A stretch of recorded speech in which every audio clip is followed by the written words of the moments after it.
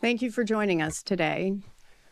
We're now in session. I'm Jennifer Homendy, and I'm honored to serve as the Chairwoman of the National Transportation Safety Board and Chair of this Board of Inquiry.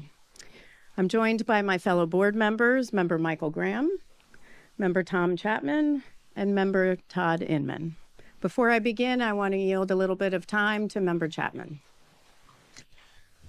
Thank you for the opportunity to speak briefly, Chair.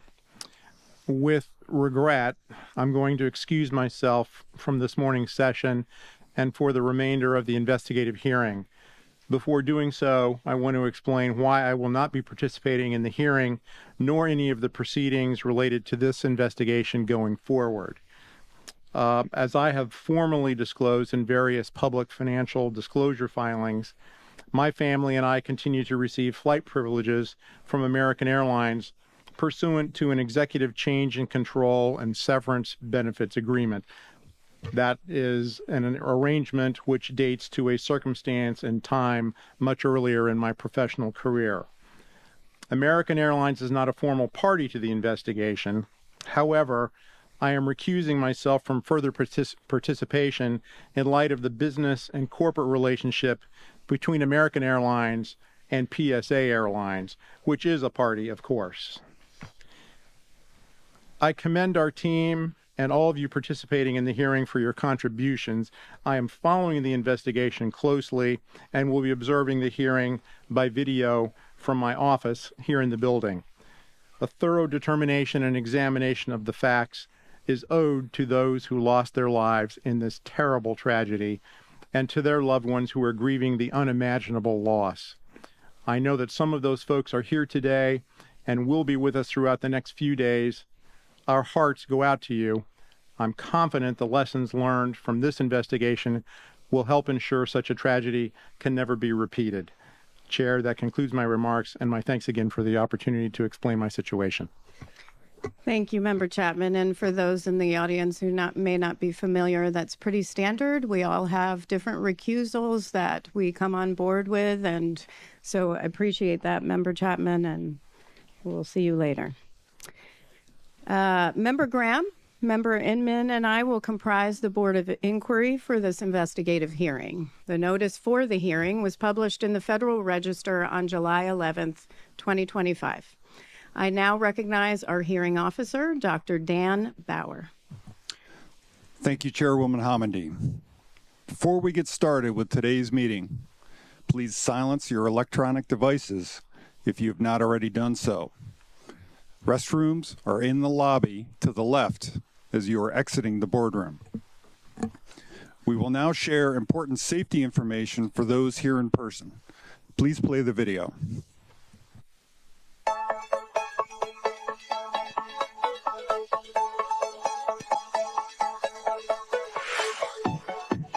Hello, and welcome to the NTSB boardroom. Before we get started with today's meeting, I'd like to quickly walk you through our emergency procedures.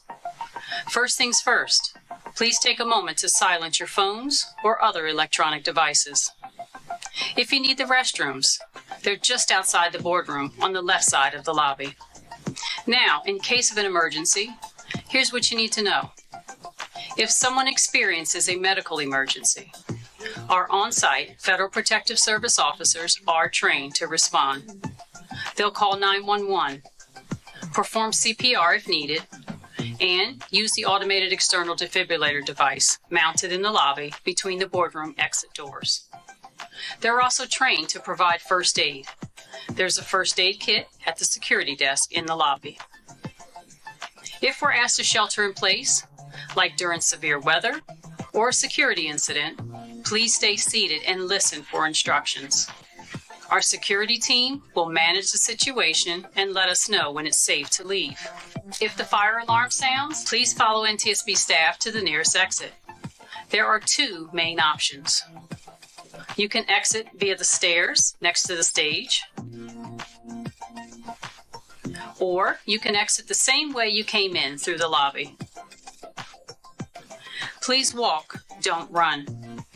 Once outside, you'll be directed to an assembly area. Stay there until we're clear to come back inside.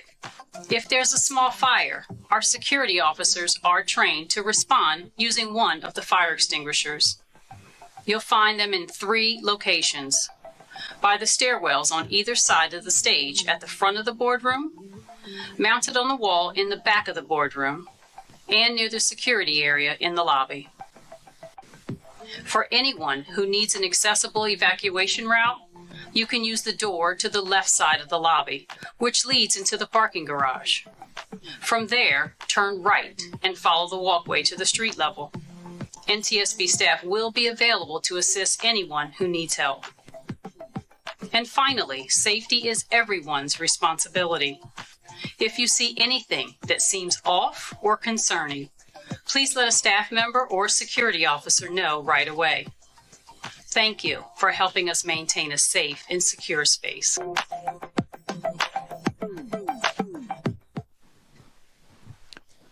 Chairwoman Hamady, that concludes my remarks.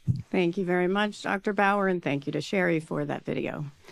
For those who may not be familiar with the National Transportation Safety Board, we're an independent federal agency that's charged by Congress with investigating every civil aviation accident in the United States and significant events in other modes of transportation. At the conclusion of our investigations, we issue a final report that's deliberated at a public meeting and includes factual information gathered in the course of that investigation, analysis of that factual information, a set of findings, and a probable cause or causes.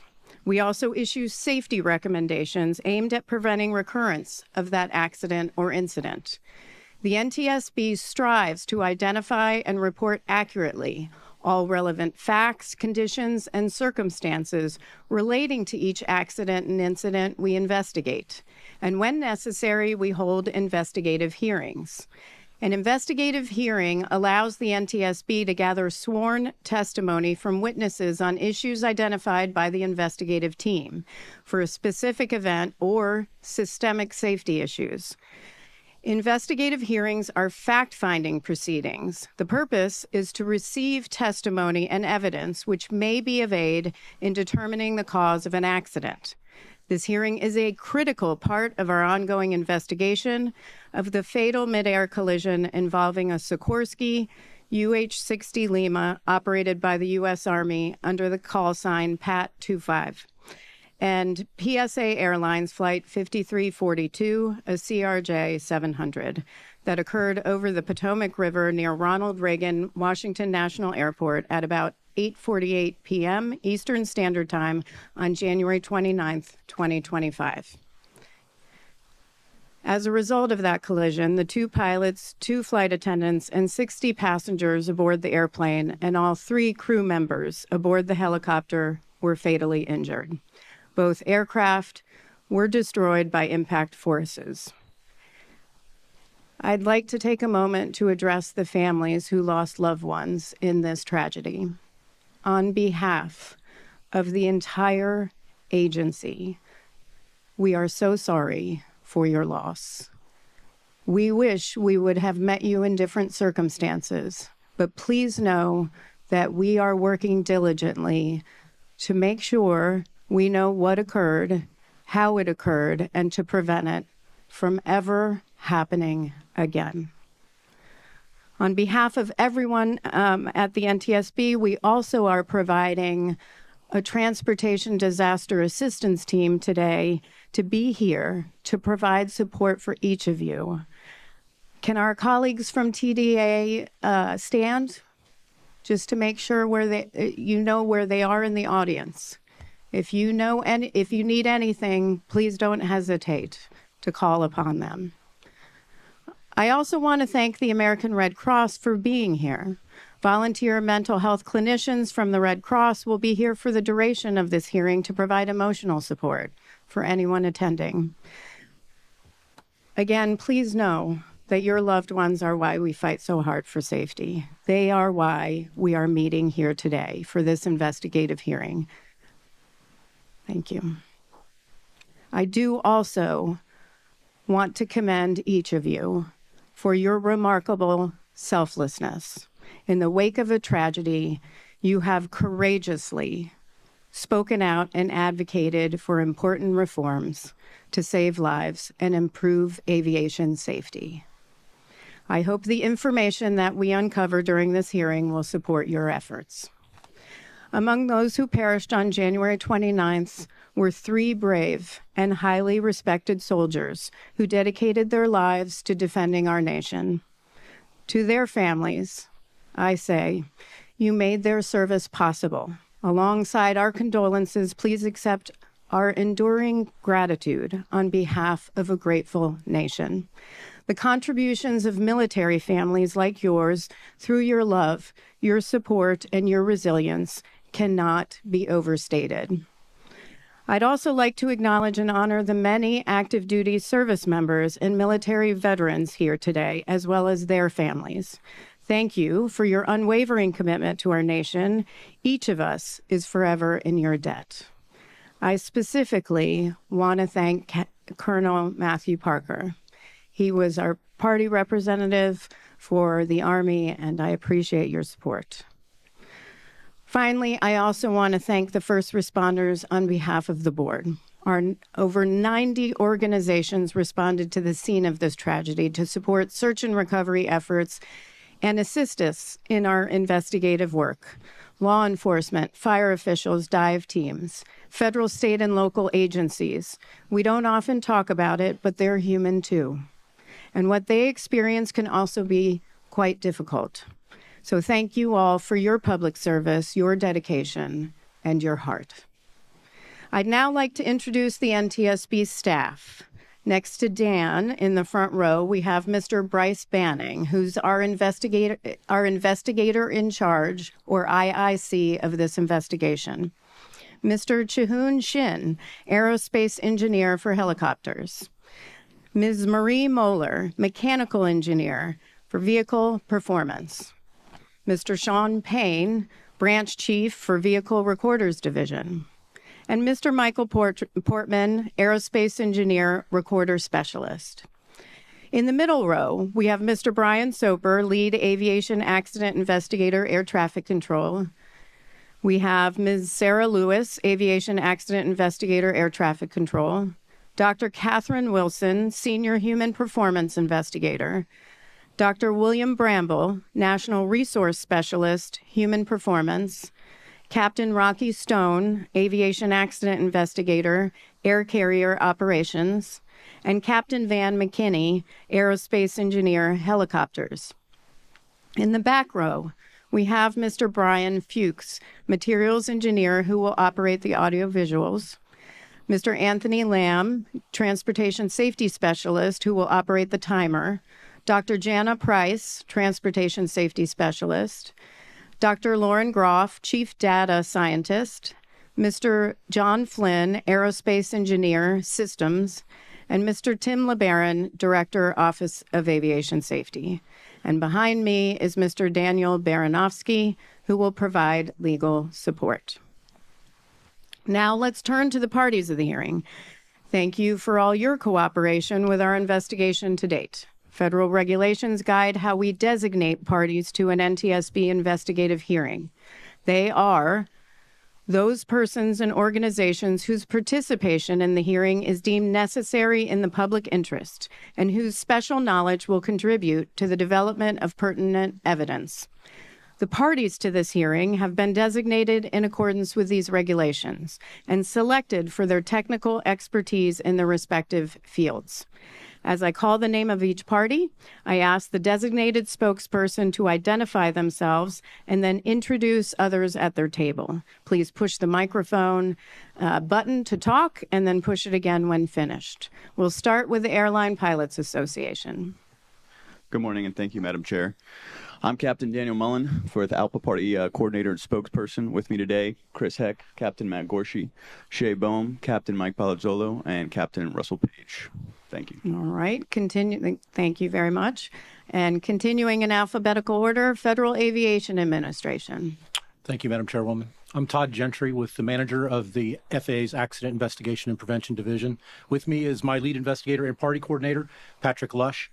Beside him is our helicopter subject matter expert, Matt Rigsby, as well as our air certification helicopter expert, Andy Shaw, and my general counsel as well, Chris Stevenson. Great. National Air Traffic Controllers Association. Thank you, FAA. Good morning, Chairwoman. John Murdoch with the National Air Traffic Controllers Association, Safety Chair. To my right is Karina Marinas, ASI Investigator, Natalie Moffett, NACA employee, Seth Myers, Air Safety Investigator, Cher Oxenberg, Voluntary Reporting Representative, and Sandy Fulmer, Eastern Service Safety Area Representative. Thank you so much. PSA Airlines. Good morning. My name is Darren Hall. I'm the Vice President of Safety and Security and Development for PSA. On behalf of the entire PSA and American Airlines family, we continue to mourn the lives of our passengers and team members lost in the tragic accident involving Flight 5342. With me here at the table, Captain Lucas Bowden, PSA's Director of Flight Operations. Next to him is Chris Saylor, PSA Airlines Director of Safety and Regulatory Compliance. Next to him is Captain Grant Clow, PSA's Assistant Director of Flight Operations and Technical. And finally, our legal counsel, Ben Allen. Thank you. Thank you very much. Sikorsky. Morning, Chair Hamady. I'm Dave Blair, the Chief Pilot for Safety at Sikorsky Aircraft. And on behalf of Sikorsky Aircraft and all of Lockheed Martin, also want to express our sincere condolences to those affected by this tragedy. Behind me is Jill Browning, our Chief Air Safety Investigator. To my right is Paul Bowles, Counsel. And behind him is Kyle DeLong, our Director of Aviation Safety and Airworthiness for Sikorsky. Okay. And the U.S. Army. Thank you, Madam Chairwoman. First, I'd like to also provide my condolences to all the families of both aircraft involved in this accident as we get to the facts today. I'm joined here, I'm Brigadier General Matt Brayman. I'm the Director of Army Aviation. I'm joined here by my fellow colleagues, Colonel Matt Parker, who's the Army Party Coordinator, Colonel Kevin Easter, the Deputy Director of the Aviation Directorate, Colonel Noah Fontenez, our legal counsel. I've got Mr. Mike Osman, Technical Services from the Utility Helicopters Project Office, and Mr. Robert Braniff, also from the Utility Helicopters Project Office. Thank you so much, General Brayman. As a reminder, only the designated party spokesperson may question the witnesses on behalf of their respective organization. Parties are essential in helping us develop the facts around an investigation. We appreciate your valuable time and look forward to working with you further as the investigation proceeds. On behalf of the board, I'd like to thank the many witnesses testifying at this hearing in support of aviation safety. Witnesses will be questioned under oath. They will remain under oath until the conclusion of the hearing. We ask that all witnesses, and this is important, to be present for the entire hearing, all 3 days, unless you have coordinated in advance with the hearing officer, who will then coordinate with me, because you may be recalled later for further questioning on another panel.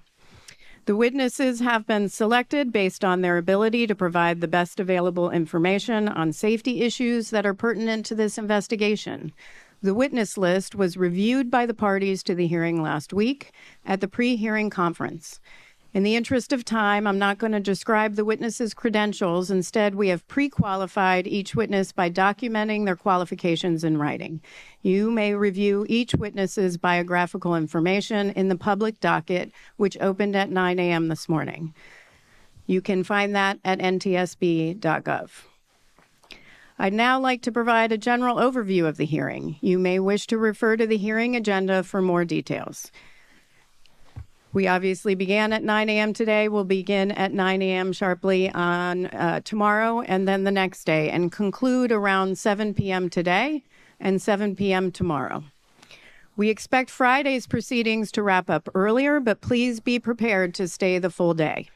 We want all questions to be answered. I will not rush the technical panel, the parties to the investigation, or the Board of Inquiry.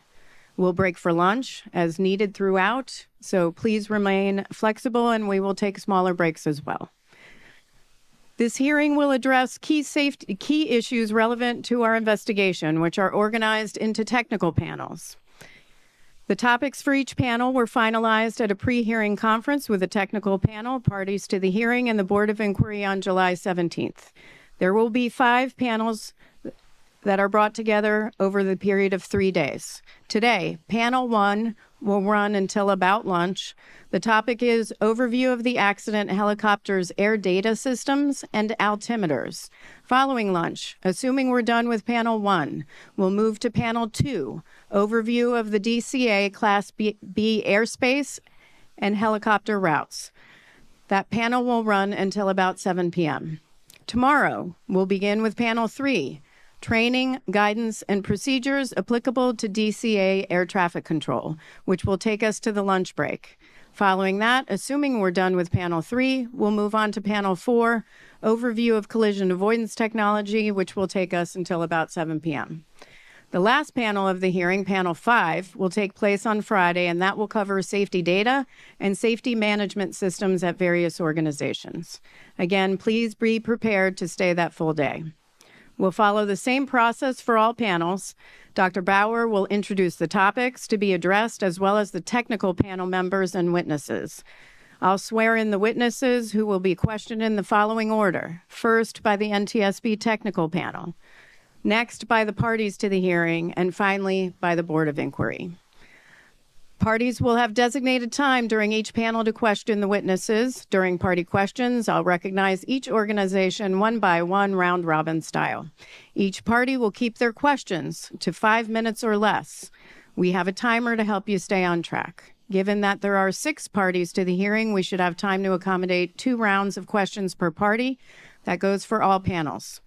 I'll make all rulings on the admissibility of exhibits, appropriateness of questions, and pertinence of proffered testimony.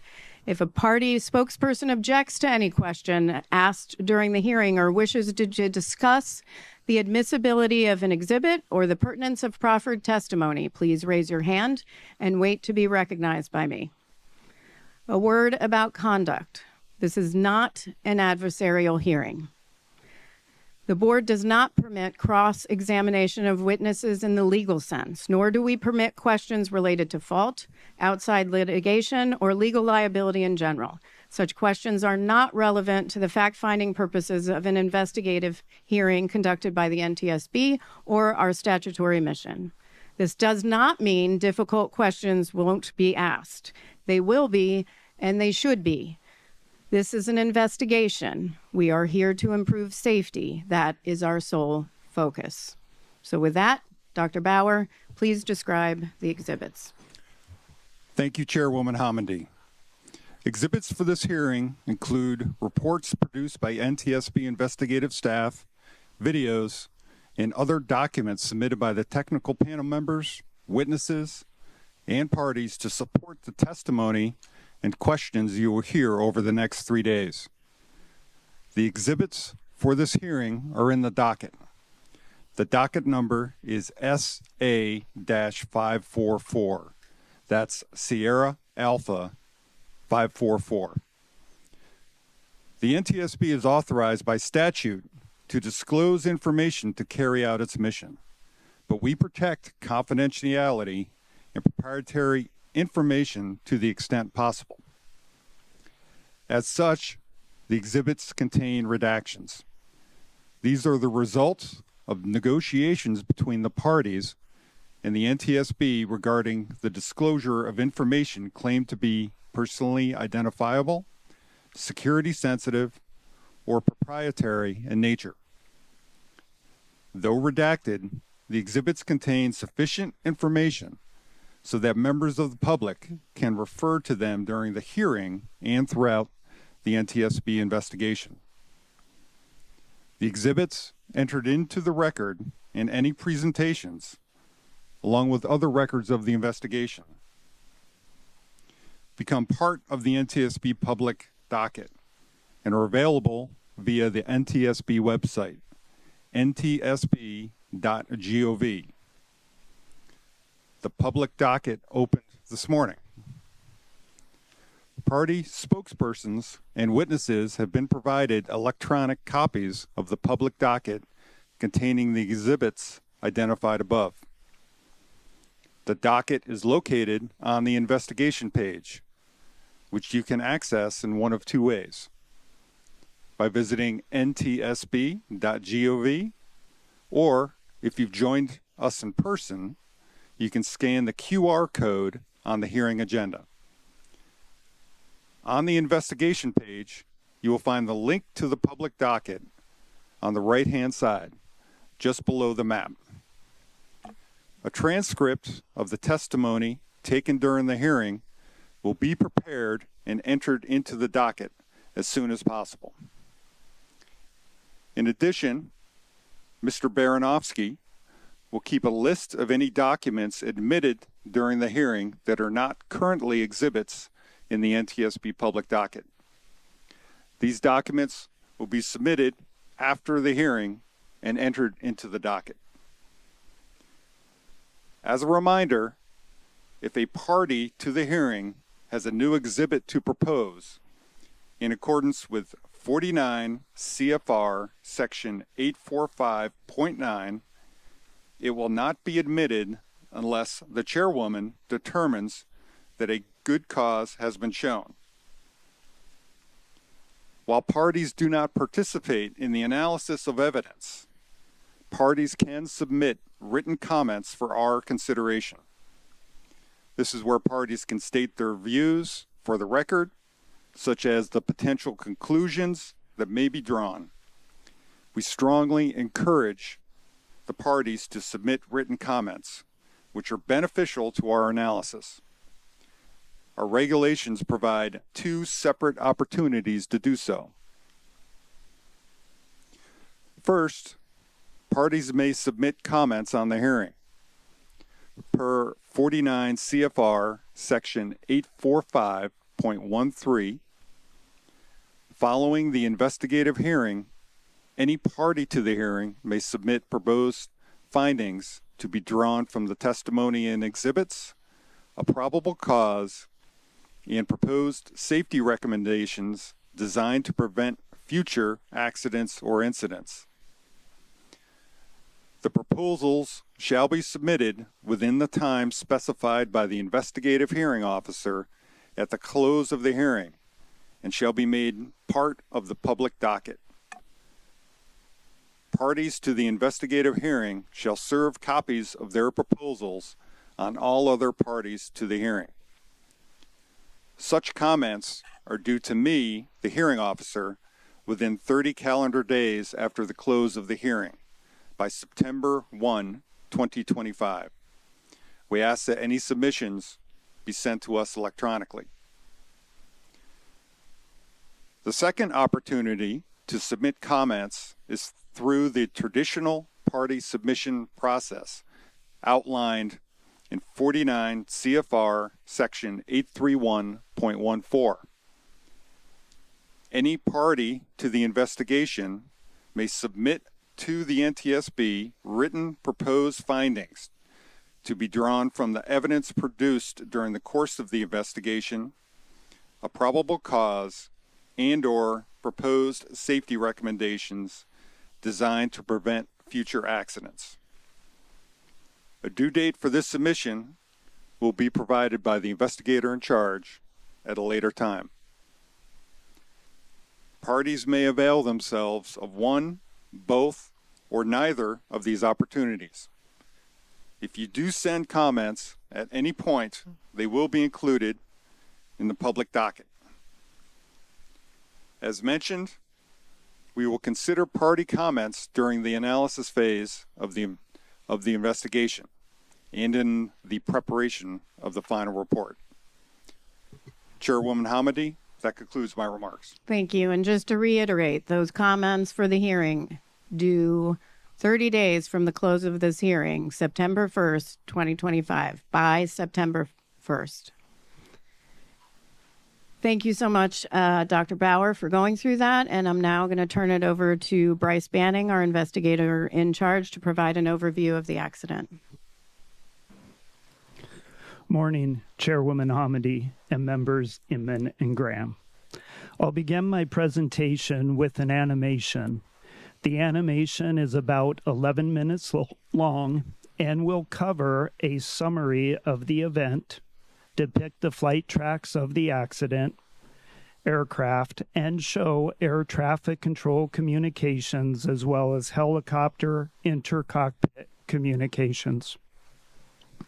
There will also be audio associated with the communications mentioned. The animation will conclude with an airport security video of the accident aircraft in flight and ends immediately when the collision occurs. Events after the collision are not represented in the video.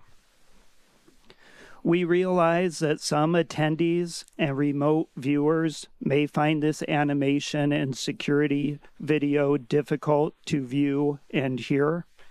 We would like to take a moment to allow those currently in the boardroom to leave for the duration of the video, or turn away from your screens if viewing remotely. We will inform you when the animation and video are finished playing.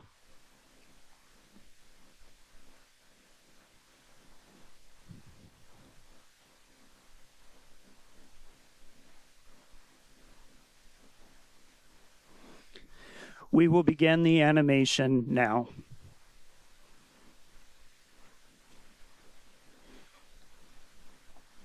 On January 29th, 2025, about 8:48 p.m. Eastern Standard Time, a Sikorsky UH-60 Lima helicopter operated by the United States Army and a PSA Airlines CRJ700 collided in flight approximately 1/2 mile southeast of Ronald Reagan Washington National Airport, or DCA.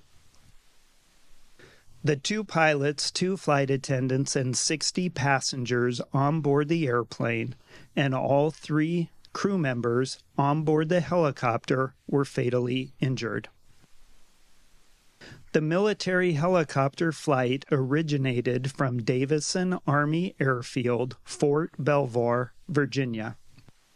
The flight was an annual evaluation for the pilot with the use of night vision goggles. The airplane was operated by PSA Airlines, doing business as American Airlines Flight 5342, a scheduled domestic passenger flight under Title 14 of the Code of Federal Regulations, Part 121, from Wichita, Kansas to Washington, D.C. Night visual meteorological conditions prevailed at the time of the accident. In the radio communications, the accident airplane was using call sign Blue Streak 5342, and the Army helicopter was using call sign Pat 25. The Federal Aviation Administration provides charts that specify helicopter routes to facilitate operations in high-traffic areas. The helicopter routes have no defined lateral boundaries, but they do have maximum altitude limits. The helicopter routes are depicted by a blue line on the Google Earth image. Helicopter Route 1's western section begins in Cabin John, Maryland, and follows the Potomac River southeast to Washington, D.C., through the Tidal Basin and the Washington Channel to Haines Point, and then turns east along the Anacostia River. At the time of the accident, Helicopter Route 4 intercepted Route 1 at Haines Point and continued south along the Potomac River's eastern shore past DCA and the Wilson Bridge. North of Chain Bridge, the maximum altitude is 1,300 feet. Between Chain Bridge and Key Bridge, the maximum altitude is 700 feet. Between Key Bridge and Memorial Bridge, the maximum altitude is 300 feet, and south of Memorial Bridge to the Wilson Bridge, The maximum altitude is 200 feet. At 8:33 p.m., 15 minutes before the collision, Pat 25 requested permission to travel from Cabin John along Helicopter Route 1 to Helicopter Route 4 to Davison Army Airfield. The DCA local controller approved the request. Pat 25 is looking for Cabin John, Route 1 to Route 4, Davison. Pat 25 approved. There was no communication between Pat 25 and the DCA local controller for 12 minutes. At 8:39 p.m., 9 minutes before the collision, Flight 5342 was cleared for the Mount Vernon Visual Runway 1 approach to DCA by Potomac Terminal Radar Approach Control. Select in-cockpit communications between the instructor and the pilot in Pat 25, primarily about altitude, will be shown on a black background in the animation. At 8:43 p.m., 5 minutes before the collision, Flight 5342 was handed off to the DCA Tower Local Controller. The local controller asked the crew of Flight 5342 if they could switch their approach from runway 1 to runway 33. Pushing 5342, Washington Tower 1 star 32017, gust 25. Can you take runway 33? The crew accepted the change and they were cleared to land on runway 33. This magnified satellite photograph shows the locations of runway 1 and runway 33 at DCA. Yeah, we can do 33 from 5342. Pushing for 342 at the Wilson Bridge, changing start for runway 33, runway 33, clear to land.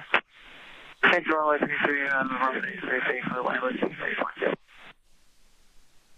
There was no further communication between the local controller and the crew of Flight 5342 before the collision.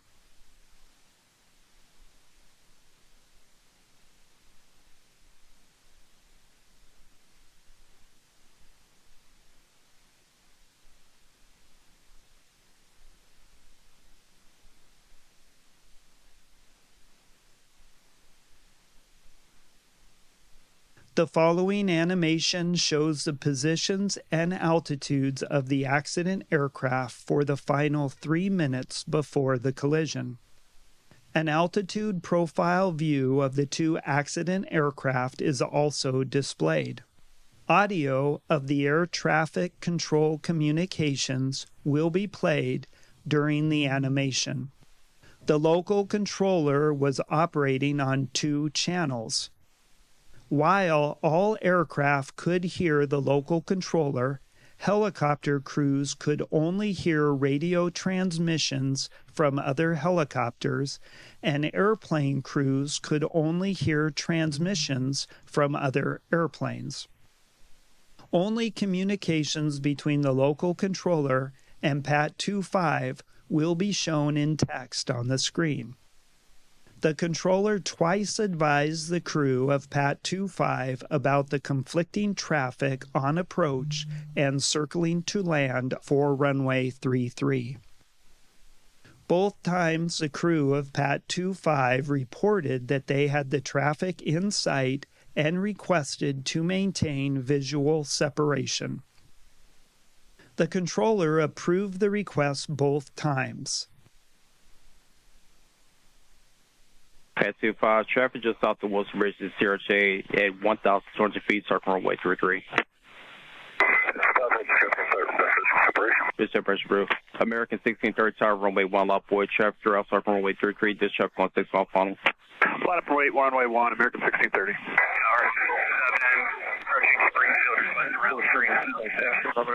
Most 7, standby. Wish you 5307. Keep rolling out to November, ground 47. Good day. November 307.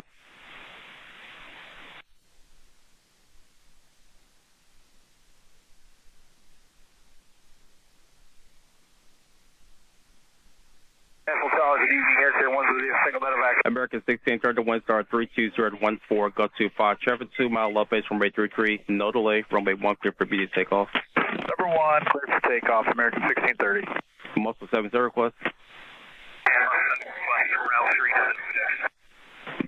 Most of you say route for zone 6. Muscle 7 approved.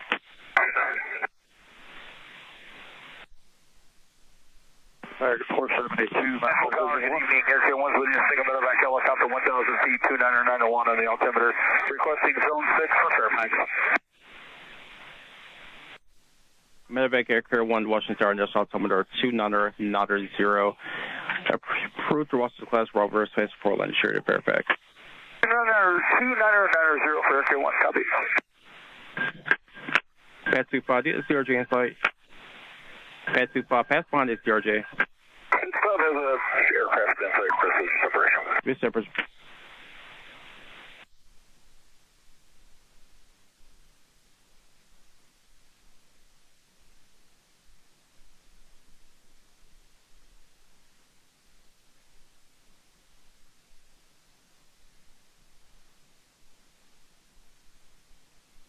The following video shows the airplane and helicopter leading up to the point of collision. The video was recorded by a camera located near the approach end of runway 33 at DCA oriented to the south. The video shows the night lighting conditions and the appearance of the aircraft lights against the cultural lighting of the city.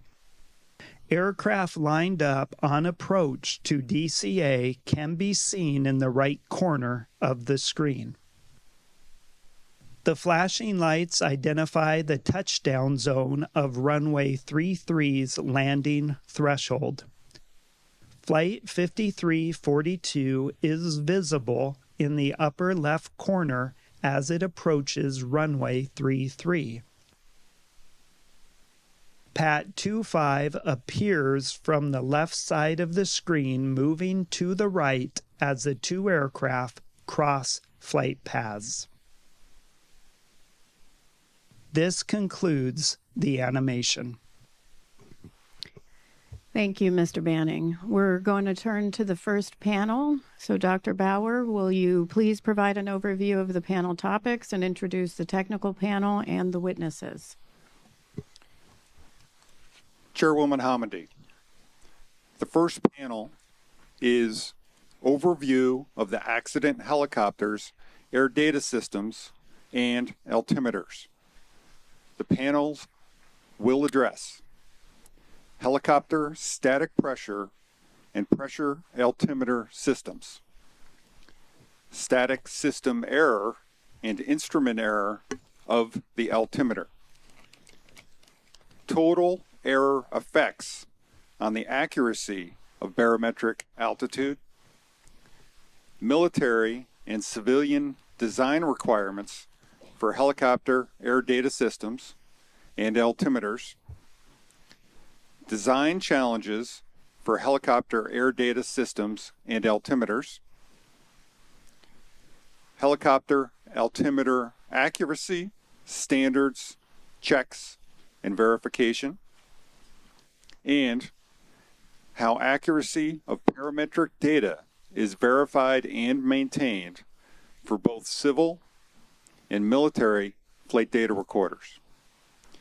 The NTSB technical panel, starting on my right, is composed of Mr. Chihoon Shin, Aerospace Engineer, Helicopters, Ms. Marie Moeller, Mechanical Engineer, Vehicle Performance, Mr. Sean Payne, Branch Chief, Vehicle Recorder Division, and Mr. Michael Portman, Aerospace Engineer, Recorder Specialist.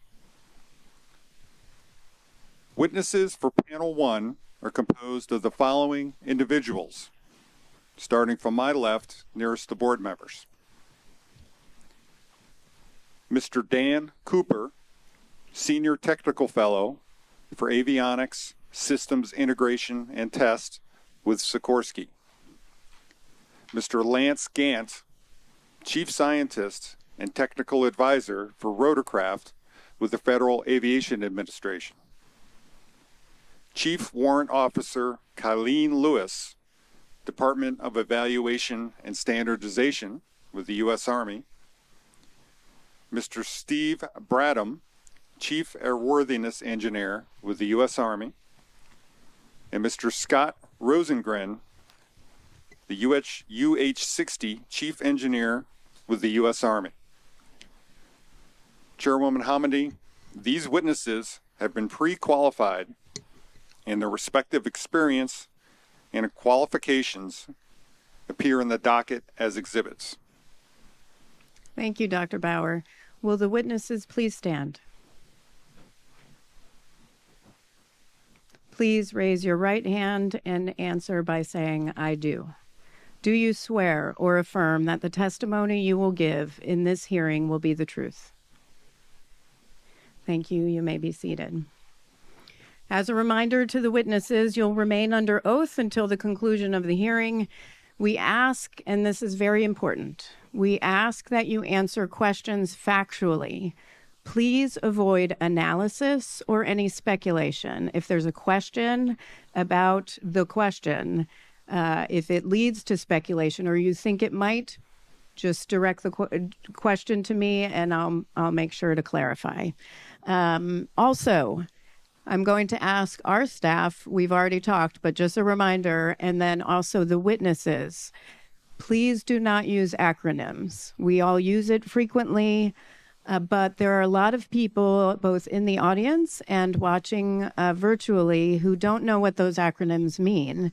So we want to make sure that they can follow along. So please try. I know it'll happen, of course, but if we can try and do our best, I think that would be much appreciated. Finally, you have microphones ahead of you, so just push the microphone button to talk and push it again when you're finished. Thank you so much for being here, and I'll turn it over to Mr. Shin.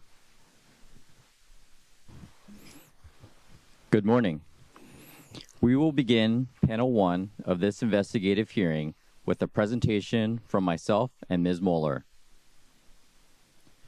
The purpose of this panel is to discuss the air data system and altimeters on the UH-60L Black Hawk helicopter. Investigators identified discrepancies related to the accident helicopter's altitude, leading to additional investigative work to determine the validity of the altitude information displayed to UH-60L pilots and the altitude data recorded by the helicopter's Flight Data Recorder, or FDR. To begin, it's important to start with some definitions of altitude, which is an aircraft's height above some reference point. In this image, there's an example of 2 different ways that altitude can be measured: above mean sea level and above ground level.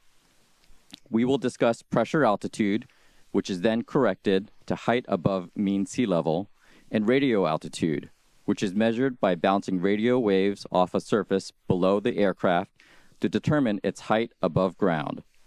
A third type of altitude, GPS geometric altitude, will also be referenced.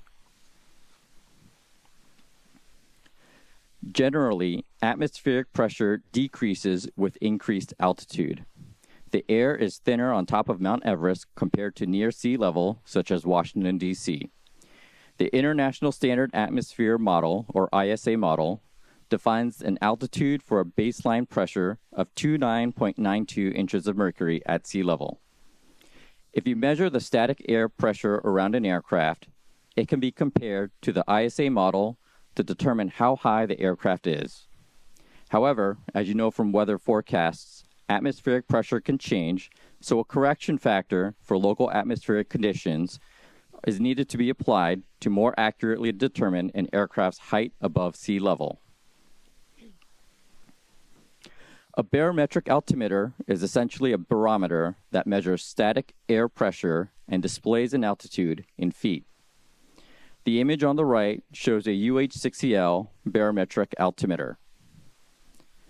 Local atmospheric conditions that necessitate a correction factor can be applied to the altimeter using a barometric adjustment knob.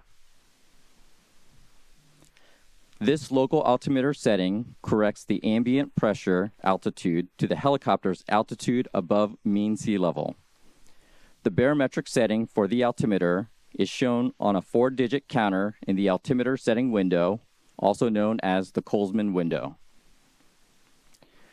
Local altimeter settings are broadcast on Automatic Terminal Information Service, or ATIS, and by Air Traffic Control, or ATC. Multiple cockpit instruments, including the barometric altimeter, measure static air pressure surrounding an aircraft as part of their function. Static ports supply static air pressure to these instruments via a series of tubes. Static ports can be located on the fuselage as shown in the yellow arrows in this image. Static ports can also be incorporated into a pitot tube, which is called a pitot-static probe. The UH-60L helicopter, as shown in the image on the right, has 2 pitot-static probes that are located on the left and right sides of the cockpit roof, immediately aft of the cockpit doors. The UH-60L helicopter has 2 independent static systems, identified as Static 1 and Static 2. Each pitot-static probe has 1 port for its pitot system, 2 ports for its Static 1 system, and 2 ports for its Static 2 system. The right pilot's barometric altimeter uses static air pressure from the Static 1 system, while the left pilot's barometric altimeter uses static air pressure from the Static 2 system. The simplified diagram on the right shows how the Static 1 system supplies static air pressure to the right pilot's barometric altimeter. An air data transducer also uses static air pressure supplied by the Static 1 system. Outputs from the air data transducer are used by multiple helicopter systems. One of these systems is the remote data concentrator, which receives uncorrected pressure altitude data and supplies that data to the Integrated Vehicle Health Monitoring System, or IVHMS, which includes the Helicopter Flight Data Recorder, or FDR. Next, Ms. Moeller will discuss the pressure altitude data from the Black Hawk's FDR that was analyzed for this investigation. With that explanation of pressure altitude and barometric altimeters, I'm now going to discuss the altitudes recorded by the accident helicopter. This plot shows the FDR recorded pressure altitude in blue for a portion of the flight. The blue dotted line is the pressure altitude corrected for the local altimeter setting. The red line is what we determined to be the actual height above sea level of the helicopter based on radio altitude and terrain, which will be discussed further in the next slide.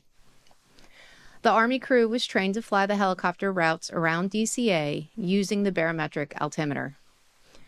The triangles show 3 pilot altitude callouts recorded on the CVR during this portion of flight. Altitude callouts showed a possible lower than actual altitude understanding by the crew. To explain how we determined the helicopter's actual height above sea level, I'm going to start by walking through the altitudes recorded by the accident airplane. The CRJ recorded 3 types of altitude measurements: pressure, radio, and geometric.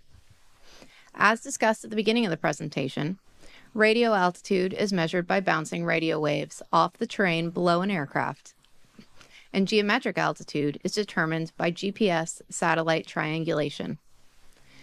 These 3 types of altitude are shown in this plot as recorded. Like pressure altitude, radio and geometric altitudes must be corrected for local effects.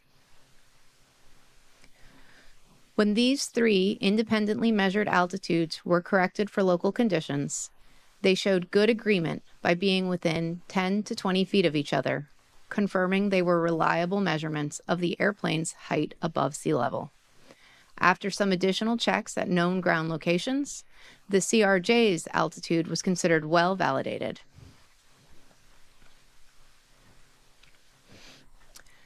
This plot shows the CRJ's corrected pressure and radio altitudes as solid lines, and the Blackhawk's corrected pressure and radio altitudes as dotted lines for the end of the flight. The Blackhawk was not broadcasting to ADSB, so no geometric altitude was available for comparison. For the final 5 minutes of flight, the helicopter was flying over the tidal portion of the Potomac River, so the radio altitude would be equal to the height above sea level. Additionally, later testing of similar helicopters, which will be discussed next, showed good agreement between geometric and radio altitudes while over the river, adding an additional level of confidence to the radio altitude's accuracy.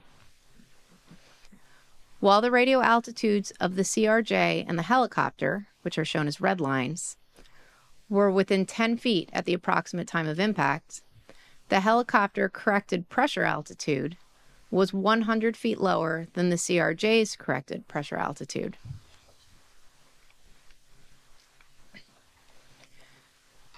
This picture shows the instrument panel of a UH-60L. On the right side of the image, the radio altimeter is circled in red, and the barometric altimeter is circled in green. The discrepancies between the radio and pressure altitudes recorded on the accident flight data recorder and questions about what altitude was displayed to the crew based on their altitude callouts led to a series of altimeter tests. 3 UH-60L helicopters from the same battalion as the accident aircraft flew a formation flight where the right seat pilots wore cameras to record the instrument panel. After the flight, the data recorders for each helicopter were downloaded for comparison to the in-cockpit instrumentation videos. This led the lead helicopter was broadcasting to ADSB, so geometric altitude for that aircraft was also recorded. The altimeter testing found that on the ground, before the engines were started, the barometric altimeters of all 3 helicopters were within 20 to 45 feet of the field elevation, which would be considered within tolerance. Once the main rotor was producing enough lift to hover, the barometric altimeter readings dropped significantly and were lower than the helicopter's actual on-the-ground elevation or hover altitude. Notably, the barometric altimeters continued to be 80 to 130 feet lower than the helicopter's determined altitude above sea level when flying at speed over the tidal portion of the Potomac River later in the test. Additionally, the corrected pressure altitude recorded on the data recorders did not match the video captured barometric altimeter readings on the ground for any helicopter, but did show good agreement when flying over the Potomac for 2 of the helicopters.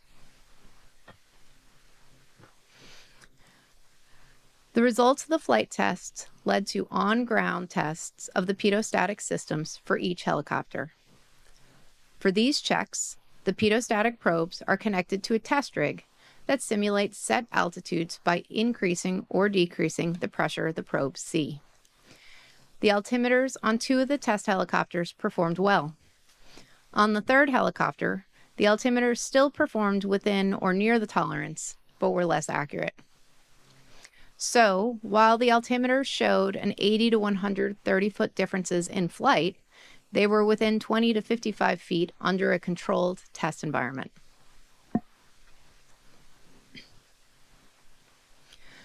A helicopter's rotor system produces the lift and thrust that allows it to fly. The wind that you feel when you are near a helicopter taking off is the downwash produced by the rotor, which changes the air pressure around the fuselage of the helicopter, making it challenging to measure an accurate static pressure to determine altitude. The controlled environment of the pitot-static ground checks eliminated all rotor downwash effects, and those results also match the flight test altimeter readings that were made before the engines were started. But once the helicopter rotors were turning and producing lift and thrust, the altimeter readings lowered significantly and stayed lower throughout the flights. In summary, we found discrepancies between the FDR pressure altitude and determined height above sea level for the accident helicopter. Subsequent testing showed discrepancies between the cockpit barometric altimeters and the determined height above sea level on 3 other UH-60Ls. The objective of this panel is to learn more about the design of pedostatic systems and the altimeters, the unique challenges in designing such systems for helicopters, and how the accuracy of these systems is determined and maintained. Another objective of this panel is to learn more about how parametric data, particularly from the air data systems, are validated for flight recorders. This concludes our presentation. Mr. Shin will now begin questioning.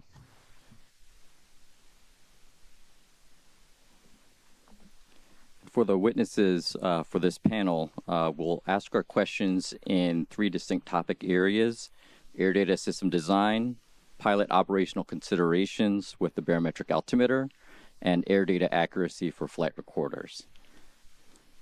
So we'll start with air data system design.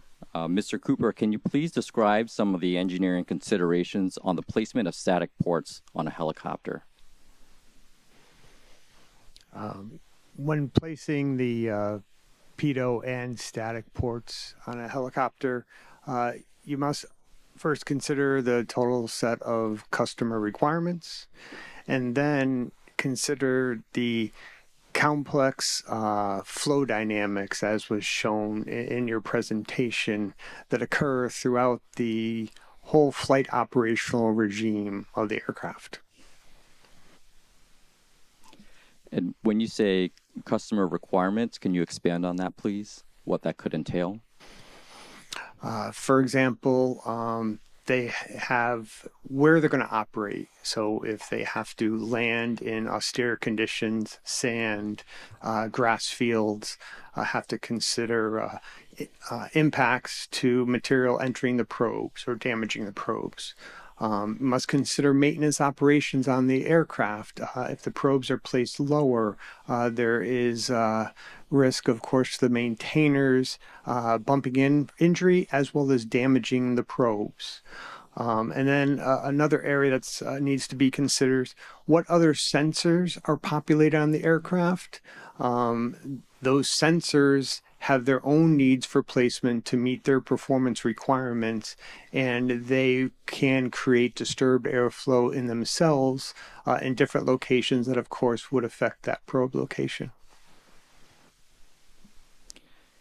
And Mr. Cooper, how does the location of the static port affect the cockpit instrument readings during different regimes of helicopter flight, such as hover, cruise, sideways flight, backwards flight? It's a function of the static position error that exists in those different regimes of flight. So the helicopter has, of course, a wide operational movement, forward, rear, sideward, rearward flight, as well as side slip limits. The static port placement must be able to handle the whole regime, although accuracy is normally presented in forward flight. And Mr. Cooper, how are the aerodynamic effects of the cockpit instrument readings due to placement of the static ports identified during the design phase for the air data system? When this aircraft was originally designed in the late 70s, placement was done by experience and general practice. Military helicopters from Sikorsky at that time placed the probes over the cockpit and was generally found to meet the requirements. Of course, today, computational fluid dynamics could be used to analyze, but in the late 70s, that was an opportunity. So the placement is made, and then flight test is utilized to gather the data to identify the resulting error of that placement. And is there a design target for the amount of difference between indicated altitude and the actual altitude for the helicopter when designing a system? Can you clarify, please?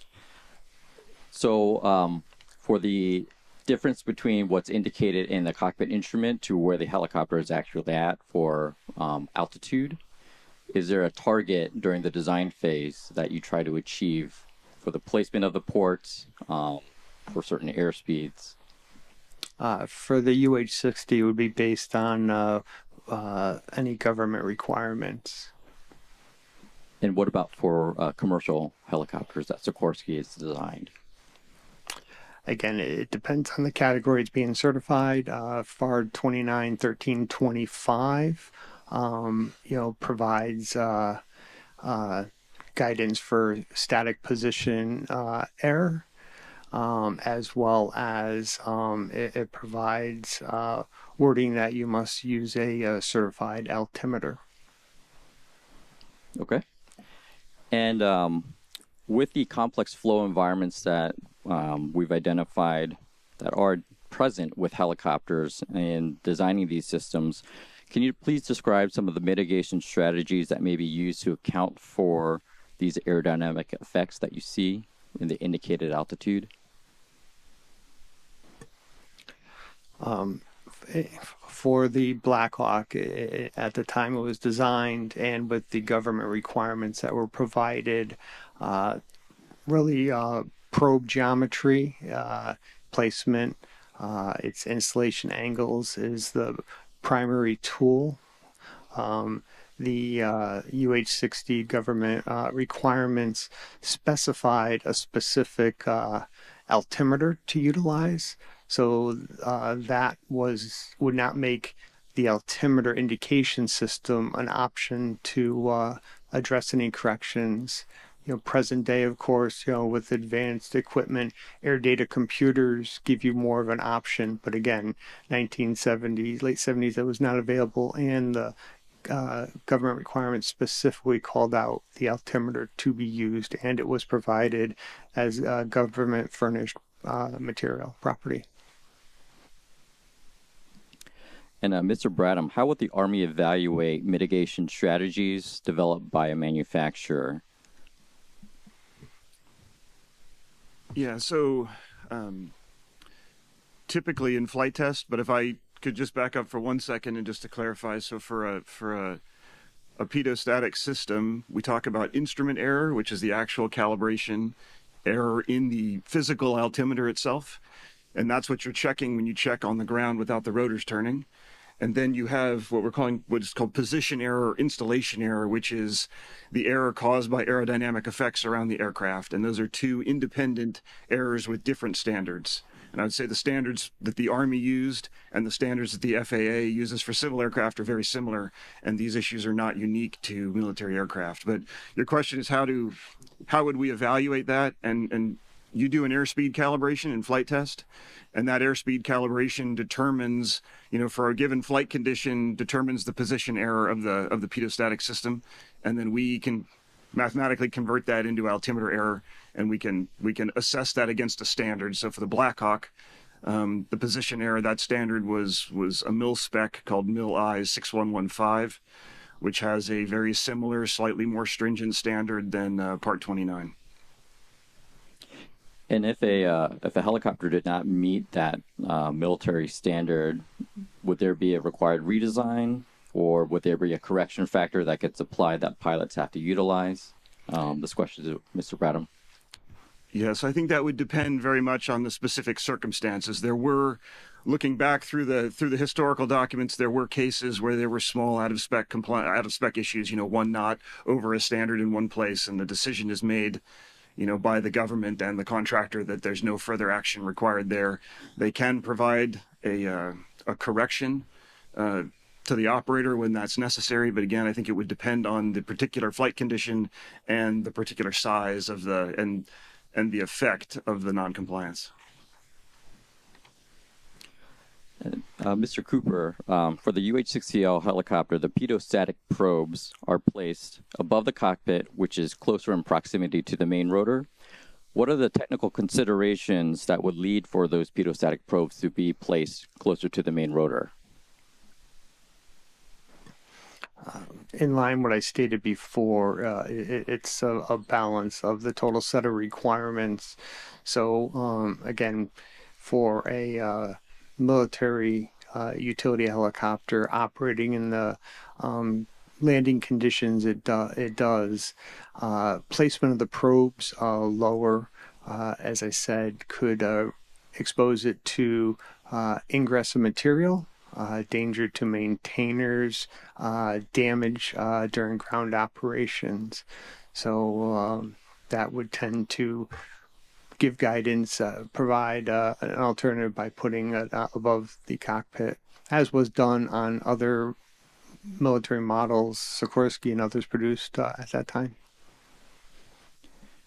And Mr. Gant, can you describe how the FAA approaches certification of static systems and barometric altimeters on civil helicopters? Yeah, so as mentioned previously, for altimeters in civil transport category helicopters, that is regulated by Federal Aviation Regulation 29.1325 for altimeters. And the expectation is that the applicant for certification would comply with all the requirements within that paragraph, including the position air requirements that are in there. There are allowable tolerances. And from the FAA's perspective, would there be a concern with the placement of the pedostatic probes as seen on the Black Hawk? I don't have any opinion on that. I think there's different ways to design, just as we've shown in your presentation. Maybe typical today is more on static port locations on the fuselage, but there have been many instances where static ports are also co-located with the pedo system. So again, it comes down with compliance to the requirements and not necessarily the aspects of whether that's incorporated one way or the other. And Mr. Cooper, aside from customer requirements, what would be other technical considerations to select a pedostatic probe versus a pedo probe with a separate static port that's on the fuselage? Again, I sorry to come back to it, but it is the total set of requirements. In that picture you showed for the fuselage placement, that was a Naval Hawk aircraft, a Sikorsky produced Naval Hawk aircraft, but it does not have a requirement for a sliding cabin, or also known as the gunner's window. So that area would be covered when the gunner's window is in the open position, as it can be in flight. So that would take that location, that example you've shown. It comes down to available real estate, the dynamic conditions in that area. In your discussions with me earlier, you mentioned tail ports, static ports, but again, there's equipment on the Black Hawk that would impact that operation.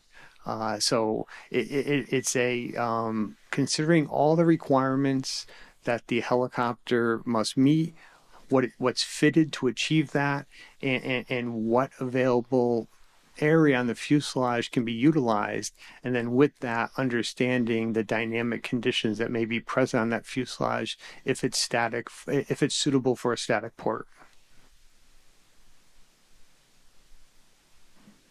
And Mr. Bradham, aside from the static 1 and static 2 systems on the Black Hawk, are there alternate static sources?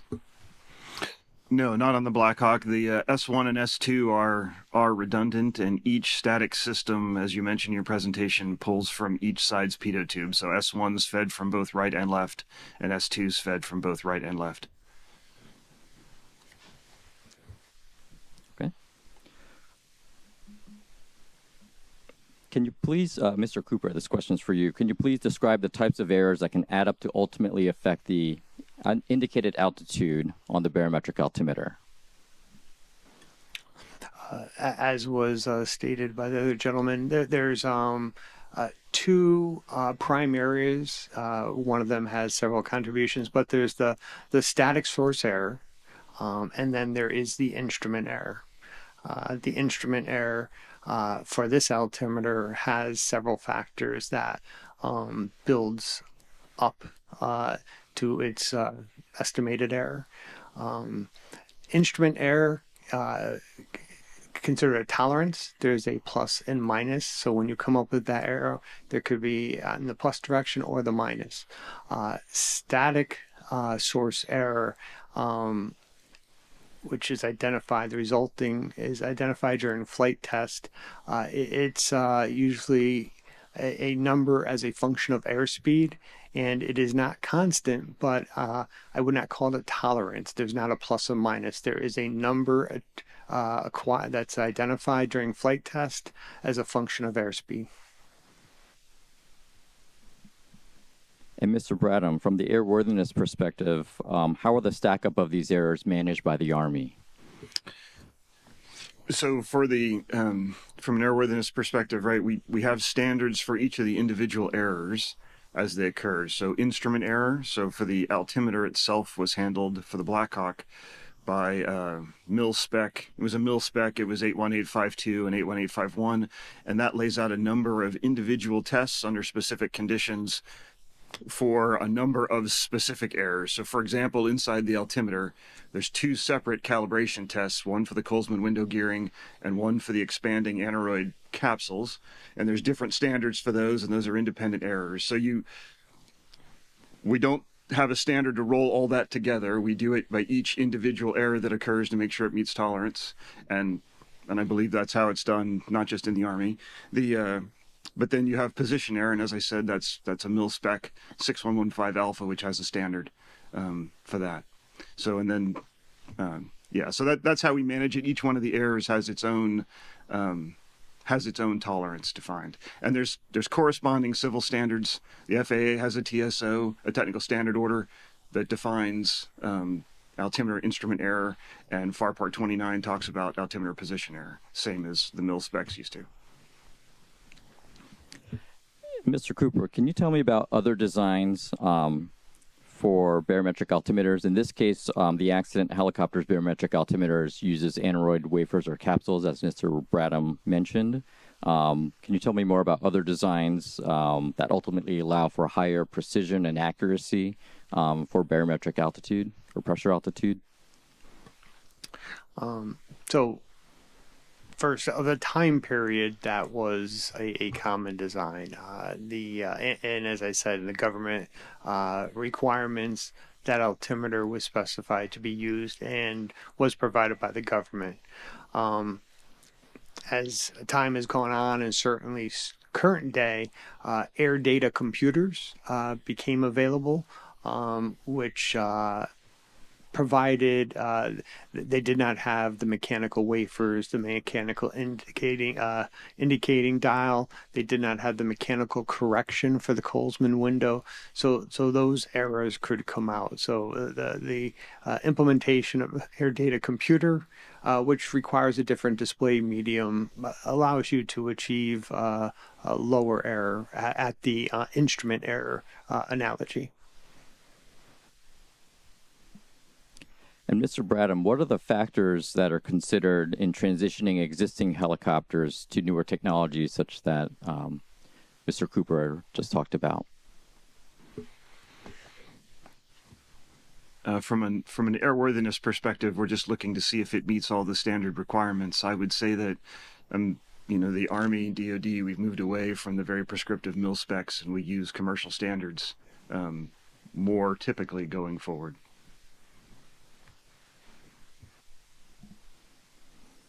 And Mr. Gant, from the civil helicopter side, at what point do the design requirements warrant transition to newer technologies that we're talking about here with air data computers? Well, we don't prescribe when a new technology has to be introduced unless it's one that we think would improve safety to the extent that we would go through the whole process of rulemaking to make that technology available. Or a requirement, in the federal regulations. And Mr. Gant, with changing operational requirements in the national airspace key into that decision of whether rulemaking is needed to require newer technologies? I would say it could factor into that.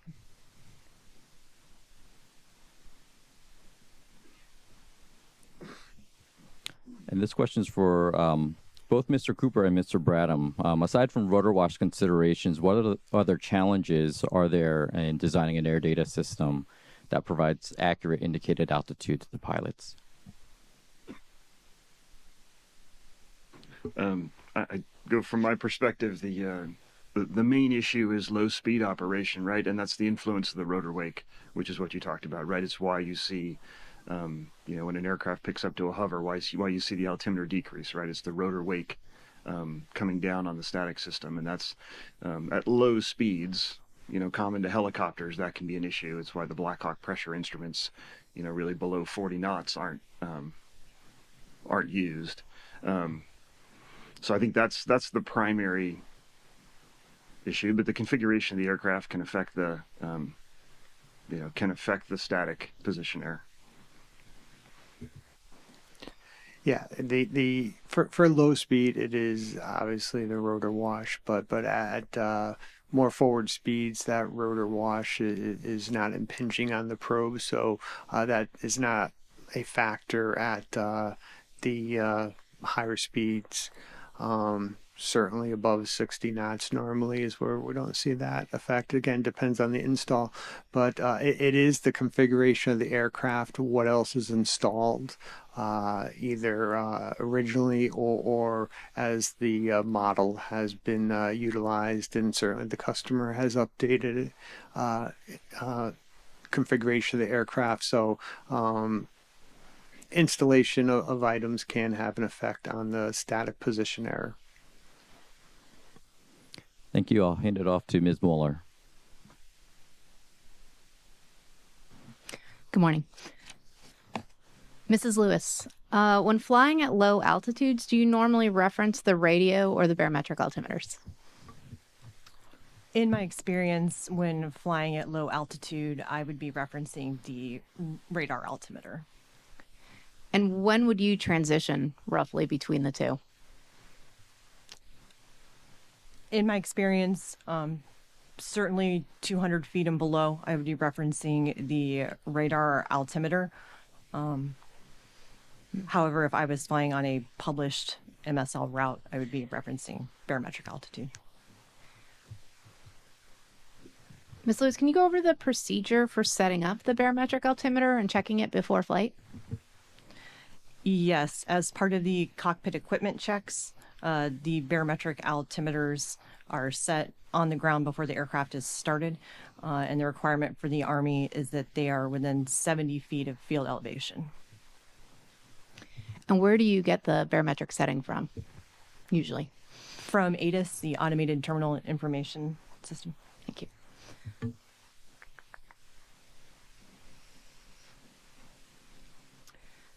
Mrs. Lewis, what reason might you flag your barometric altimeter as being inaccurate? Aside from the initial check on the ground, in my experience, the only reason I would have to question my altimeter would be if ATC were to call me and question what altitude I was flying at, if I was supposed to be flying at an assigned altitude or on a route at a particular altitude.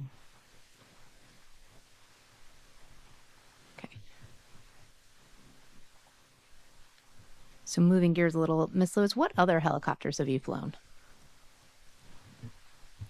I have flown the Alpha, Lima, Mike, and Victor versions of the Black Hawk, and those are the only helicopters that I have flown. Okay, thank you.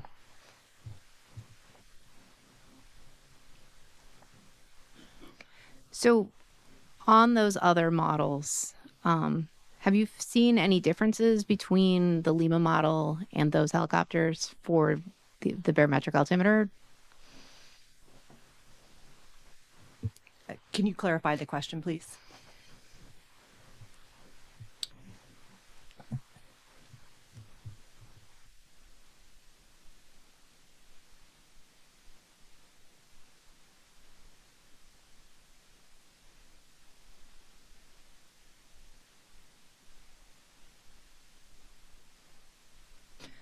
Okay, so when you're at hover in that flight regime, have you seen between like the Alpha to the Victor and the Limas different, like do they feel different? Like what is being displayed on the barometric altimeter? In my experience, I'm not referencing the barometric altimeter to hover. I would be glancing inside at the radar altimeter while at a hover. I would not be paying much attention to the barometric altimeter to hover. Okay, thank you.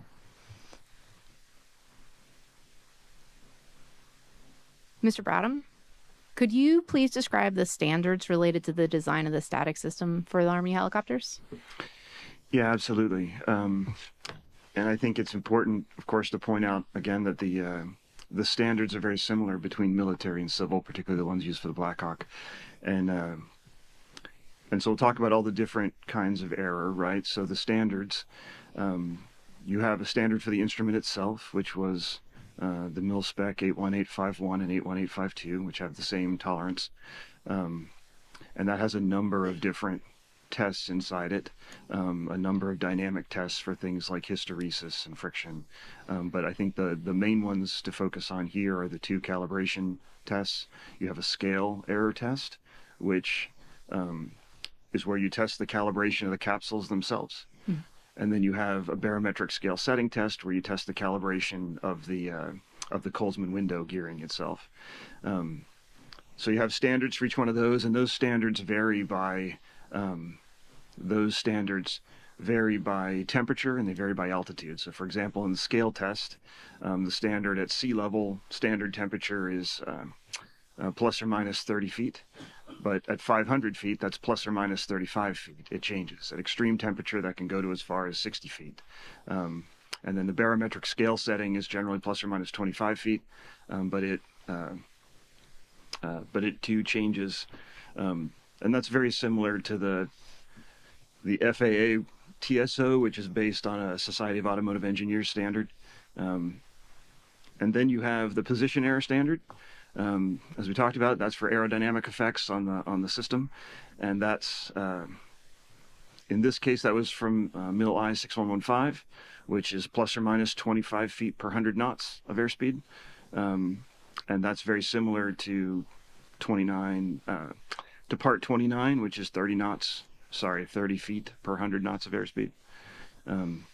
And then I'll just mention it here, just that if you compare radar altimeter to baro altimeter, you have to keep in mind that radar's measuring true altitude, like if you put a tape measure out the aircraft to the ground.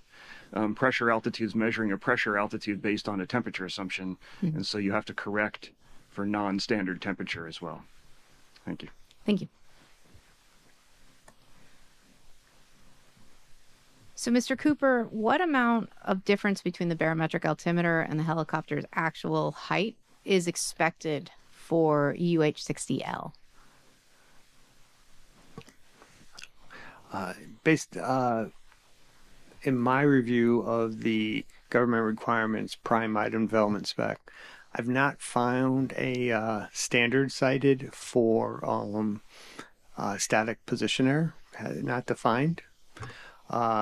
Instrument error is identified by the mil specs that were cited, 81852 and 8851. The mil spec that was cited, 6115A, was identified in a report, but have not found it defined in the government requirements. So ultimately, the resulting error was identified by flight test.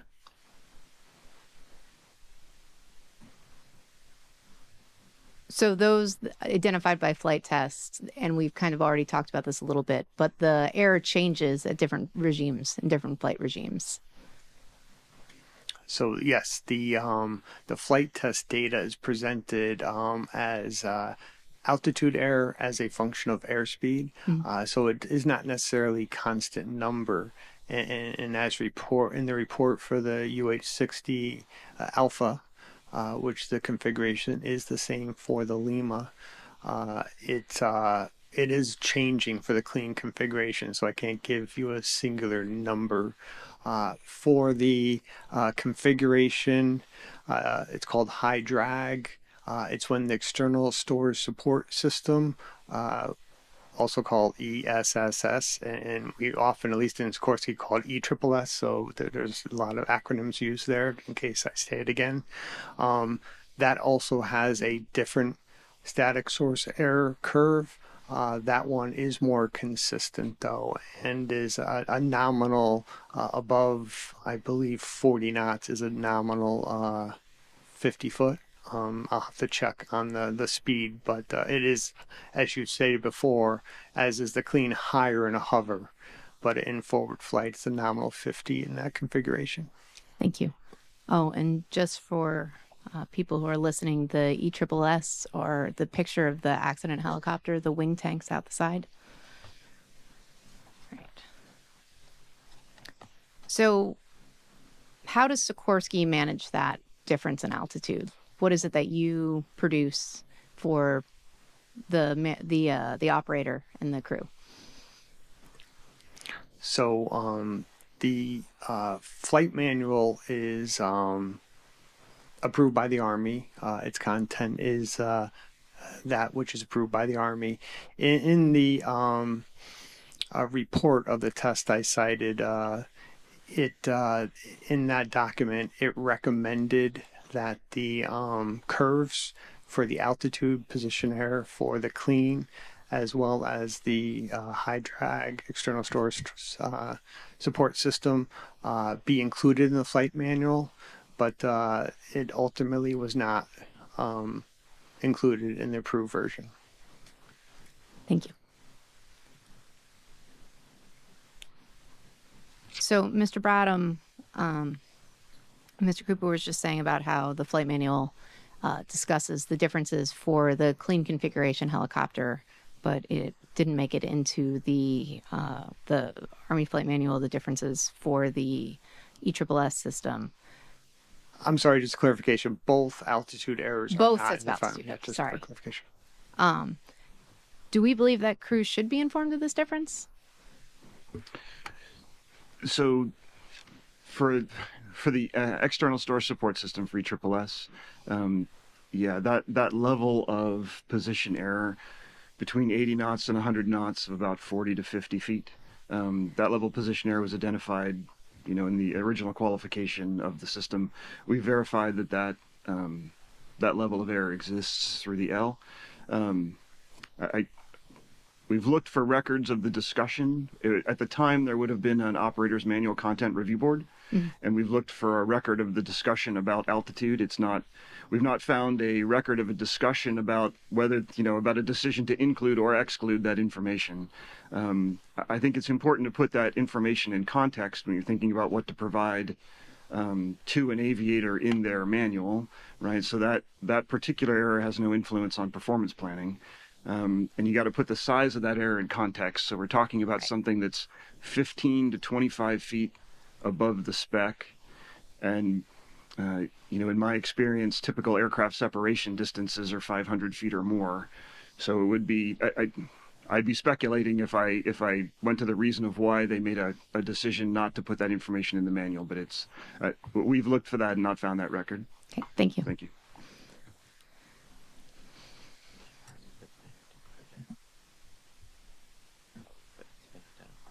Now that it's been identified, do you plan on including it? I would say we've been tasked by the program, that the Airworthiness Authority has been tasked by the Program Office for Utility Helicopters to do the analysis, which we've done, and to provide a recommendation back, which is being done right now, which will then go to the PM office for their consideration as to how to whether and how to incorporate it into the manual. Thank you. Thank you. Mr. Bradham, do you have the time frame for when that will be completed? No, I can't speak to the program office in terms of the timeline. We've been. Steve, or Mr. Bradham, I can speak to that. Thank you. I'm the Division Chief of the Utility Helicopter Programs Office. I was the one who tasked Mr. Bradham's organization to take a look at this issue. And so typically we have a 30-day turnaround on tasks to the organization. We're about week 2 of that. And that's about the time we found out about this issue. And so we should have something back this fall at the latest. And then we'd be happy to keep you appraised of that status. Thank you. And I also ask that you bring your mic closer to you. Thank you. Will do. All right, Ms. Lewis. During our investigation, we saw the 80 to 130 foot differences between the barometric altimeters and then the radio and the geometric altitudes. Would you, as a pilot, consider this amount of difference impactful to your operation? In my experience, a difference in 80 feet or so between the radar altitude and the barometric altitude would not be cause for alarm. Generally, I'm relying more heavily on one altitude instrument versus the other, depending on what I'm doing and what altitude I'm at. So I'm generally not looking at both and trying to figure out the difference between the two, depending on what I'm doing on that particular flight.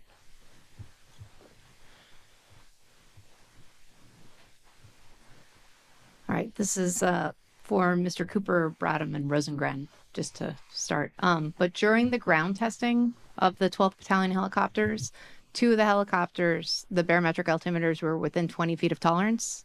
But once we were in forward flight, 100 knot, with 100 knots of forward speed, the barometric altimeters showed errors of 80 to 130 feet. What types of errors do you believe could contribute to this 80 to 130 foot discrepancy? Yeah, I'll start with that one, please. So when you think about all the different errors that could contribute to that, one, you have to make sure the Colesman window is clearly set correctly, and that the Colesman window actually reflects the right barometric pressure. So the flight tests you're referring to are the ones on the 15th of May, that 1 unit flight. So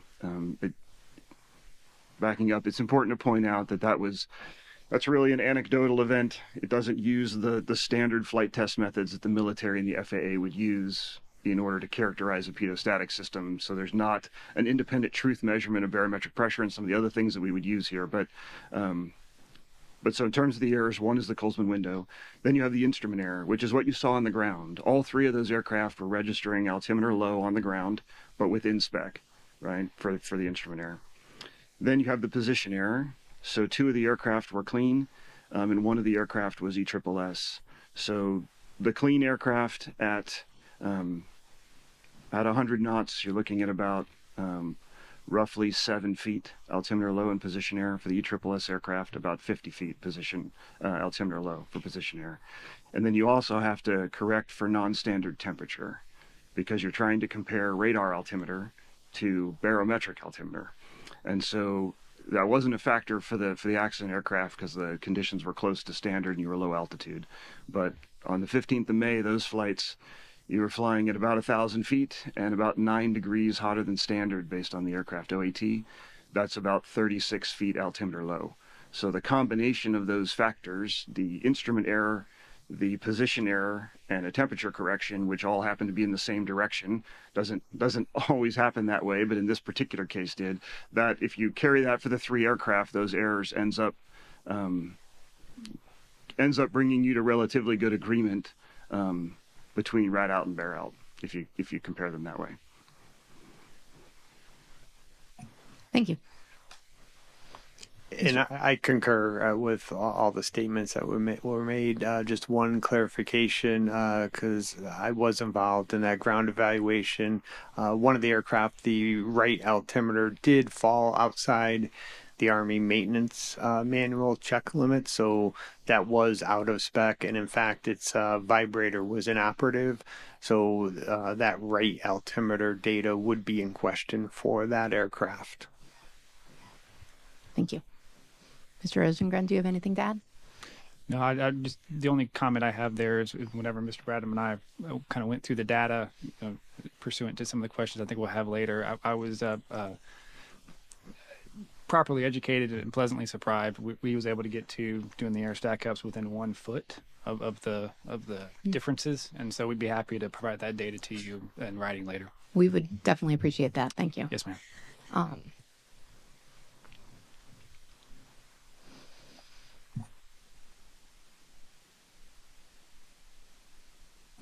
So continuing on that, and you were talking about how it is anecdotal, and we do recognize that 3 helicopters is quite a small data. It's a very small sample set, but it did line up with the existence of a possible wider discrepancy. And you have looked into that clearly. Is there additional testing planned between the Army and Sikorsky? So from an airworthiness perspective, we've gone back through the data, and we have airspeed calibration data for the Lima. We understand the static position error. So we don't have any flight testing planned. I'd leave that to the program office if they have other thoughts relative to that. Yeah, no, as I mentioned earlier, I was as initial receipt of the data from the flight test and adult flight test you mentioned, I wanted to look into it, and I asked Mr. Bradham's organization to please let's get together and try to understand what's going on here to see if there is an issue. And again, after stepping through all of the various sources of error, and again, it's a very piece part manner. Everything was within specification, minus the discrepancy we've tasked them to look into. And so I don't see any need from a safety or airworthiness perspective to do any changes for the Lima helicopter. From my perspective, I advise the colonel who advises the Army the safety of the aircraft. My perspective is this is a safe aircraft. Yeah, and we can, if you'd like, we can talk to the difference between the recorded pressure altitude in the recorder. Yeah. Oh, cool. Thank you.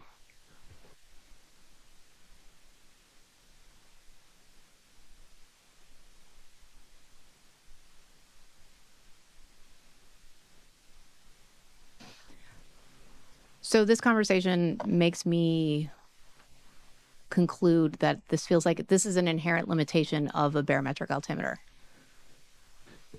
That based on all the information we've worked together and along with our Sikorsky friends, I believe this is the expected errors of in an altimeter system. So when we provide that data to an aircrew, there should be an expectation, as I believe they're trained to have that expectation, plus minus 100 feet or so. Thank you very much. This is the end of my line of questioning, and Mr. Payne will begin next. Get my microphone positioned here. Hello. I'm going to follow on with specifically pilot operational considerations, and we talked a bit more about stacking errors, and we touched upon setting the Colesman window correctly. I'm going to come back to that. So I'll start with Miss Lewis, and I'll have some questions for Mr. Bradham also later, as he's an experienced Black Hawk pilot. It's my understanding. Miss Lewis, earlier you described briefly setting the altimeter, or your operations around that area. As a pilot, can you walk us through in detail the process of setting the altimeter according to the Army's operational procedures? Yes, as part of the cockpit equipment checks, the barometric altimeters are set generally based off of the local ATIS information. And then it's compared to the known field elevation. And as long as there's not more than a 70-foot error, then the altimeter is considered reliable for flight. Sure. I want to get into a bit of a discussion about the known field elevation. So you cross-check, obviously. Once you've set the altimeter according to the ATIS, there's a 70-foot allowance. My next question goes into, how do you determine the field elevation for those who are unfamiliar in the audience? Where do you get that data from? Field elevation is published on airport diagrams. It's published on approach place. It's published in a number of places for airports that we operate in and out of. Sure, for operational airports. So continuing on with maybe where your unit was based, is it tribal knowledge or an official part of Army procedures to discuss if there's, changes in elevation between where the measurement is taken, which for FAA airports typically at the highest point on the runway, if you're starting or performing that check, as you said, prior to rotors turning, are you do the Army's procedures account for a difference in the airport topography when you make that check and try to fall within the 70 feet? The Army procedure is to check tower setting against the setting for field elevation, and that it's unreliable for flight if more than 70-foot error exists. Sure. Okay. Can you recall a circumstance where the published field elevation varied significantly from where you initiated the checklist procedure in your career? As part of the checklist procedure, we don't attempt to determine if the elevation is different based on where the aircraft is parked. We base it off of the field elevation. Okay. I'm just going to get, we talked about field elevation being published at FAA or, some kind of, whether in another country, there's published data available. What if you're at a remote or unfamiliar airfield, you're operating there? Is there another resource you might use other than published chart, or would you rely on the topography of the chart itself in that situation? I would rely on the known field elevation if there was one for where I was landing and taking off from. And in my experience, I would have generally departed from somewhere where I had an altimeter setting. And if I did not know what the field elevation was or was unable to determine it, I would maintain that altimeter setting until I was back in location to receive an updated altimeter setting. Okay, noted. Yeah, I'm just trying to approach the situation from as many angles as possible. When you're flying in the national airspace system versus flying on deployment outside of the national airspace system, for example, do these procedures change at all, or there's more emphasis done in the NAS versus on deployment, or does it remain the same? There's no difference in how we approach setting altimeters when we're operating in the national airspace system versus on a deployment. Okay, thank you. I'm going to incorporate Mr. Bradham into this line of questioning as well, so I just want to totally lean on Mrs. Lewis. So Mr. Bradham, during flight, how would a pilot determine the barometric altimeter is erroneous and unreliable? Yeah, so in my experience, the only time we've done that in flight right on the ground check, if you had a significant difference, between the right and the left side in the ground check before you took off. And I want to point out that ground check exists. The FAA uses that same, in the Airman Information Manual, uses a similar check with plus or minus 75 feet. But yes, and in flight again, if there was a significant disparity between the right and left side while you were flying, and I mean a significant disparity, more than 70, 80 feet, right? You would make note of that and come back. But if ATC contacted the aircraft and said, "Hey, you're not at your right altitude," and we were, according to our instruments, that then would be cause for concern. But otherwise, and I've, in my experience, I'm trying to recall if that's ever happened to me where I've had a barometric altimeter problem like that, and I don't recall one. Okay. Yeah, Miss Lewis, you previously mentioned being queried by ATC. Have you ever experienced that in your career, or thought to a situation where you might want to question whether or not the left and right side altimeters were comparable? I have not had an experience in my career flying the Black Hawk where the barometric altimeter, if it passed the checks on the ground, was unreliable. Okay, thank you.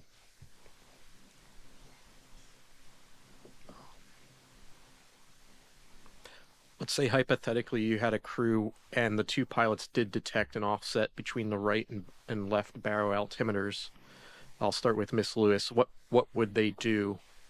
And then as a follow-up, would there be anything in the Army's operational procedures that would require the pilots to make a report or report it to maintenance?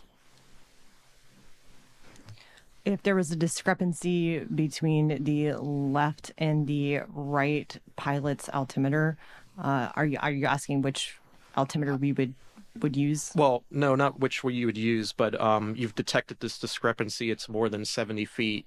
Is there a requirement to report that then to maintenance, your command, make a note of it somewhere? Yes, if there was a greater than 70-foot difference, that aircraft would not be flown. It would be placed on a grounding red X condition and be taken out of service until the altitude discrepancy was addressed. Okay. I'm going to come back to this question, and you touched on it previously. You said you preferred a different altimeter for different type of operation, different flight regime.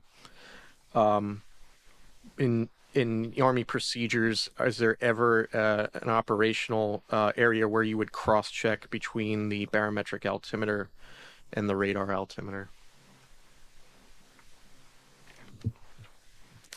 In my experience, in a situation where I was flying close to the ground, maybe 500 feet and below, if I was supposed to be at an MSL altitude, but I was flying low to the ground, I would, in my experience, I would be referencing or cross-checking both instruments in that situation. Okay. I understand it would be difficult because it would depend on where you're operating. If you're over sea level, obviously that calculation's much easier. Going through my questions and ones that have been answered essentially without me having to ask. Thank you. Getting more into a bit of an acuity discussion. So it's discussed in our internal investigation. If you're flying in visual conditions during the day, what would the altitude visually that the pilot could recognize, would 100 feet difference be something that pilots are trained to know visually without reference to any instruments versus maybe 1,000 feet? Mr. Bradham or Mrs. Lewis can take that. Yeah, I'll give my experience. Yeah. And when you're very low to the ground, that's true, right? To be able to tell the difference between 100 feet and 200 feet, I would say yes. But at a much higher altitude than the difference between 4,000 feet and 4,100 feet, no. Right. Yeah, exactly. If you're at higher altitude, also you can maybe tell the difference of thousands versus lower. Let's see. Would this change at night? If you were, low level flight, you say, I can tell the difference between 100 and 200 feet at night. Would you expect that calculation to be the same? I'll ask Miss Lewis. It's always more difficult to determine your altitude when flying at night, but I agree with what Mr. Bradham said, that if you're very low level, 200 feet and below, it's a little bit easier to determine, but even at 1,000 feet, 100 feet of difference is not something that in my experience, that I'd be able to accurately determine. Sure, and then a quick follow-up there. If you're wearing night vision goggles, I guess, can you expand on the possibility of doing that under NVG at low level? NVG's low level, if I have, it would help if there were known obstacles that I knew the height of as I was flying in the area out to the left and right of the aircraft. It really depends on what environment I'm flying in, what obstacles are there, buildings. It would really just depend on where you were flying out, how easy it was to determine a difference in 100 feet of altitude when looking outside the aircraft. Okay. Yeah. Yeah, go ahead. Just to follow up on Mr. Pickett's question, for both Mrs. Lewis and Mr. Bradham, if you were flying in day visual conditions, could you notice a difference between flying at 200 feet versus 300 feet? That's a difficult question to answer. From my experience, I would have to say that would depend very much on the terrain that was around and how familiar I was with that terrain. I would agree with that statement. It would depend on where I was flying, and as I mentioned previously, if I knew the height of some of the obstacles or perhaps building or terrain in the area. So to clarify, if you were not familiar with the terrain that you were flying through, then what does the answer change? Can you just restate the question once just to make sure If you're not familiar with the terrain you're flying through, could you pick up on a difference visually looking out the window between flying at 200 feet versus 300 feet? Is there enough of a difference at those altitudes? Yeah, that's a difficult question to answer. I'm not sure if you'd be able to resolve that difference. I agree. I don't know that I could 100% accurately determine the difference in altitude. And my question was for day, so just to confirm my understanding, at night and under NVGs, it would be even more difficult to make that distinction? Yes. Thank you. that was my kind of operations related section. I'm going to shift gears slightly for my last few to Mr. Cooper, discussing some differences between the Mike and Lima model. So, Mr. Cooper, please describe the pedostatic system design on the Mike model.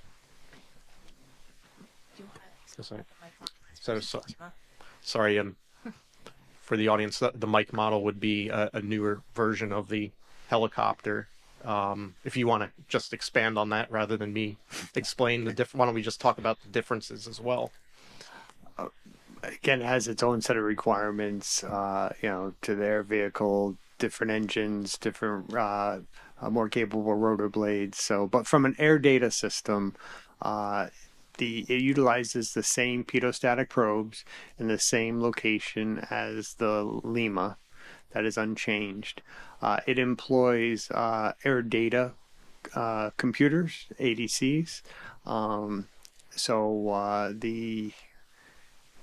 There is less plumbing because there are no, I will call them analog instruments equivalent to what is in the Alpha or Lima.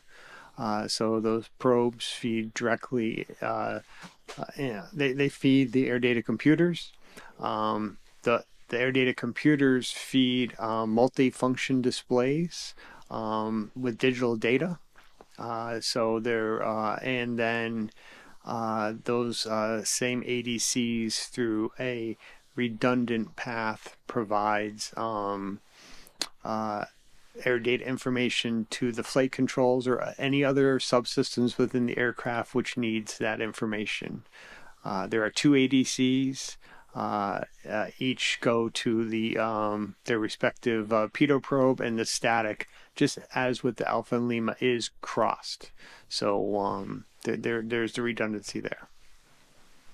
Okay, so in summary, you've replaced, you said, well, older analog digital systems, there's less tubing because you have two ADCs and a glass panel display. I guess my ultimate question would be, given the differences between the Lima and the Mike, would you expect more accuracy out of the Mike versus the Lima in terms of displayed altitude? Again, we talked about static source error and instrument error. I would expect improved accuracy for the instrument error aspect. The static source error is not changed. Thank you.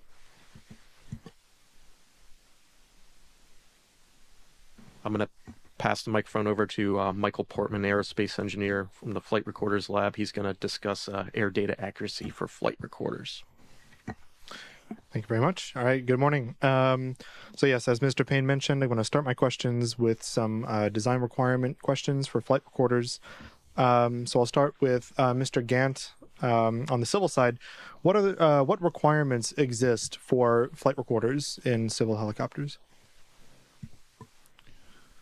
So for flight data recorders, there's a requirement in Part 91, which are the general operating rules, that if you are operating a multi-engine turbine-powered helicopter with a seating or passenger capacity of 10 or more, you must have a flight data recorder that records the parameters that are contained in an appendix.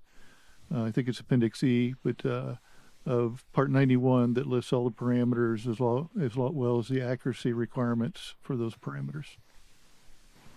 Okay, and that was for Part 91. Are there equivalents in other operating parts as well? Yeah, Part 135 has a very similar requirement for, again, multi-engine turbine-powered helicopters with 10 or more passenger seating capacity. There's another break if you have a helicopter that carries 20 or more. There's a different FDR requirement, but still one. Okay. Can you expand for a moment on, you mentioned that included in these appendices, there's also standards for accuracy of the data. Can you expand on that a little bit, specifically if you know anything about the altitude data? Yeah, I think in the Part 91 Appendix E, I'll say the standards as I read them are fairly loose. I mean, for accuracy for the altimeter I think it reads from anywhere from plus or minus 100 to up to plus or minus 750 feet with a resolution of, I can't remember, either 130 feet or 150 feet on readout. Thank you. One more question for you, Mr. Gant. What methods does the FAA require to ensure the continued accuracy of recorded flight data? Yeah, so there's no specific rule that says how often you need to be, I'll say, interrogating a installed FDR to see if it's still providing realistic data. However, in the technical standard order, as well as in our advisory material, it is incumbent upon either the manufacturer of the FDR or the installer to come up with a maintenance program. And then our recommendation in the advisory material and AC 121-141B is that a reasonableness check for the FDR should not exceed being done beyond 18 months.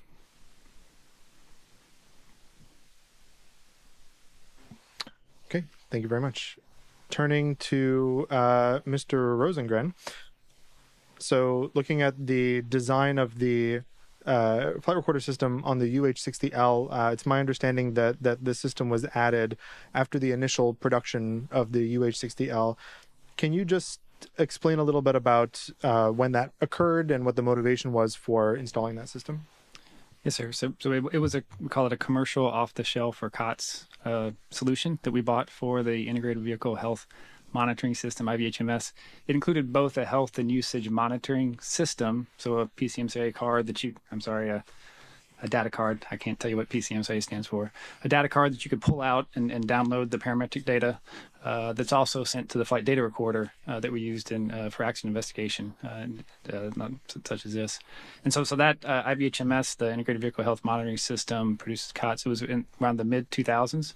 So in 2005 and 6 is when we flight tested the COTS solution that we integrated as a government MWO modification work order. So that's how we installed the system onto the aircraft.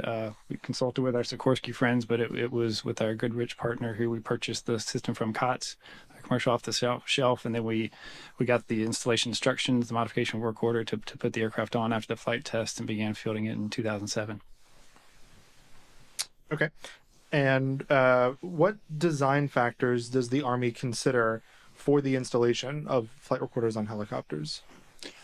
So first of all, it needs to be airworthy, and we asked Mr. Bradham's organization to make sure it was airworthy from a component avionics perspective as well as a software perspective. So no standard 810 and DO-178 were considered to make sure that the hardware and software were airworthy.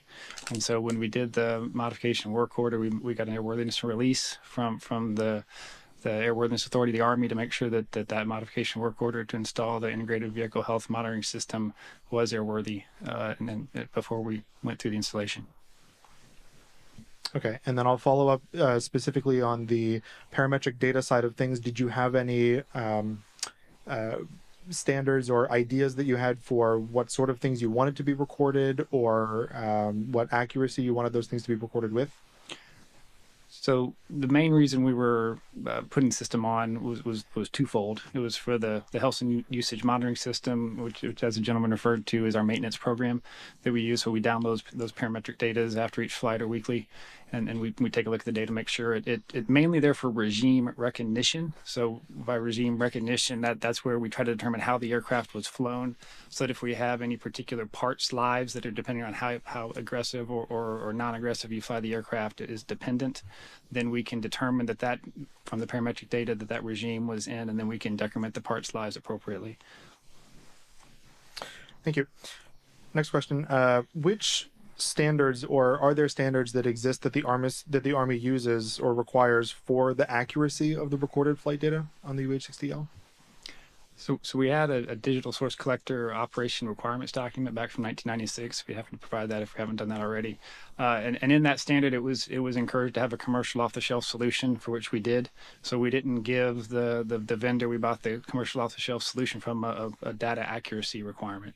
We did make sure that since it was commercial off-the-shelf, we made sure that it met the airworthiness requirements, but that it was capable to do the health and usage monitoring system requirement, as well as the flight data recorder function.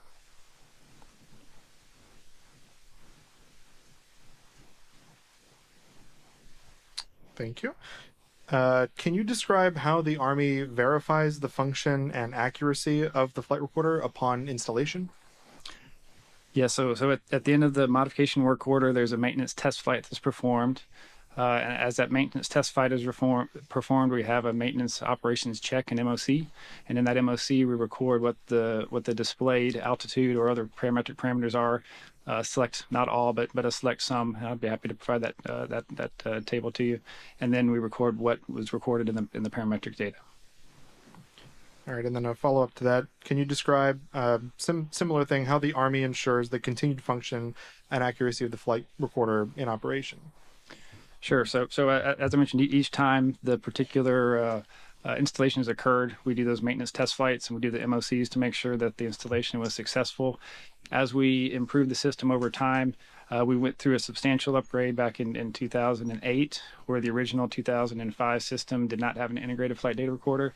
So the 2008 version, we put the integrated flight data recorder, of which we have the configuration today. We've had several software upgrades. During each software upgrade, they do a system integration lab test at the factory to make sure that the software performs as designed. And then we go through a similar airworthiness analysis of the MWO with the updated software. And then that MWO is then updated. And again, each time it's installed, we do the maintenance test flight and then do the maintenance operation check at the end to make sure that the data is correct. And just to clarify, are there any requirements for downloads at certain times specifically to verify the function and accuracy of the recorded data itself? So we download the data at the end of each flight. It's available for download and put into our data warehouse that we monitor through artificial intelligence and other means to make sure that the data is reasonable, and so that's performed on a regular basis. And is that specifically for you mentioned for doing, usage and vibration analysis and whatnot? Is that specifically for that, or is it to look at a broad spectrum of parameters? Yeah, there's three specific parameters we look at. I can get to those particular parts, but there's three specific parameters we look at to make sure that the vibration data is not over any exceedances. And if those particular parameters are over exceedances, then we do an on-condition change to those parts. All right, thank you. I'm moving on to some operational questions, although I am going to stick with you, Mr. Rosengrund. Yes, how is the flight recorder data used within the Army? I know you'd mentioned that it's mostly used for this vibration analysis. Is there any other example of, or any times that you can think of where download of the FDR data or the flight recorder data of any type has been performed for reasons other than those you had mentioned? In the operational Army, there has been programs over the years where we try to do a flight operations quality assurance type of effort. So those efforts have been done where we've used the downloaded data to do flight recreations, mission rehearsals, those sorts of things, but that never got out to the operational Army.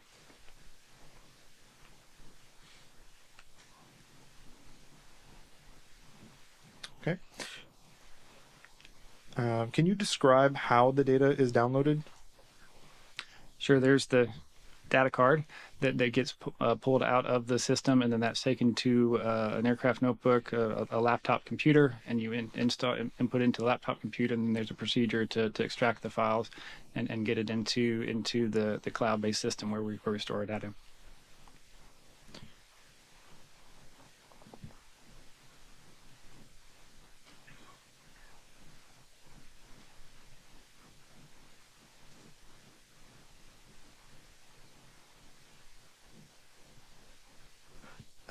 Another question for you.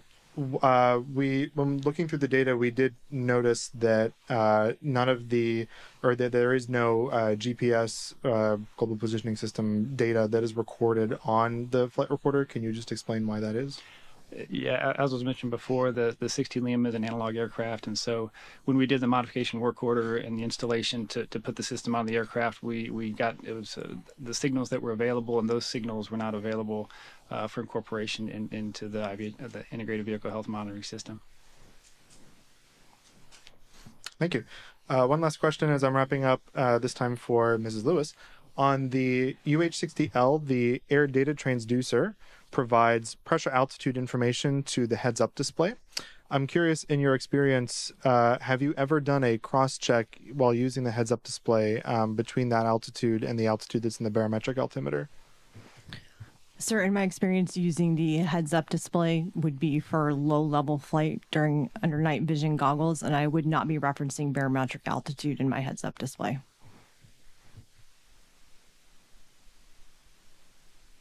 All right, thank you very much. I'll turn it back over to Mr. Shin. Mr. Fuchs, can you pull up Exhibit 7 Kilo Juliet, page 23? For the witnesses, that's the presentation backup slides that has the diagram for the right barometric altimeter and the uncorrected pressure altitude that it feeds to the helicopter's transponder for the UH-60L, and how that pressure altitude data gets transmitted to ATC ground radar and also out to ADSB. So, Mr. Bradham, on the UH-60L, if the right barometric altimeter provided inaccurate altitude indications, regardless of the source of the error, would the transponder transmit that inaccurate pressure altitude through the to ground stations? Yeah, so the transponder on the right side has an encoder, and the encoder sends a signal in 100-foot increments, and that signal is based on pressure altitude, so it's referenced to 2992 as the Colesman window. So if the pilot made a mistake and put the wrong Colesman window setting in, or the setting was not indicative of the true static pressure, that error would not be transmitted. But any other errors in the system would be transmitted, but the encoder is transmitted in, it's only in 100-foot increments. So. Yeah, cool. Thank you. And Mrs. Lewis, for the UH-60L, are there procedures for what pilots should do with the transponder's functions if they detect that the right barometric altimeter has become unreliable during flight? For the UH-60 Lima, the transponder is required for flight. So if there was an issue with the transponder, the aircraft would return to whatever station it departed from, and that issue would be addressed before flight was continued with that aircraft. I'm sorry, if I may, could I just add one point that the encoder, it's sending in 100-foot increments. It changes at the 50-foot mark, but the standard is 50 at the 50-foot mark plus or minus 40 feet. So it can be 90 feet off inside its specification. Thank you. And Mrs. Lewis, to clarify, if the right barometric altimeter was determined to be unreliable during the flight, knowing that it transmits its encoded altitude to the transponder, is there any procedures to disable the altitude reporting function on the transponder, or do you just leave it alone? There's no published procedure for addressing that I'm aware of. And would you notify ATC of the discrepancy that's identified if flying in the National Airspace System? I would. Mrs. Lewis, going back to one of the previous questions about cross-checking between the left and right altimeters, and this is a question that Mr. Bradham can answer as well. Is there a published procedure for pilots to cross-check between the left and right side for accuracy between the two altimeters? The check is against field elevation. It's not between the two altimeters. So the 70-foot error, if field elevation was 0 feet, one could be 70 feet and the other one could show minus 70 feet. So it's not an error between, it's not checking for error between the two, it's the setting against field elevation. Yeah, no, I concur.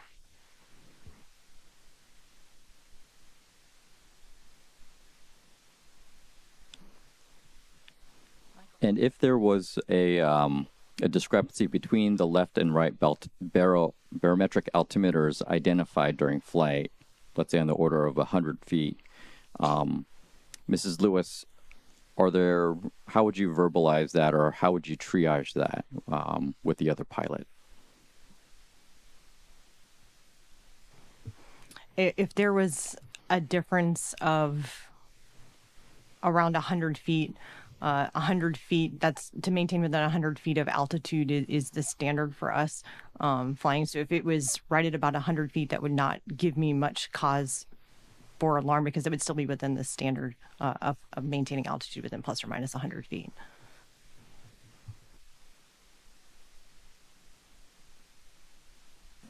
Mr. Bradham, when you were saying the additional 40-foot change on the transponder altitude, do you have documentation of that you could provide? It's so the encoder standards. It's mil spec 81852, which was the mil spec for the altimeter. When you in the encoder section, it says the standard is at the 50-foot mark plus or minus 40 feet from that. And so it's in mil A 81852. It's paragraph 356, and under encoder it said the switching point shall be at altitudes 50 feet plus or minus 40 feet removed from the nominal indicated altitude. Thank you very much. Thank you. Michael Portman has another question. Sorry to circle back. Just one last question for Mr. Gant. In Part 135, Appendix E, you had mentioned that there were standards for accuracy, in this case for altitude, that can vary between plus or minus 100 feet to plus or minus 700 feet. Can you clarify that those standards are plus or minus 100 feet that is recorded on the FDR as compared to what?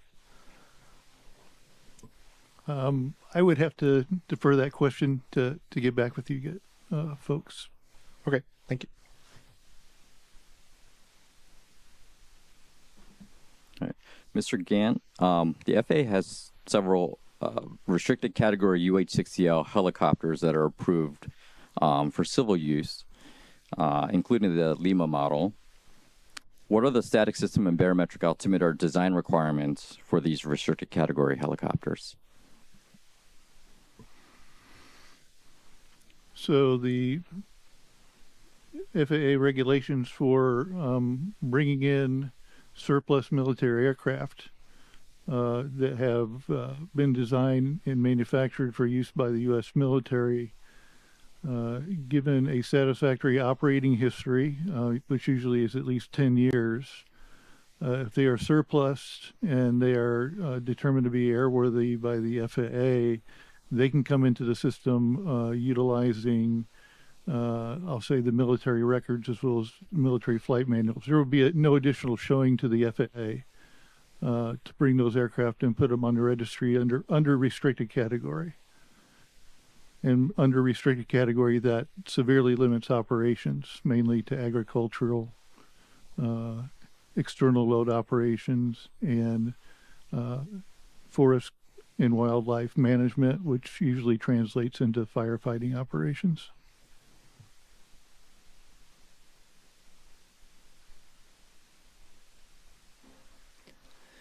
Mrs. Lewis, can you just clarify for us, when flying low level, what would be the primary instrument you would reference for altitude? The radar altimeter, in my experience. And would that change when flying on a helicopter route with a ceiling? If it's a published MSL route, I would still be referencing radar altitude, but I would also be taking barometric altitude into more consideration than what I normally would be if I was flying at a low altitude, if that makes sense. Okay. And it is that so if I understand you correctly, you'd be referencing low altitude on a MSL route with a ceiling. You'd be referencing both the rad out and the barometric altimeter. Yes. And is that trained or is that a personal technique? There's no standard for which instrument I would be looking at, but if I'm on an MSL route, I would have to be at some point referencing the barometric altitude to maintain the route altitude. Okay. Thank you. Yeah, my question, I think, really was, is that a procedure that's trained in the Army to cross-reference those two instruments, one on a route of that nature, or is that more of a personal technique for you? I would say that's more of a personal experience-based technique for me, but also coming back to if I'm on a published MSL route, the only way for me to maintain the prescribed altitude for that route would be to utilize my barometric altimeter as well. Understood. Thank you.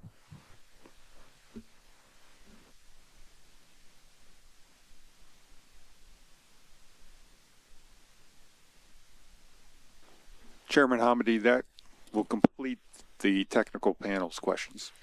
Thank you very much. We're going to take a 15-minute break. We'll be back and start promptly at 11:35.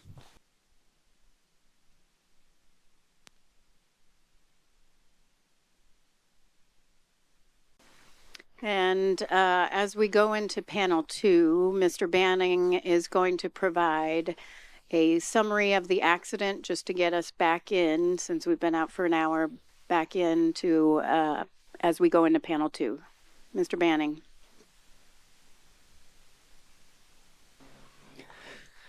As you saw in the animation, about 2 minutes before the collision, DCA Tower contacted PAT 25 to inform the crew of Flight 5342's location.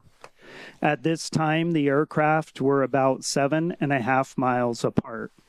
Flight 5342 was just south of the Wilson Bridge, and PAT 25 was over the tidal basin. PAT 25 stated that they had traffic in sight and requested visual separation, which the tower approved. 15 seconds before the collision, DCA Tower contacted PAT 25 a second time and asked if they had the CRJ in sight. At this time, the aircraft were about 1.25 miles apart. Based on information obtained from the CVR, the crew of PAT 25 did not hear the controller's instructions to pass behind the CRJ. PAT 25 again stated that they had the aircraft in sight and requested visual separation. The controller approved. The collision occurred about 8:47 and 59 seconds p.m. Eastern Standard Time. At the time of the accident, one controller at DCA Tower was managing both airplane and helicopter traffic. During the final 2 minutes of the accident flight, the controller spoke to 6 different aircraft, including PAT 25.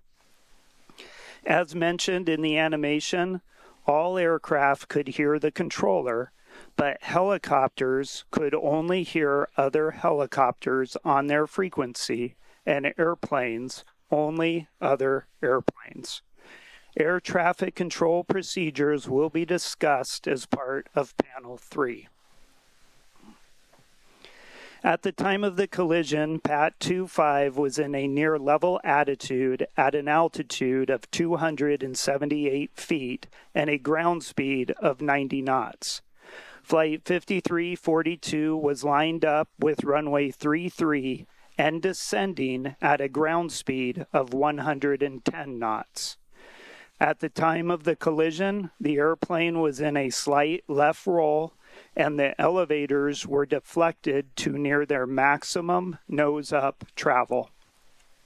The helicopter's air data systems and altimeters were discussed in Panel 1. DCA Class B airspace contains a high volume of helicopter activity that includes local and state law enforcement, all branches of the military, Homeland Security, the Federal Bureau of Investigation, the National Park Service, and medical transport. The volume and complexity of mixed operations required letters of agreement that outline specific procedures. Helicopter Route 4's ceiling was 200 feet. However, helicopter operators were encouraged to fly above 100 feet for noise reduction. Route 4 ran along the eastern shore of the Potomac River, but did not have defined horizontal edges. The runway 33 approach path was located over the Potomac River for a distance of about 4,100 feet. Runway 33 has a 4-light precision approach path indicator, or PAPI, that provides a 3-degree glide slope to the runway. At an altitude of 200 feet over the river's eastern shore, a helicopter would have about a 75-foot of vertical separation from an airplane on approach to runway 33. Panel 2 will discuss the airspace surrounding DCA and the helicopter routes. Flight 5342 was equipped with Traffic Alert and Collision Avoidance System, or TCAS. The flight crew of PAT 25 was equipped with iPads with the ForeFlight application installed, which had the capability of displaying aircraft that were radiating Automatic Dependent Surveillance Broadcast, or ADSB, out. ADSB is a method of aircraft surveillance that can be used by air traffic control and other ADSB-in equipped aircraft. PAT 25 was not transmitting ADSB data at the time of the collision. However, both aircraft were equipped with transponders and tracked by radar. Collision avoidance technologies will be discussed in Panel 4. Multiple data sources were used to create the following images that depict the aircraft flight tracks from various views. None of the images depict the nighttime conditions that existed at the time of the accident. This image depicts the flight track of both aircraft. The yellow line is the helicopter track, and the green is the airplane track. The yellow circle is the location of the collision. This view looks south along the helicopter's flight track. This image is looking northwest along the airplane's flight path as it approached runway 33. The yellow line is the helicopter's track, and the green is the airplane's track. The yellow circle is the location of the collision. This image looks southeast from the DCA air traffic control tower. The control tower is located in the bottom middle of the image, highlighted by the red circle.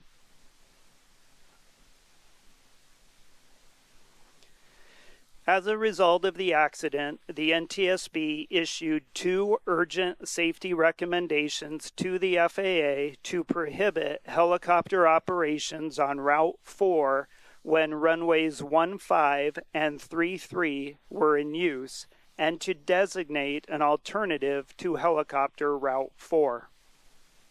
Immediately following the accident, the FAA implemented temporary airspace restrictions around DCA.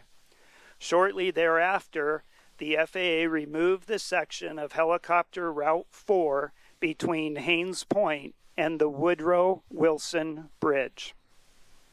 Additionally, the FAA prohibited the use of runways 1533 and 422 at DCA during specific helicopter operations in the vicinity of DCA.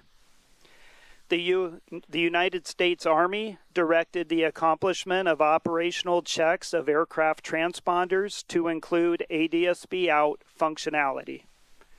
Panel 5 will discuss safety management systems, including midair collision risk in the National Airspace System. NTSB was notified of the accident on the night it occurred, and a GO team launched the next morning. The staff listed on this slide assisted in the initial response and/or are supporting the ongoing investigation. Member Inman acted as the agency spokesperson on scene.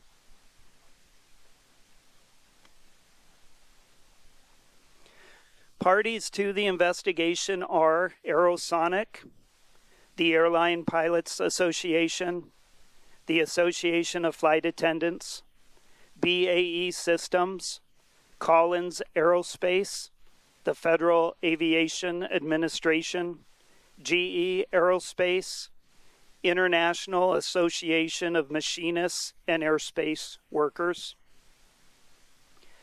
Metropolitan Washington Airports Authority, National Air Traffic Controllers Association, PSA Airlines, Sikorsky, and the United States Army.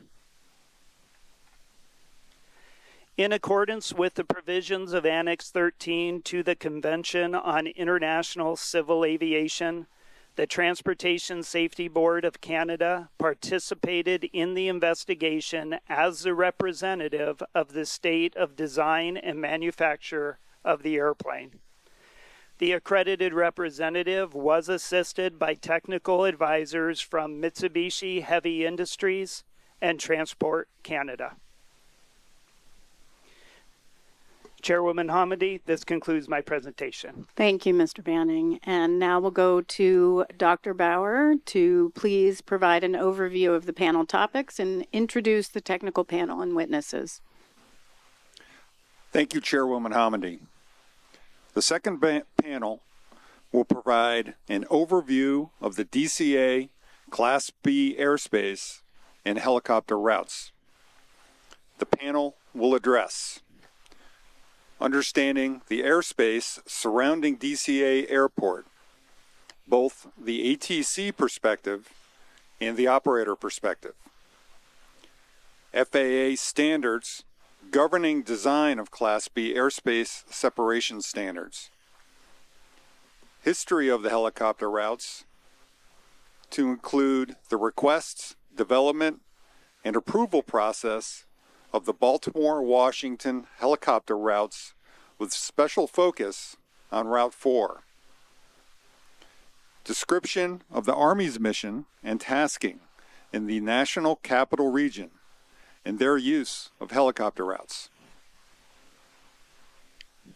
Complexities of fleet mix and history of safety issues involving helicopters, both the ATC perspective and the operator perspective.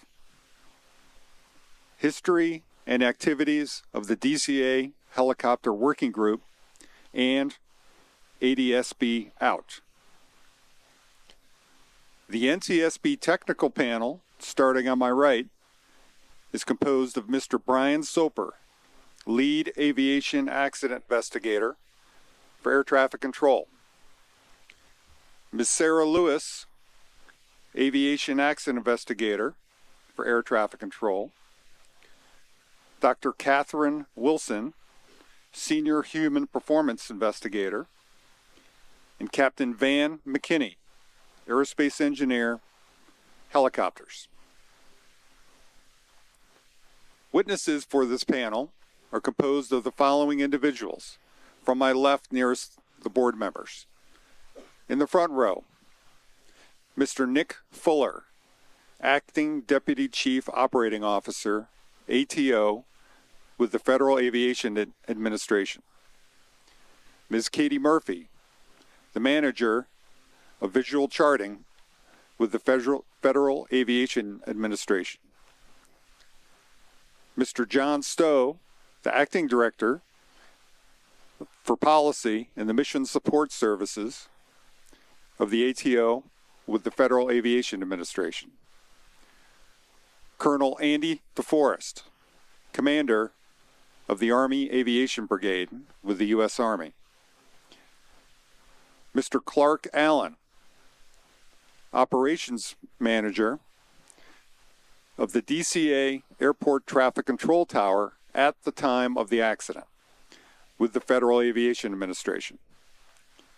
And Dr. Steve Kasner, an aviation human factors researcher and author and retired NASA Ames employee.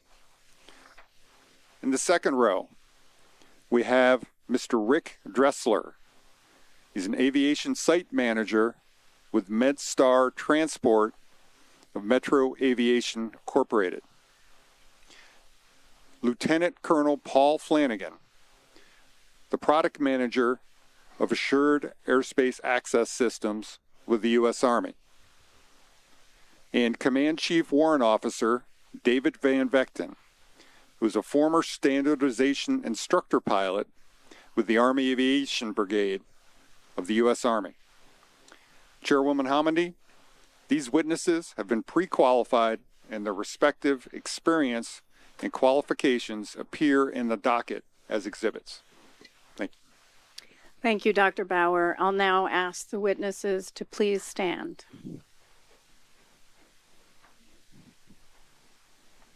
Please raise your right hand and answer by saying, "I do." Do you swear or affirm that the testimony you'll give in this hearing will be the truth? Thank you. You may be seated. As a reminder to the witnesses, you will remain under oath until the conclusion of the hearing. We ask that you answer the questions factually and avoid any type of analysis or speculation. Finally, please push the microphone button to talk and push it again when you're finished. I'm now going to turn questioning over to Mr. Soper. Thank you, Chairwoman. Mr. Allen, could you please provide us with an overview of the DCA Class B airspace, and please include some of the most prominent complexities, challenges, and constraints from an air traffic control perspective? Good afternoon. The DCA Class Bravo airspace extends out approximately 7 miles. It adjoins to Dulles Airport's airspace as well as Andrews Airspace. We receive helicopter traffic from Andrews, Baltimore, Dulles, Davison Army Airfield, and the local law enforcement and medevac hospitals. Some of the challenges associated with the airspace is the lack of airspace that we have, so to speak. There are multiple prohibited areas that we are unable to fly in. We have very specific procedures for fixed-wing aircraft and helicopters. Thank you. And for Mr. Dressler and Mr. Van Vechten, I'd like you to respond to the latter part of that question as well, which was if you could share with us your most prominent complexities, challenges, or constraints for Mr. Dressler first from a non-military operator's perspective in the DCA airspace. Thank you. For my perspective as a medevac operator, we're actually very privileged because in terms of priority, when we use the term medevac, we move everyone out of our way, including Marine HMX. For some of our other members, however, for the ad hoc DC helicopter operators group, that is not the case. So from a law enforcement perspective, we have several operators, whether that's U.S. Park Police, Maryland State Police, Fairfax County Police, Prince George's County Police Aviation, and all of them operate in an unscripted way, in a sense, because they don't fly from point A to point B necessarily. So their challenges are even greater than mine because I have an intended destination for every time my ships or one of my fellow medevac operators goes in. Our complexity is really, as Mr. Allen said, the airspace is very small, has very little room to maneuver, and we have prohibited areas that we have to avoid as well. Add in the final challenge is just the high volume of helicopter traffic in a very confined space. Thank you. And Mr. Van Vechten, same question for you from the military or Army operator's perspective operating in the DC airspace. Yes, we have the same challenges as Mr. Dresser addressed, the prohibited areas, and we're on specific routes that we are cleared through by ATC, or if we're in a zone, we're in a specific zone. So we must stick to these routes and zones as directed and cleared by ATC. There is a large volume of rotary wing traffic at low level, which is always a concern, and then the volume of fixed wing traffic in and out of Regan Airport. Thank you. Mr. Allen, back to you. When the helicopter control and local control positions are combined at DCA Airport Traffic Control Tower, do helicopters and fixed-wing aircraft share the same frequency, or do they remain on separate frequencies like when they are decombined? They remain on separate frequencies. And is that policy, or is that is there a reason for that that you're? They're charted the helicopter frequency specifically, so the helicopter users are going to naturally contact the facility on that frequency. Okay, so from an air traffic controller's perspective, are there advantages or disadvantages to having the helicopters and the fixed-wing aircraft on separate frequencies when it's combined?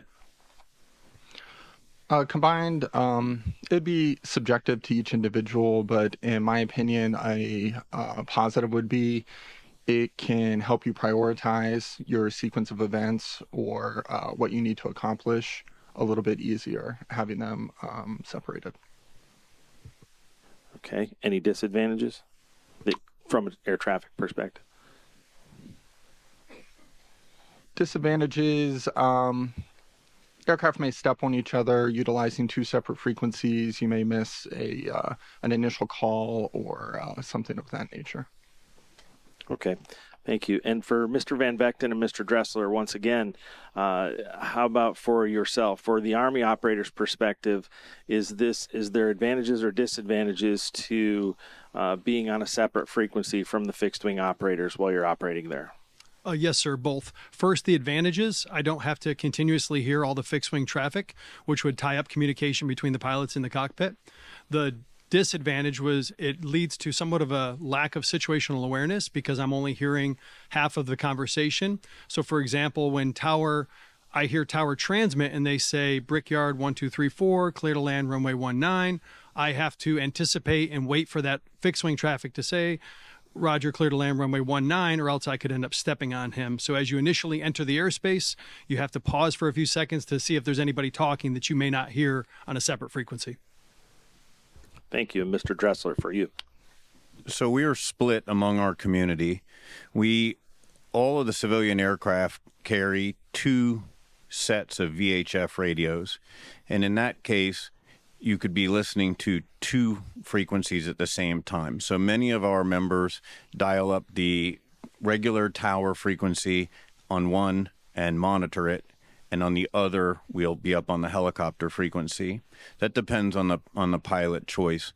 The disadvantage to that is we also have a helicopter air-to-air frequency that we can communicate and deconflict amongst ourselves. And if you take that one out of play, you have no way to talk to anyone else. I prefer the simulcast same frequency model because I do like to hear all of the commercial traffic at the same time, so I can formulate my plan around that as well. I think the disadvantage is clear. It's a very, very, very busy airspace, and for all of us to be waiting in order to make a radio call without stepping on someone else is the massive disadvantage that I don't think there's a solution other than a split terminal. Excellent. So I'm glad both of you mentioned stepping on. And just for context, when we say stepping on, that's I'm assuming, and you can correct me if I'm wrong, but when two people are transmitting at the same time simultaneously, and one essentially steps on the other, and one person or both people's transmission might be partially or wholly blocked out. Correct? That's exactly correct. Okay. So along those lines, is there any way, and this one is for Clark, I'm sorry, Clark, is there any way for an air traffic controller to know if they were simultaneously broadcasting or had stepped on, or somebody had stepped on a frequency where an aircraft might not be receiving their full transmission. Are you aware of anything? Is there side tone? Is there something that occurs that lets a controller know that, or is it just potentially lost transmission? If the controller was given an instruction that would have required a readback and they did not receive the readback, they could assume that it was stepped on or the aircraft didn't hear it. But if it did not require readback, no, there would be no way for them to know. Okay. And in your experience at DCA, is there a notable difference in the quality of radio transmissions from military versus non-military helicopter operators? Yes. Okay, and could you kind of elaborate on that for us? Give us an example. Yes, among the medevac and law enforcement community, they operate newer aircraft with newer equipment. Like Rick had said earlier, they have dual radios where other operators are using other aircraft that are perhaps more dated and maybe only have a single radio versus dual radios that can impact communication. Okay, so from along this same vein here, are there any particular operators that operate regularly within the DCA Class B airspace, or even type of helicopters that stand out to you as exceptionally challenging when it comes to communication quality? We've had trouble in the past with the Air Force and Army. Okay, and does the helicopter control position at DCA have a UHF frequency available for use if requested by military pilots? Yes, there is one. Okay, have you ever known or have you ever experienced a military pilot to request a UHF frequency since you've been there? Or? It's maybe occurred less than a handful of times. Okay. And Mr. Van Vechten, for you, along this same thread here, are you aware of any feedback or have you had flight crews report similar concerns that they've received about the reception quality from their aircraft while flying here or anywhere around the area? No, sir, I have not.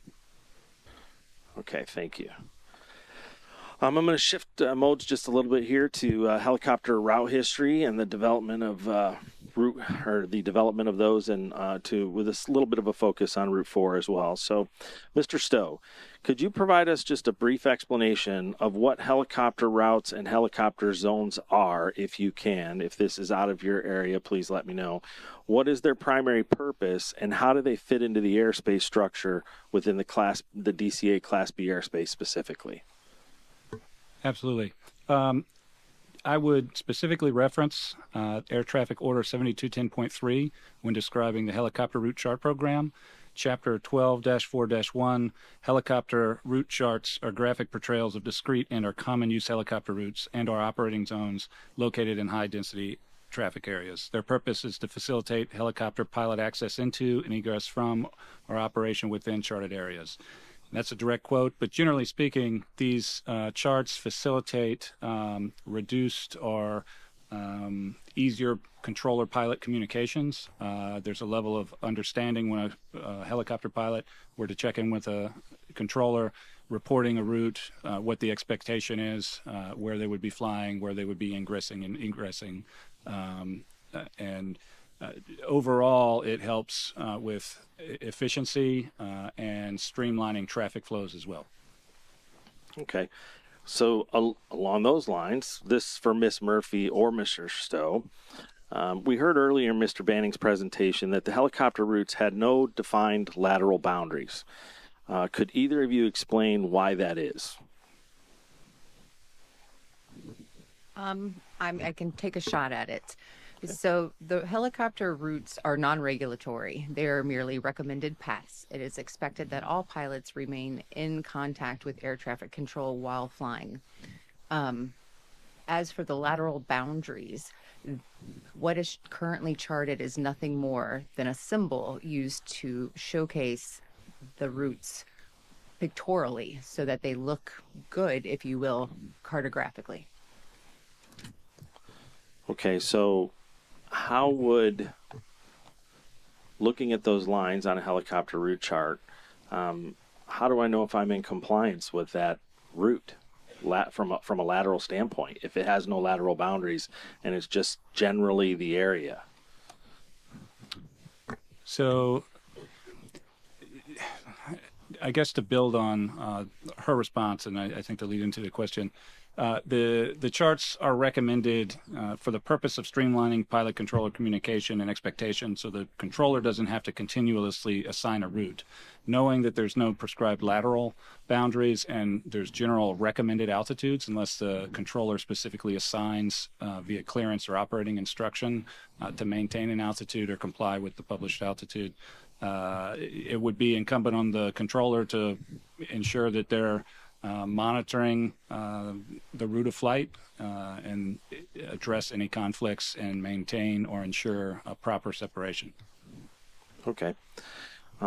Mr. Stowe, continuing with you, would your office have been consulted in a request for establishment of helicopter routes that transition the DCA airspace? So the local air traffic manager is responsible for initiating updates, changes, or initiating new helicopter route chart establishment. They would generally work with the Mission Support Services service centers, who would support establishing a local work group or task force, as it's referred to in the 7210.3, which would be comprised of local operators, and then a lot of local coordination work would be done, and then that would ultimately be passed off to the charting office to actually publish the charts. Great. Mr. Fuller can thank you later because you just answered his question. Mr. Allen, are you aware of DCA air traffic control tower management and or the bargaining unit if they had any input or involvement in the development of the route structure at DCA Airport Traffic Control Tower? Now, I think it's been in place for quite some time, so you may not have been working there when it was, but do you have any awareness if the facility did have input on that? Whenever we made helicopter route and zone changes in 2023, I believe it was, it was facility driven between the bargaining unit and management. Okay. Mr. Fuller, is there a requirement for the Baltimore-Washington helicopter route chart to be reviewed at any specific periodicity by any entity? Not that I'm aware of. Okay. Miss Murphy or Mr. Stowe, are you aware of any periodicity requirement that he might not be aware of for a review of those charts? I would refer, since I have it in front of me, to the 72.3, again, same paragraph, that would require annual review as the responsibility from the air traffic manager for reviewing helicopter route charts. Okay, so what would be the expectation of that review? Would that be documented in some form other than we conducted a review and everything remained the same, or would they fill out a report or some sort of correspondence through their hierarchy chain of command? I don't know I'm not aware of a specific requirement. I would generally only be speculating or assuming that they would document it in some manner. So, Ms. Murphy, would your office receive confirmation, let's say that facilities have conducted their annual review of their charts, their applicable charts, and then you would monitor that, or not monitor it, but you would see that or not? No, Aeronautical Information Services only receives communication if and when a change to the chart is requested. Okay. Mr. Allen, were you ever involved in conducting any of these reviews, assisting the air traffic manager potentially of the Baltimore helicopter route chart? When I was a member of the helicopter work group, we did routinely review it, and that's how we came up with the changes that were implemented in 2023. Okay. So I have to ask, I think I had it for later, but we're right at a point where it's probably a good point to ask this. Helicopter Route 4, the helicopter route in question in this event, do you recall either as part of the helicopter working group, as part of annual reviews conducted, or part of local safety council, anything that identified Route 4 as being problematic or conflicting with regard to your traffic flow at DCA Airport Traffic Control Tower? Yes, we had those discussions. Can you elaborate on that just a little bit? When we met with the larger user groups of the airspace and discussed different improvements, ways we can make the system safer, more efficient, it was brought up with several different options, either to eliminate a portion of Route 4, move Route 4 over to 295 in Maryland. And both of those options we were told we were unable to do due to continuity of government operations or security. Okay, thank you. So for Miss Murphy, do you have a history of the development of the helicopter route structure there? Like when they were established, these routes that transit the Class Bravo airspace at DCA? Well, without records in front of me, I can detail a little bit. Route 4 appeared in totality on the first edition of the Baltimore-Washington helicopter route chart, effective February 13th, 1986. It was largely unchanged until 1991 when air traffic added a compulsory reporting point at the Wilson Bridge. After that, there have been no changes until this early spring, post-accident, and we continue to work. That is helpful information. So along with that, at its inception, do you know or are you aware by looking at that back then, did DCA have a runway 1533 at that time? I do not know without the chart in front of me. Can anybody up there answer that question? Mr. Allen, do you know back that far if that runway had always been in existence there? I wouldn't know that. Mr. Fuller? I'll take an IOU to get back with you and answer on that. No problem. Okay. So my question would be, knowing what we know today with that route structure where it was there would there have been an expectation that there would be consideration given to its proximity of the approach corridor to 33 and the departure corridor to 15 in this case? I could take a shot at it. I think consideration of proximity and local traffic flows, patterns, or what the needs of air traffic are, is going to be highly site-specific and dependent on traffic flow densities within the airspace that may change over time. Not having specific knowledge of DCA, but broadly, the helicopter charts aren't specifically established to maintain separation. That would still rely on air traffic control to actively separate aircraft. Which brings me directly to my next question. Was Route 4 procedurally separated from the approach path to runway 33 or the departure corridor from runway 15? To my knowledge, no. I would have to defer to local air traffic as to what the consideration was when the routes were established or amended. Understand. Mr. Allen, what's your understanding of that? No, it is not procedurally separated. Do you believe that the controllers, the control workforce at DC Airport Traffic Control Tower has a similar understanding across the board that that is not a procedurally separated route? I can't speak for everyone, but I would say a majority do. Okay.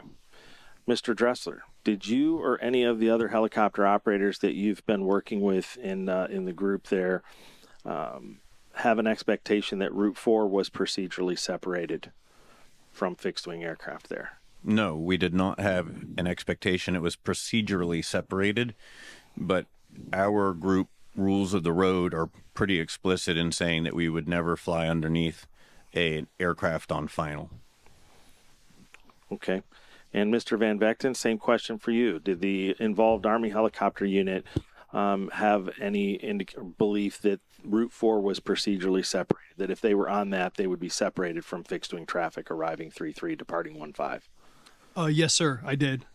You had that thing, and was that a similar belief across the unit? Yes, sir. Following the incident, I contacted many of my fellow co-pilots that were there, and everybody had the same assumption that we were not allowed to cross the departure and approach path of 1533 while on Route 4. We were always told to hold at the golf balls down by the sewage treatment plant just northeast of Wilson Bridge, or at Haynes Point, which I'd done 100% of the time when I was on Route 4 and 3315 was active. Okay, so that may have confused a little bit. So so the belief there would have been that you did not believe it was procedurally separated.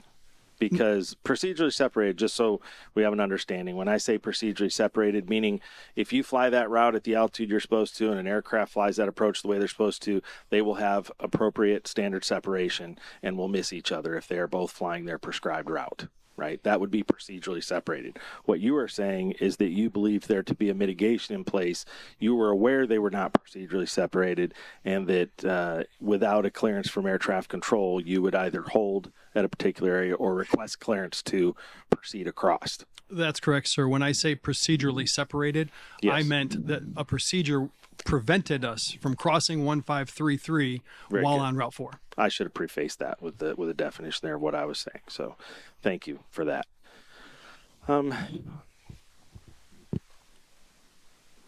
Mr. Allen, do you know if consideration was ever given, or there was ever a request made, or a proposal made, I should say, for an alternate north-south routing to either replace Route 4 or alter Route 4 to help alleviate the conflict of where it crosses the Route 33 approach corridor? There was discussion, like I previously mentioned, to either remove a portion of it or move Route 4 over towards the east, towards 295. But the zones also allow for north-south flow. Do you know how high that proposal made it in the request chain at all? Did you receive any feedback or disposition of that proposed? I don't know how high it went. Okay. Mr. Fuller, do you have any awareness from your office? Did that ever reach your level? No proposals to remove Route 4 ever reached my level. I looked back through the system service reviews and the corrective action plans developed for the facility, and there were no records of requests to remove Route 4. Okay, thank you.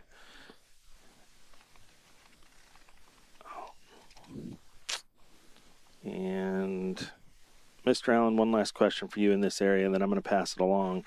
Who, from your experience working at DC Airport Traffic Control Tower, who is the primary user of the helicopter routes inside the Class Bravo airspace? Is it a real mix? I guess what I'm asking is this a mix of a lot of helicopter operators, or is it primarily the military using the routes? How is it split up there? Or is it just a total mixed bag? I would say a majority would be the various military branches, with some of the other users mixed in at a lower level. And how about Route 4 that was being used that day? Who is the primary user of that, or users? It would be the military. Okay. All right, that's all I have for now. I'll pass it along to Van.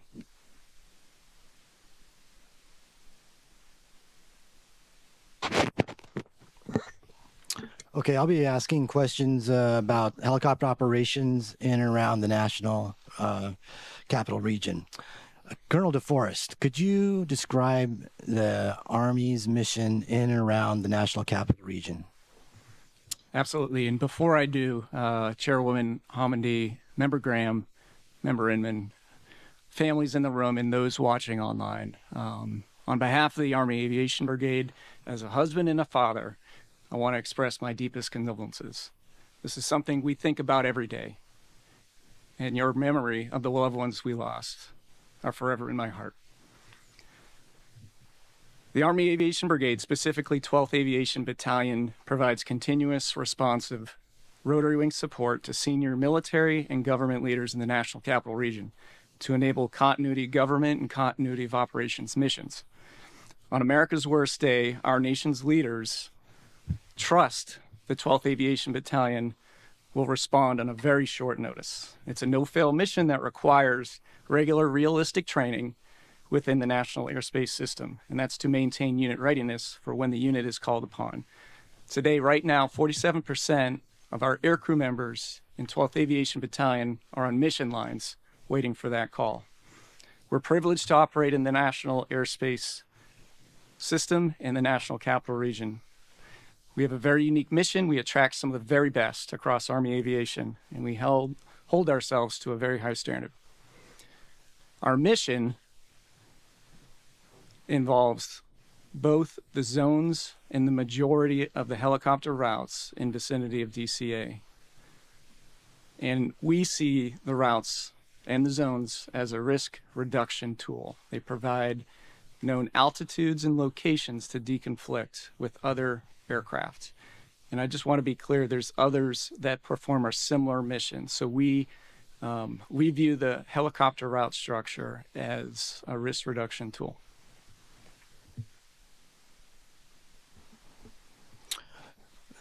So do you consider the use of the routes essential to the mission?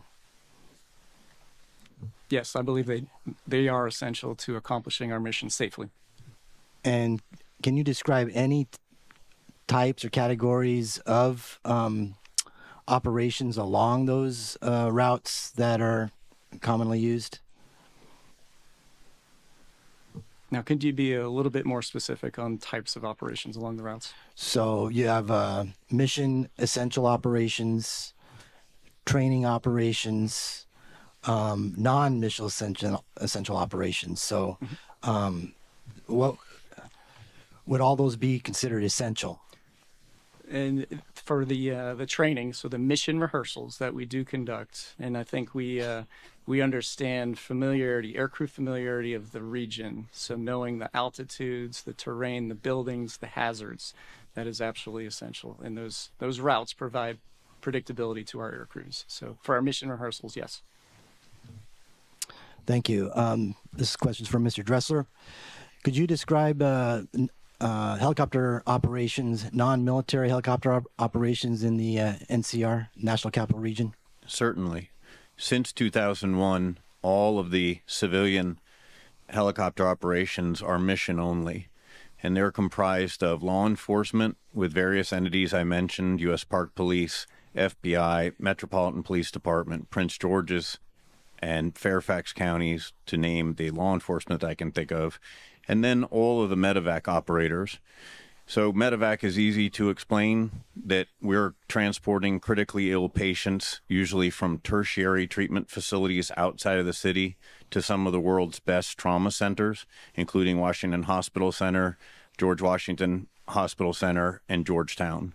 And the transport of those patients into those critical areas in a very ground traffic laden environment is a lifesaver day in, day out.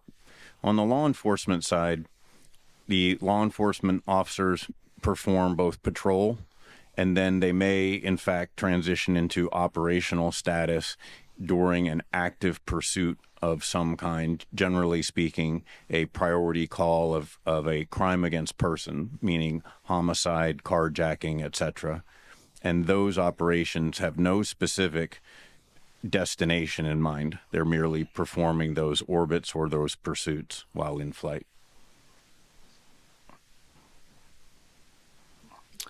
So for those common non-military operations, is it considered the helo routes as essential for completion of those operations? Yes and no. By and large, non-military operators use zones, and there are a number of reasons for that. And one of those reasons is to deconflict with military operations who are primarily on routes. In the case of medevac, we may not know exactly where our start point is, and there may not be a convenient route to get a critically ill patient where they need to go. In the case of law enforcement, these were originally in the 80s called police zones. And the reason for that is because other traffic would be confined to routes and police would have the ability to patrol in those zones. So I think it's a mixed bag. Some of the routes, including 2 that were deleted after January 29, I would say are essential to our operations because they provide the safest way to transit east-west in the route structure. They're predictable. Zones, one limitation of the chart is that the altitudes are maximum altitudes. So, for example, a zone altitude might be a maximum of 1,400 feet. And that doesn't afford as much predictability as some of the routes themselves are very altitude specific. Route 4 along the Potomac is one of them at 200 feet. That's a 200-foot cap. But if you could imagine then that a zone could be a maximum of 1,400 feet, so you might have a helicopter operating at 1,200 as a police helicopter conducting FLIR operations.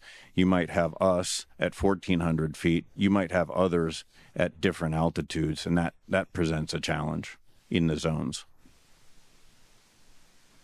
And that deconfliction, is that done by ATC, the controlling agency you're talking with, or is that all visual or ship to ship? It is, because it's Class Bravo, it is primarily ATC. All of us provide an initial request, which sounds like our route of flight. So we might ask for Zone 5 to RFK to Washington Hospital Center, for example. And air traffic control will clear us for that route. That's that efficiency portion that is really essential. It cuts down on our radio traffic and gives us predictability. In this airspace, I think I mentioned it earlier, that we have the ability to talk on air-to-air frequencies, but unlike other cities, because the Class Bravo airspace surrounds Washington, D.C., it's very, very challenging to deconflict ship to ship. Instead, you can't focus on more than one primary thing. Otherwise, it wouldn't be a primary thing. So focusing on the tower frequency, on the helicopter tower frequency as a primary focus because it's so busy, doesn't afford you much time to call another ship and deconflict. That is different than other cities, including Baltimore, and where you might very well say, hey, I'm MedStar 2 and I'm lifting off of shock trauma, and then other people in the area will be able to deconflict with you. So greater than 99% air traffic control. Okay, thank you. And when operating, do the non-military operators have special considerations when deciding to use a route, one of the helo routes? Is there special considerations within the local operating area that helps you determine whether you to use the route or not?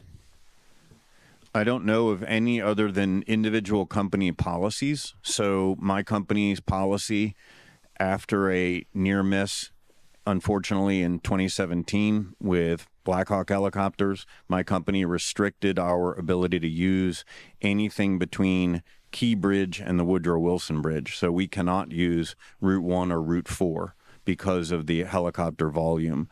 We're also altitude limited. So by our operation standards, we cannot fly lower than 300 feet day or 500 feet at night. And so those are limiting factors that might vary company to company or unit to unit. Thank you. Mr. Van Vechten, as a standardization pilot, what are the training standards for maintaining altitude on a particular route? Pilots are expected to maintain their altitude plus or minus 100 feet. If a helo route with a defined ceiling of 200 feet, would those standards apply? Yes, sir. I mean, I don't think there's any expectation that we can maintain an altitude plus or minus 0. There's too many limiting factors. So again, talking to other pilots, I think the reasonable expectation is that being off on altitude by 50 or 70 feet, one way or the other, would not lead to a catastrophic event. Okay, so for a ceiling altitude of 200 feet, 250 feet would be acceptable as a training standard? No, sir. I mean, if a pilot is continuously above the altitude, they're going to try to correct. I'm going to make them correct. It's where they stay above it where it's a problem, but we call it bracketing. So a kind of above and below the altitude while you're trying to maintain a constant altitude. Okay, thank you. May I address that as well? Certainly. I hate to disagree, but at least on the civilian side, that is a hard altitude for us. We do not accept a plus or minus of 100 feet in the DCA route structure. That's maybe a commercial flight standard, but that is unacceptable and how none of our civilian members are trained in the DC airspace. So a 200-foot altitude or 300-foot altitude is a hard ceiling for us. Okay, thank you. Mr. Van Vechten, could you describe the purpose of the annual proficiency and readiness test in the Army? Sure. It's to determine a pilot's ability to perform the unit's mission. And what could you go into a little more detail on what all that involves? Yes, it includes the instrument flight evaluation, the standardization flight evaluation, a written exam, and a night vision goggle evaluation. Okay.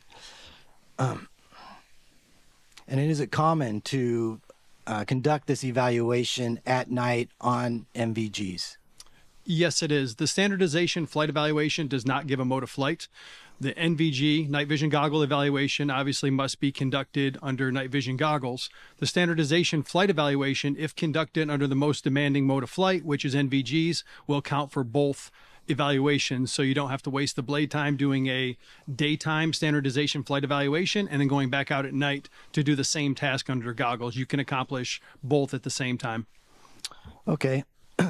Since we're talking about MVGs, can you estimate the percentage of night Army operations where NVGs are utilized?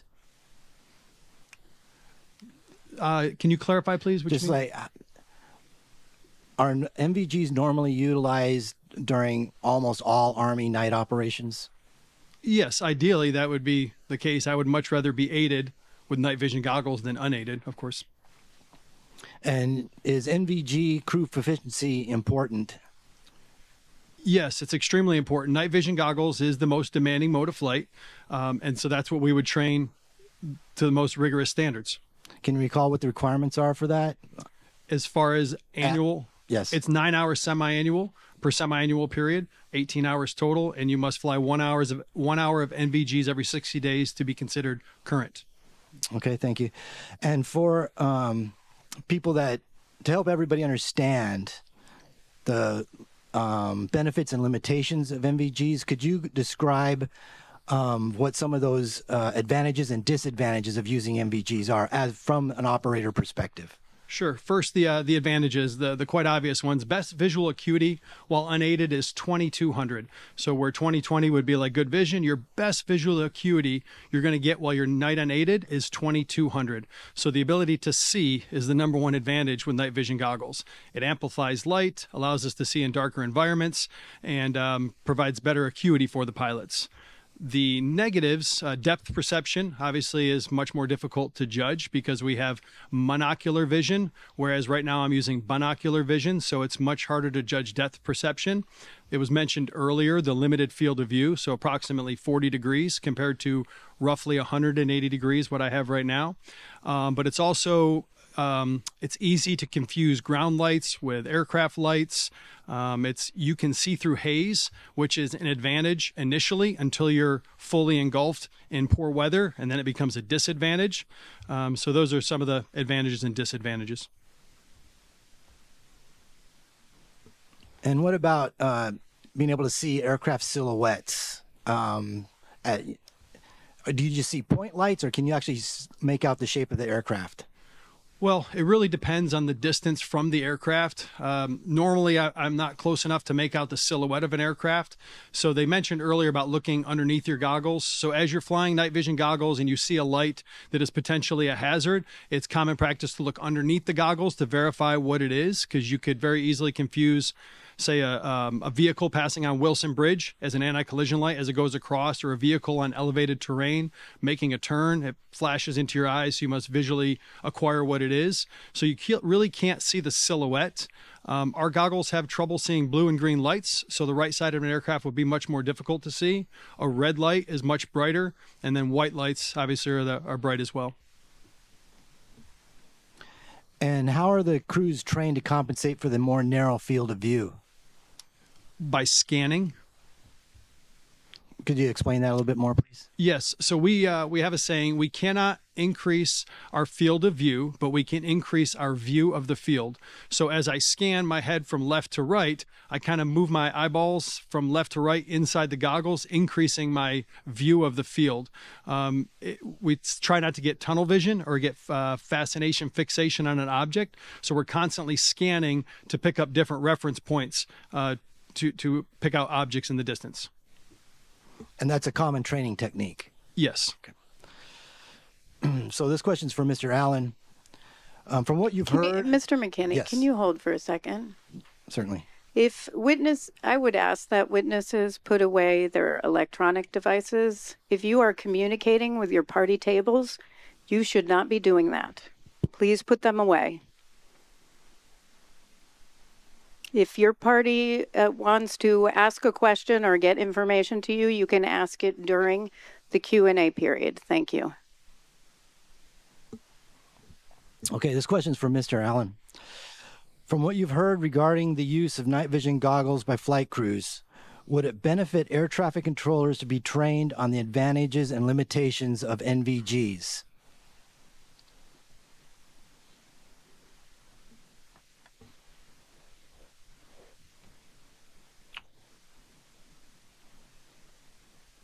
Currently, air traffic control we don't get notified that they're using NVGs. We wouldn't know, as far as from an air traffic standpoint, operationally, what that would look like. I think we would need more input on their uses.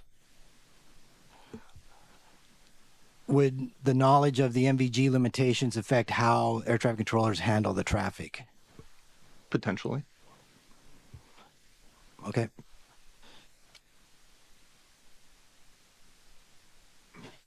Can I add to that? Certainly. So it would generally be the expectation for air traffic that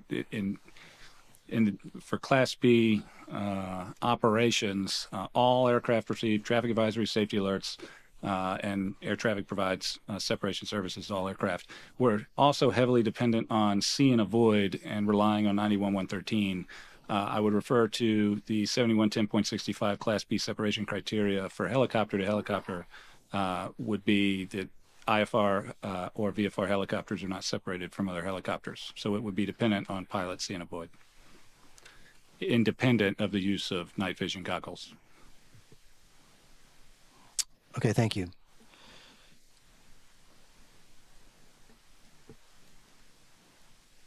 I think I will pass my time over to Dr. Wilson. Thank you. I want to go back to something that Mr. Allen said when we asked about moving Route 4, if there had been any discussions about changes to Route 4. You said that the response you got was something to the effect of continuity of government operations and security. And then it piqued my interest, Colonel DeForest, because in the mission statement that you said, you mentioned continuity of government operations. And it made me think, was the Army, you or the Army, aware, or did you see any proposals that you were able to provide feedback on regarding changes to Route 4?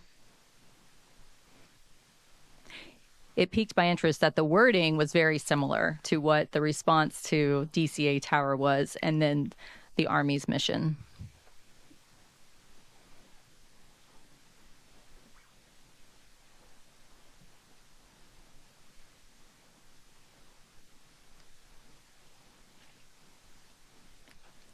That's for you, Colonel DeForest. I apologize.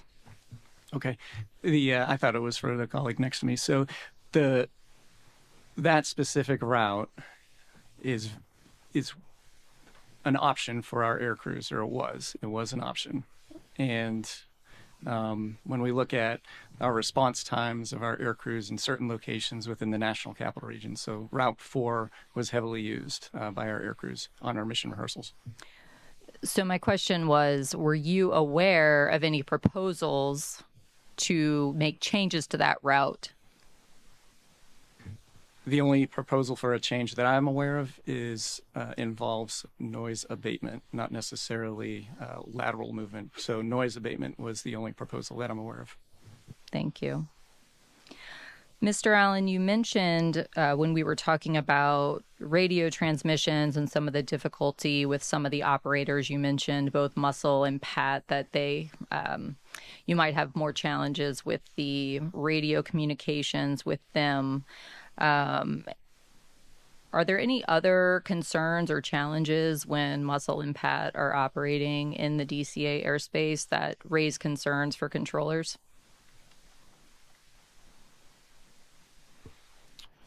I think additional concerns are they do conduct a fair amount of training missions. New folks arrive on base or maybe come up from a National Guard unit or something that aren't as familiar with the airspace. So being unfamiliar in a high volume, high complexity airspace naturally has its own challenges.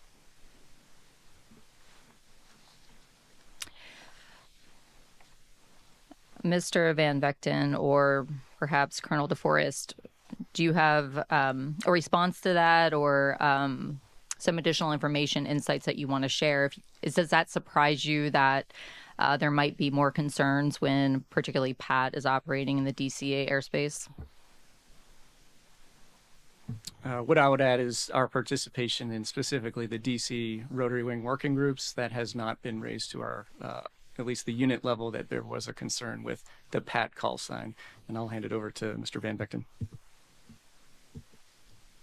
Yes, I was a member of the DC Helo Route User Working Group. Some of the concerns that were brought up were noise abatement was the main one. And then when police and MedStar are operating in the zones, just keeping military rotary wing aircraft out of the zones. That was a couple of the concerns that they brought up, because we know that when a police helicopter is in pursuit, both people inside the aircraft are probably looking inside or looking down in the street, and they're not looking outside the aircraft. So we avoided the zones that were active, and anytime Falcon, which is the DC Metro, was active in a zone, we would avoid those zones. But I was not aware of any requested changes. Mr. Allen, going back to the proposal to make changes to Route 4, do you recall when that proposal was made? We had attempted it when I was part of the helicopter working group in the 2021-2022 timeframe. Okay, thank you. And was there a documented proposal that you recall?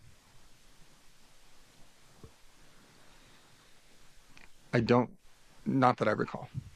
Okay. Mr. Dressler, we've talked about concerns about certain operators in the DCA airspace. From your perspective, are there any operators that you feel cause concern for your operations? Unfortunately, yes. And I don't take any pleasure. I'm a former Army aviator, and I'm a retired Air Force officer. And I don't like to say that that the Air Force First Heli is a concern, and I really don't like saying that 12th Aviation is a concern. But it was a widespread concern, and it was noted to the battalion commander previous to the current one in about 2022 or 2021 by a member of our group, that there was a significant issue with both training and attitude toward operations within the DC airspace. And could you expand? So how did that affect your operation? Well, when you combine that with our 2017 near miss my company and the other operators in the area either curtail operations, or there's not much we can do when we have a medevac patient and we're trying to get a critically ill patient where we need them to go. But our best answer is to maintain extra vigilance. It's an extreme challenge, especially when those aircraft are not usually transmitting on ADSB, and I can't see them on my traffic system, and all kinds of challenge inherent there. I think our best answer is extreme vigilance. I know in our company policy, we fly as high as possible, so we'll take the maximum of any of the zone or route altitudes. And the air traffic controllers, we have a fantastic relationship with them and have always had that, where we can ask for something different. So if I need to ask for a deviation, and the same with all of our members, we're not bound by that, and they'll grant those requests whenever possible. The best answer I have for you is see and avoid, which is the basic tenet of every aviator on the planet. Thank you. I'm going to jump to a different question because that's twice now that I've heard see and avoid being used. So, Dr. Kastner, if you could talk about see and avoid, what are some of the benefits of it from a pilot's and an air traffic control perspective, but also what are some of the limitations of see and avoid? Well, see and avoid is one of our most basic, familiar cognitive perceptual faculties. Is when we use our eyes, ears, and attentive minds to look out for hazards, anything that might get in our way. The advantages is we have a lifetime of experience of using it. So we don't need the user's manual. And then comes the problems associated with it, in that our ability to pay attention is very narrow. Even our focused vision, if you hold your thumb out at arm's length, that's about how much you can see in focus at any one time. You can hold a book or a page behind it, and if you stare right at your thumbnail, you find that you can't read the words even beside them. So that's quite limited right there. So we get good at knowing where to point it, and we also benefit greatly from any kind of clues, hints, tips, where to point our eyes in a complex situation. And the more we know, the more information we get, the better we get at it.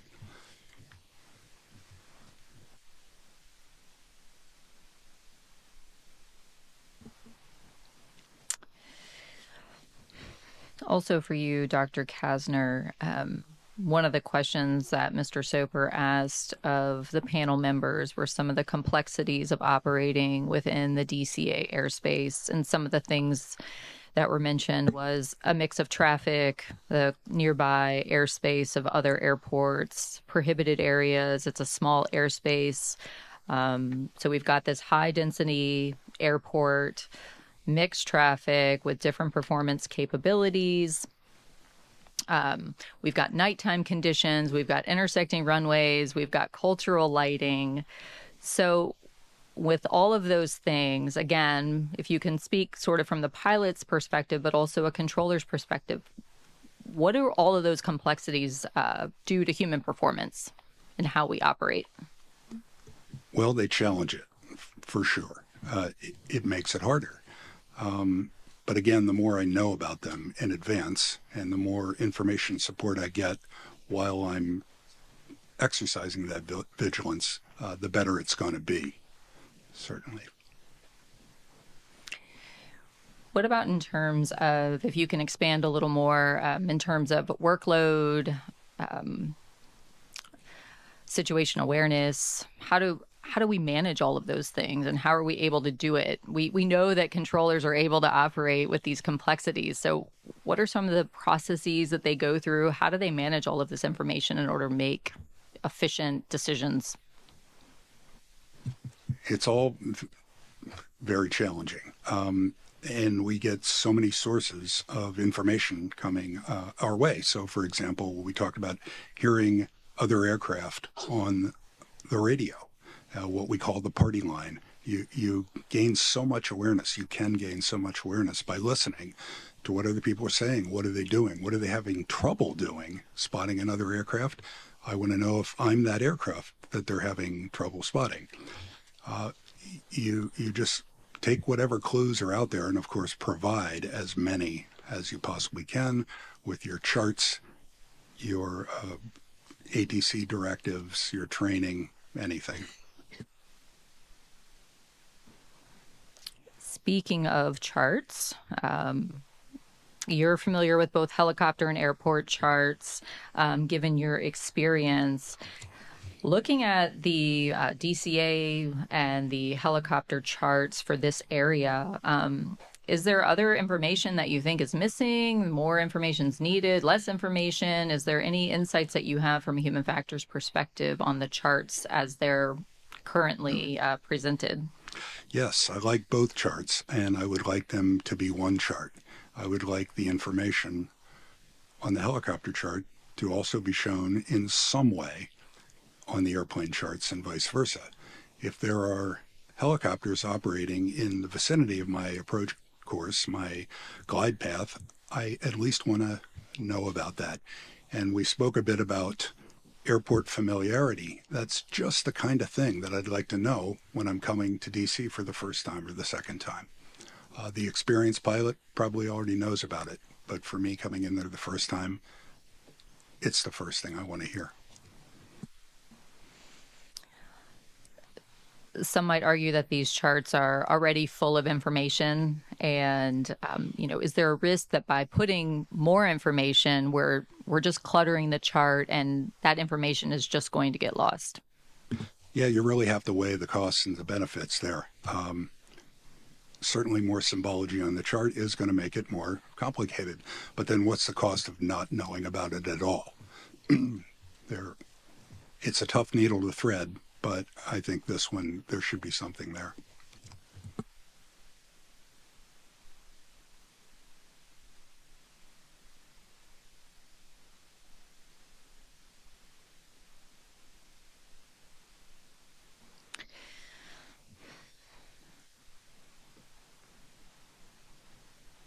Mr. Banning's opening presentation of the air traffic control audio. The controller was talking to a lot of aircraft at this time. We've got a helicopter that's got visual separation. So the expectation, of course, is that they're going to see and avoid. They said they have the aircraft in sight. What does that do to, from a controller's perspective, how does a controller, from the human factors perspective, so I'm talking to another aircraft, and how do I switch gears from this primary task that I've got aircraft calling me, I need to talk to them, now I need to shift gears and say, wait a minute, this guy who I thought was maintaining visual separation is now on a conflicting path with another aircraft. And so how does that information processing work, and how do we shift gears in order to from that primary task to another primary task? Well, I'm certainly no air traffic control expert, so difficult, but it sounds like workload and complexity to me. And another thing we call context switching.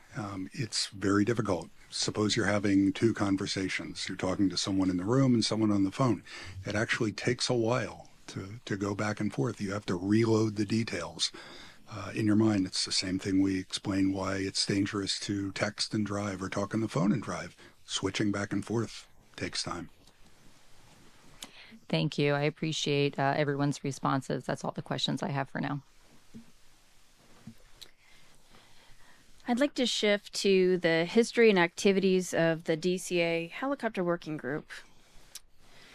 Mr. Allen, we learned through post-event interviews that there was a DCA Helicopter Working Group founded at the DCA Airport Traffic Control Tower that may have looked at these very concerns, and that you participated in the activities of this group for a period of years. Is that correct?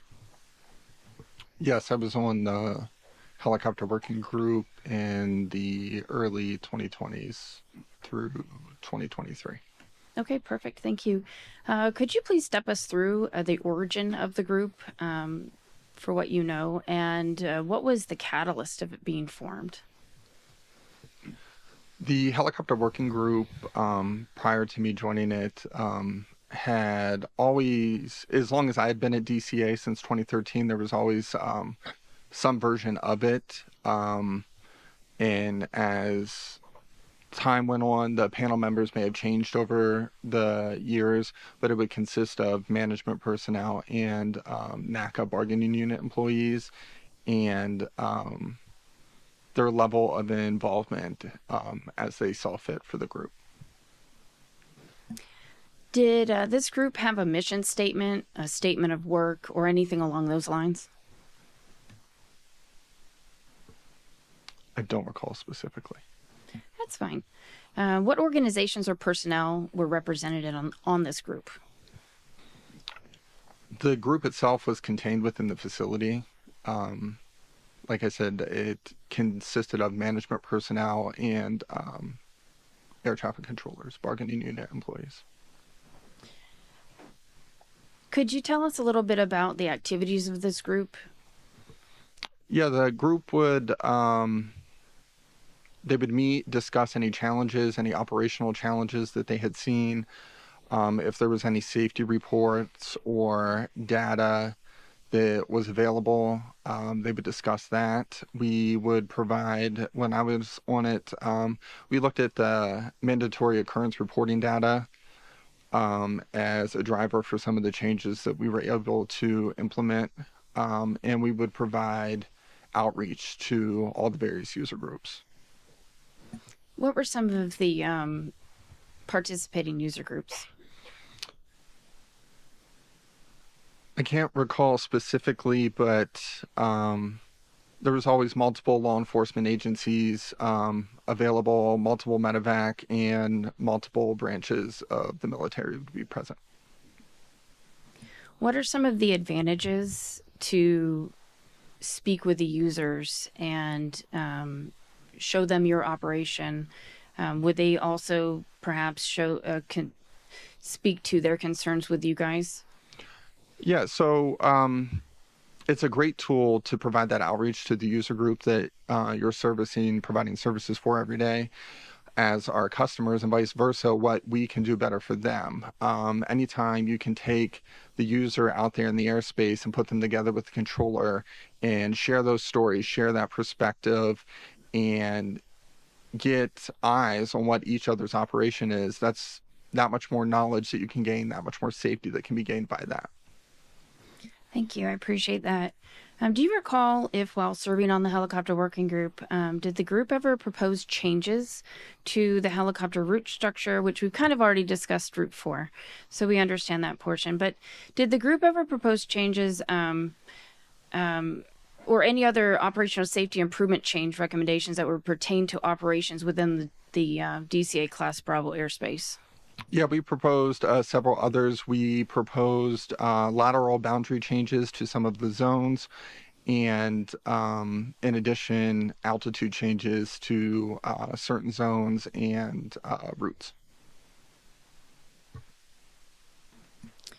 Was there any formal, safety risk management process conducted in assessing these change proposals?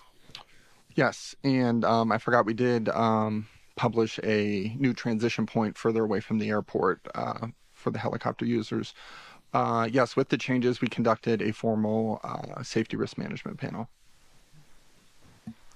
Do you recall the response provided or the disposition of any of the group's recommendations? And if so, how or from whom were you informed or advised? We conducted the safety risk management panel after multiple rounds of meetings with the user groups and making adjustments as needed, and settled on a final product. We conducted the safety risk management panel, and I believe the final document, there was no hazards identified with the changes that we were going to make. With that, since there was no changes left to make, we had environmental study done. That was completed, and the last part was charting the changes that we had proposed.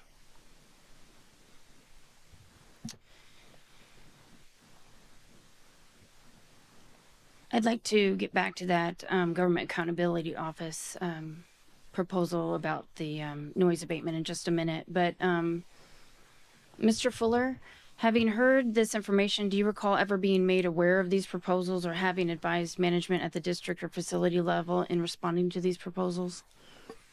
I believe the specific proposal he's discussing was in 2022, 2023, sometime around that frame. And those helicopter chart changes were made and weren't effectuated.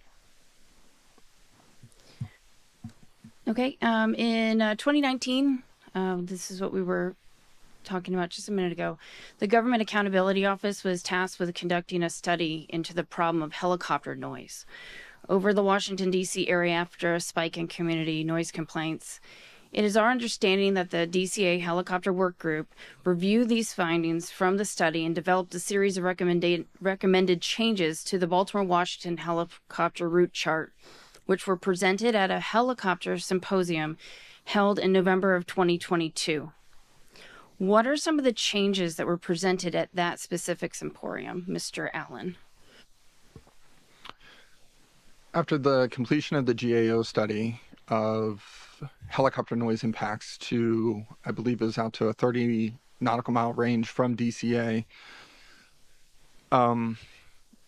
the regional administrator had come to DCA and shared the study with us and asked us to take a look at it and see, hey, is there anything better the FAA could do with noise? The local helicopter work group took that information, reviewed it, and then looked at our own internal safety reporting that we had and saw some areas where, hey, we could make this better. So we can improve noise and improve safety all in the same scope. So with that, we came up with the proposed changes that were implemented in June of 2023.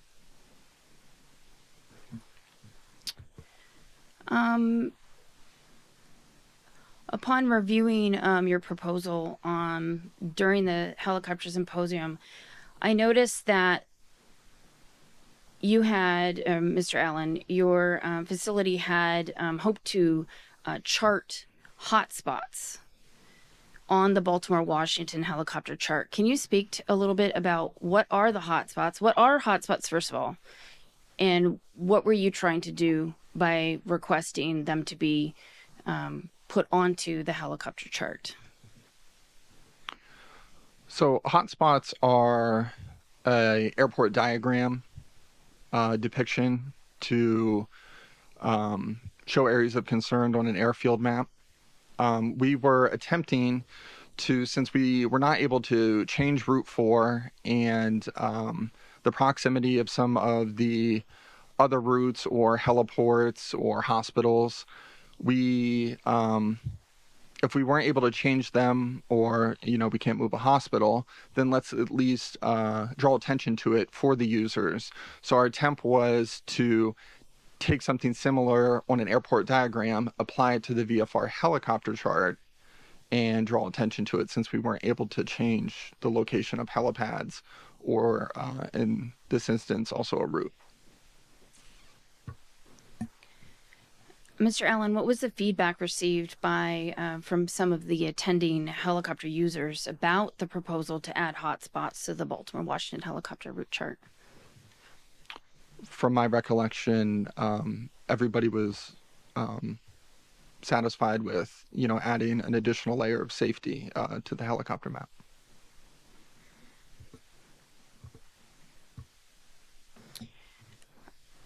Mr. Allen, as we spoke before, you mentioned that there was a safety risk management panel convened in approximately April 2023 to assess the potential risk of these proposed helicopter route chart changes to include the hotspots.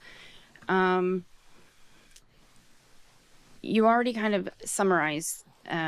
Well, could you please clarify, what was the findings? What were the findings of this panel?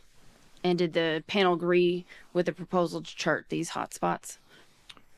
the safety risk management panel concurred with all the proposals and identified no hazard. Thank you. Ms. Murphy, this is for you.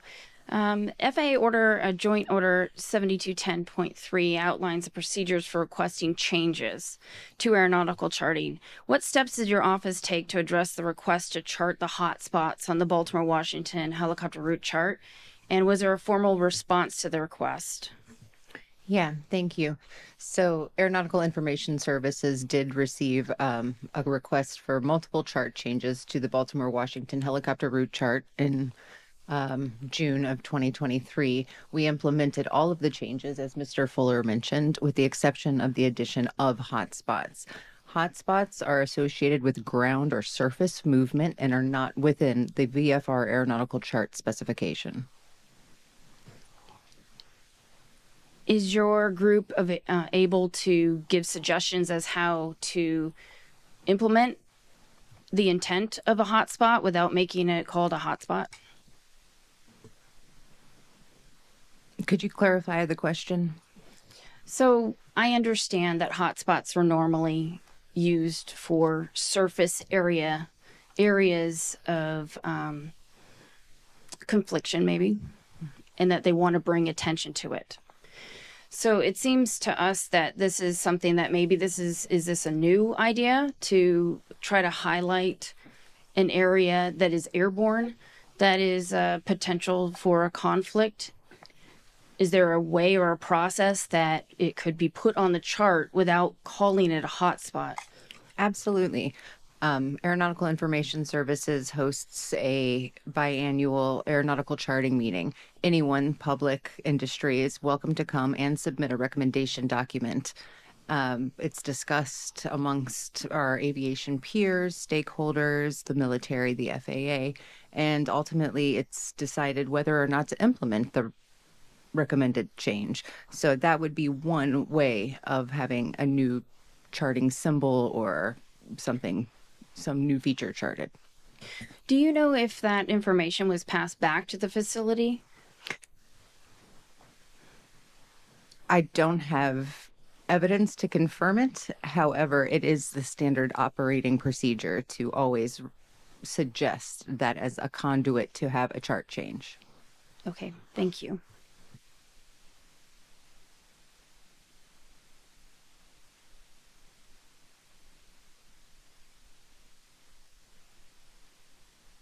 I think I'll pass it to Van. Thank you. Okay, before I get into ADSB policies and procedures in the airspace, I have a couple of follow-up questions I'd like to ask. Mr. Allen or Mr. Fuller, the FAA said that earlier that the altitudes on helicopter routes were recommended altitudes. So does that mean those operating those altitudes can vary on the route unless otherwise instructed by ATC? Yes, those are recommended altitudes on the charts. They are not regulatory in nature. These are VFR charts. Those aircraft do have a requirement to maintain clear of clouds, avoid other aircraft, maneuver as necessary. If air traffic needs a specific hard altitude in Class B airspace, they will assign it. There are some helicopter charted areas that only mention an altitude at or above or at or below and don't have a finite altitude for helicopters to maintain. And I'll pause here and see if Mr. Stowe would like to provide additional information based on his technical knowledge. Yes, that would be accurate. Especially considering there are specific pilot requirements for Title 14 CFR 91-119. There may be other pilot limitations, such as Part 135 operators, for example, have a minimum safe altitude of 300 feet, so they would be unable to comply. It would be the expectation of air traffic that if, in the event, a pilot would require a different altitude than one that's specifically assigned, that they're cleared on or assigned, that they would advise air traffic. So if a pilot's not assigned an altitude but cleared for the route, should they consider that hard altitude symbology on the chart as their assigned altitude? I think it would. I would have to review the specific phraseology and the details.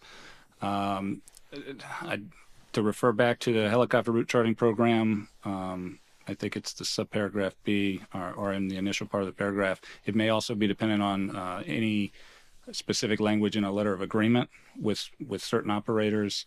So I think I'd have to have some context or a specific example. Okay, thank you.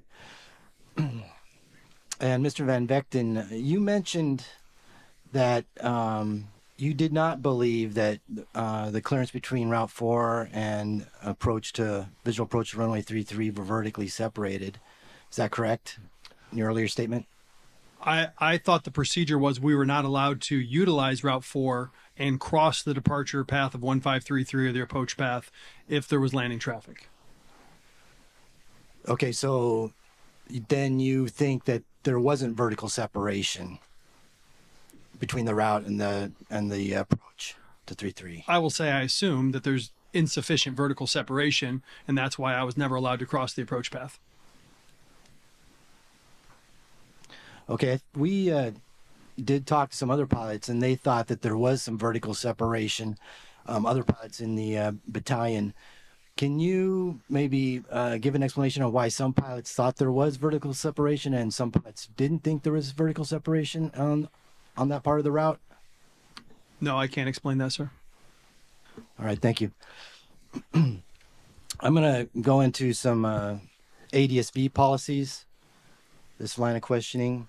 So, Colonel DeForest, what was the ADSB use policy for the 12th Aviation Battalion at the time of the accident? So at the time of the accident, and this is always the case, we, our battalion's entrusted with the lives of some of our most senior leaders. So both safety and security. So applying risk management procedures at the time of the accident, we perceived the risk of security as paramount. Knowing ADSB out, what that the signals it sends out, we assessed that was a risk that could be mitigated. So the policy the day of the accident was to have ADSB off anytime you are conducting anything related to the mission, i.e. flying near a mission route or location. And what guidance did you have to develop this policy? At the time of the accident, it was Army policy, and which we were in compliance with, in addition to the MOU between the DoD and the FAA. Okay, thank you. And when the aircraft are operating ADSB off, are they required to broadcast mode 3A and C? Yes, they are.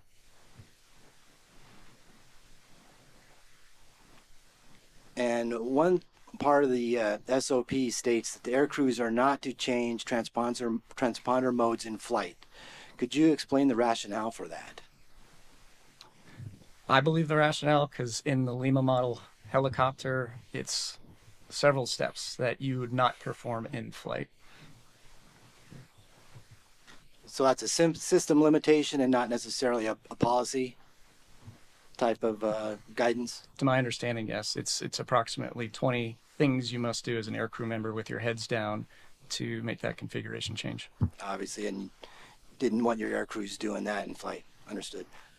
From your knowledge on the on PAT 25's route of flight, were they utilizing mission routes or mission sites that would authorize them to use the ADSB off policy of the SOP? Yes, they were. Thank you. This question is for Mr. Dressler.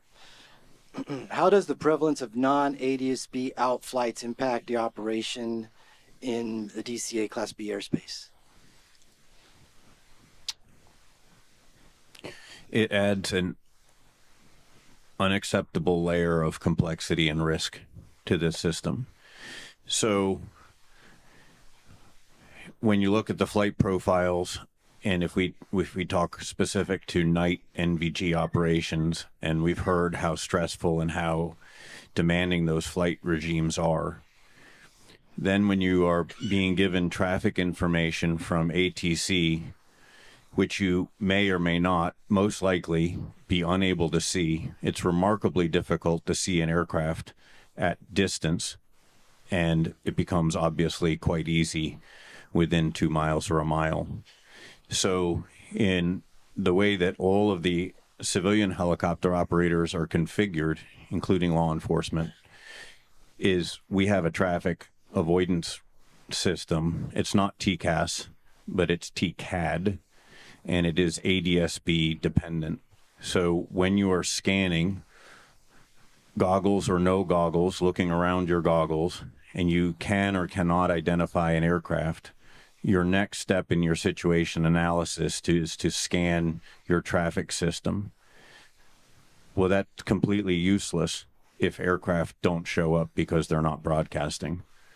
So it adds an enormous risk that, in fact, having talked with other DoD units, I do believe there is a specific use case, limited specific use case, and I think that the other units that we've spoken with, which I don't think I should name publicly, but the other DoD units, with their national security mission in very specific circumstances. I think your question, I hope your question is more about the general application or lack of use of ADSB, and the user group finds that to be an enormous risk. Thank you. How often do you observe helicopters within the DCA Class B airspace operating with ADSB out off? Every day. Every day. Including to this day.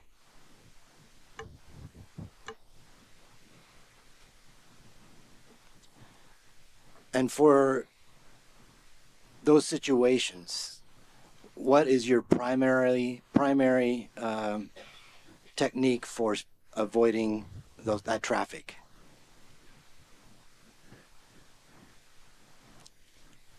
We rely upon air traffic control for Class B separation.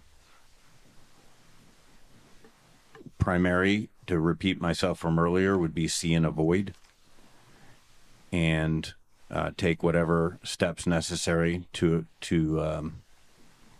change our route, our altitude, our airspeed to avoid, and further try and emphasize on frequency, make a call that might restate that we're operational. So a law enforcement member might have notified air traffic control that they're on an orbit, on a mission orbit, and perhaps the air crew of the other aircraft, specifically DoD aircraft, may not have heard that. Maybe they were coming off of another frequency, transitioning, say, from Andrews into DCA.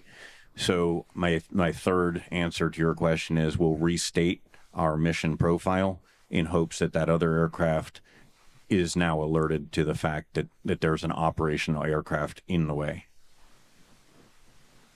Thank you. This question is for Mr. Allen. How does the prevalence of non-ADSB out flights impact air traffic operation within the DCA Class B airspace? With our STARS radar that we use with fusion mode, the ADSB out off has no impact. Would an air traffic controller know if an aircraft was or was not transmitting ADSB then? No, we're not required to have that capability turned on the radar screen. Does having aircraft with ADSB out off, does that impact any of the ATC services that you can provide? No. From an ATC perspective, is there any safety or operational benefit to aircraft that are operating with ADSB out on?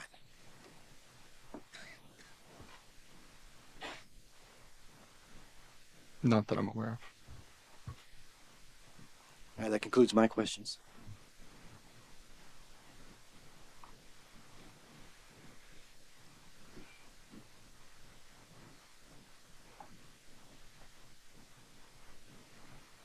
I actually have one follow-up question here that we were discussing. I hate to go back to this one same area again.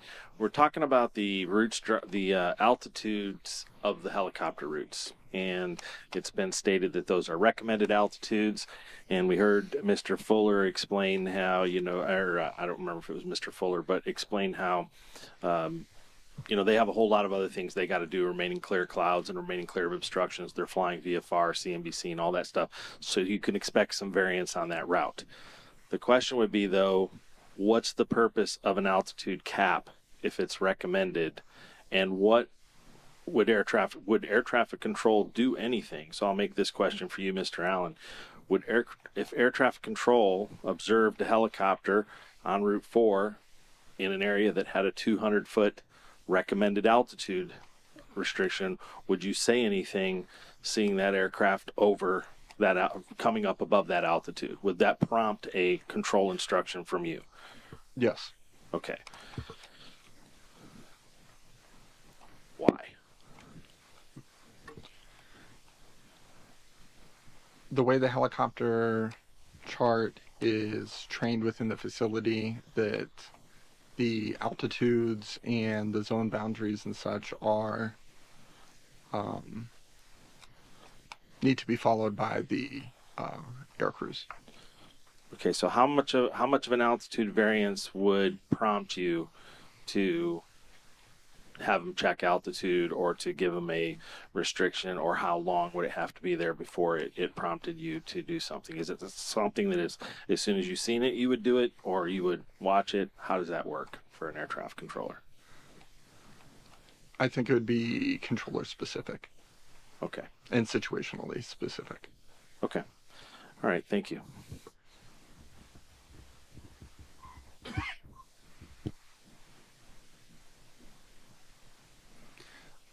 One follow-up with that same line of questioning from Mr. Soper. So you just said it was controller specific. So is there any FAA guidance in terms of altitude deviation when you should start talking to a flight?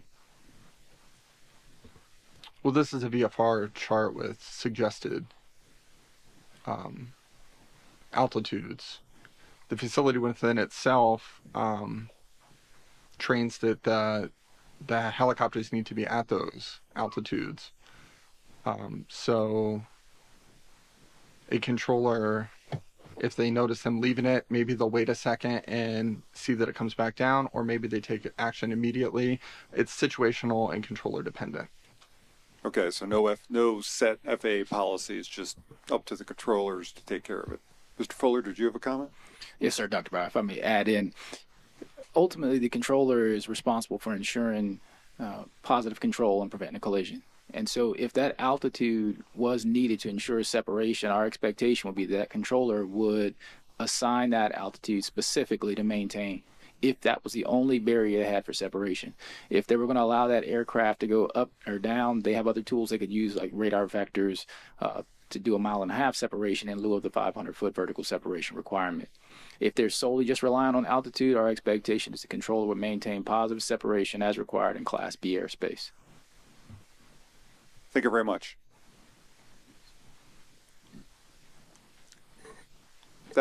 That completes the technical panel's questions for the moment. Thank you very much, Dr. Bauer.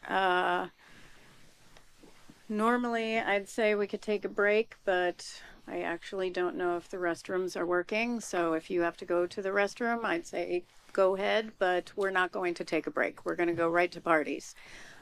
So we are going to go ahead and start with the U.S. Army in reverse alphabetical order. Thanks, Madam Chairwoman. Just clarification for the FAA. We talked about within the Army conducting, on the night of the 29th, conducting what we would call an annual proficiency evaluation test. Do commercial carriers and other activities conduct similar tests within Class B airspace?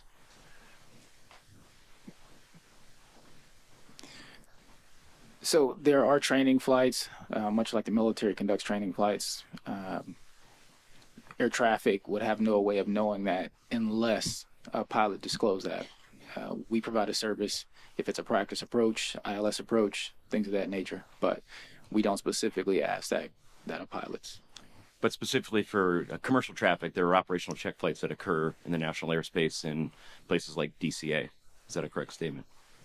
I believe so. I know there's a special pilot certification that you need to land and operate within DCA. I would defer the question to some of our airline colleagues here to answer that specific point.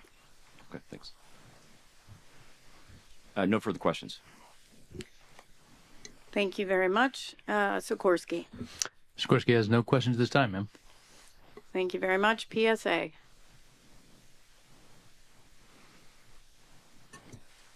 Thank you.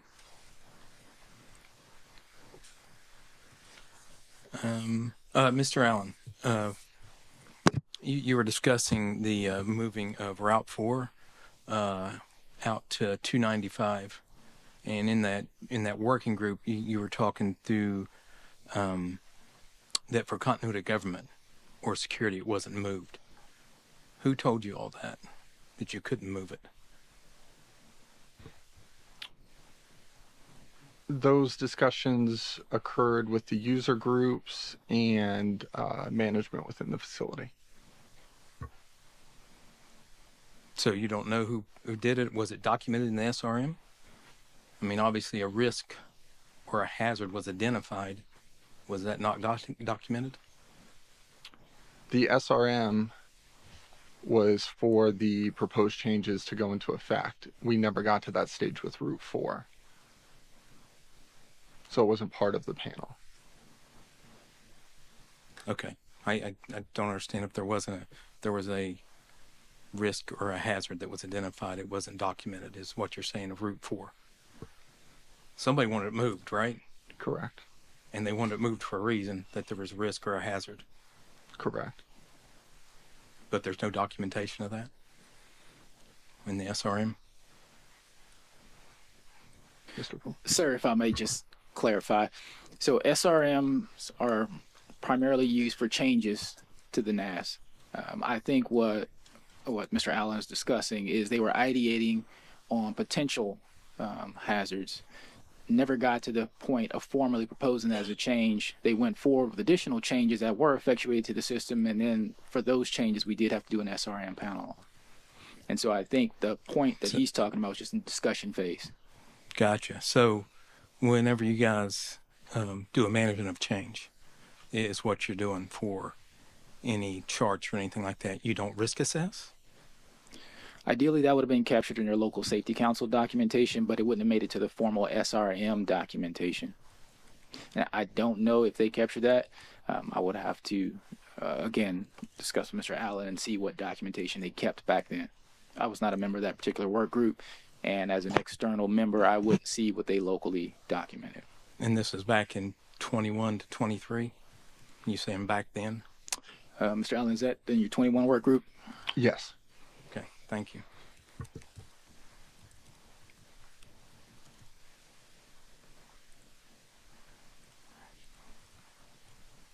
Okay, sorry, I'm trying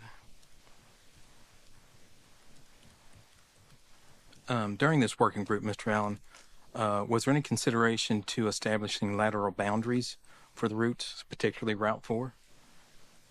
No, there was not. Not at all. Thank you.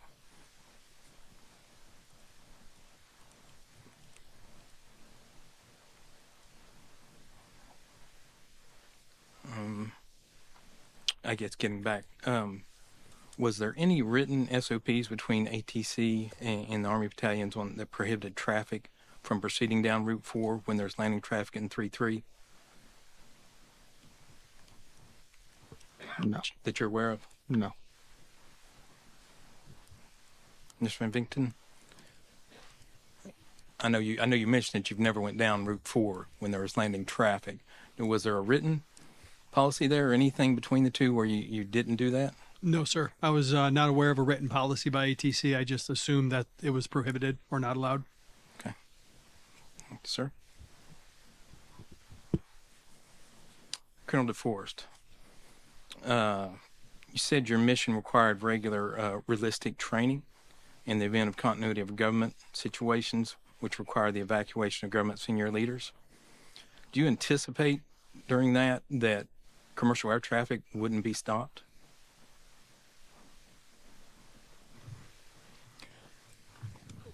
Tough, realistic training has to, if you think of the different scenarios, our response times are very quick. And I'll use 9/11 as an example, the amount of time it took for commercial traffic to land. It probably was minutes, less than an hour across the entire country. So we have to factor in there will be commercial traffic in this airspace. So there would be time to clear the traffic, is what you're saying? Sorry. That is correct. Yeah. Okay. Just curious.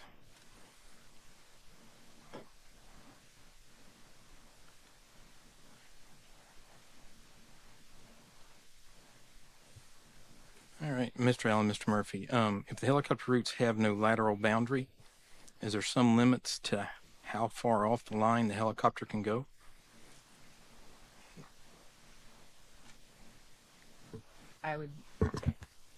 It's an air traffic control decision. There's no charted limits.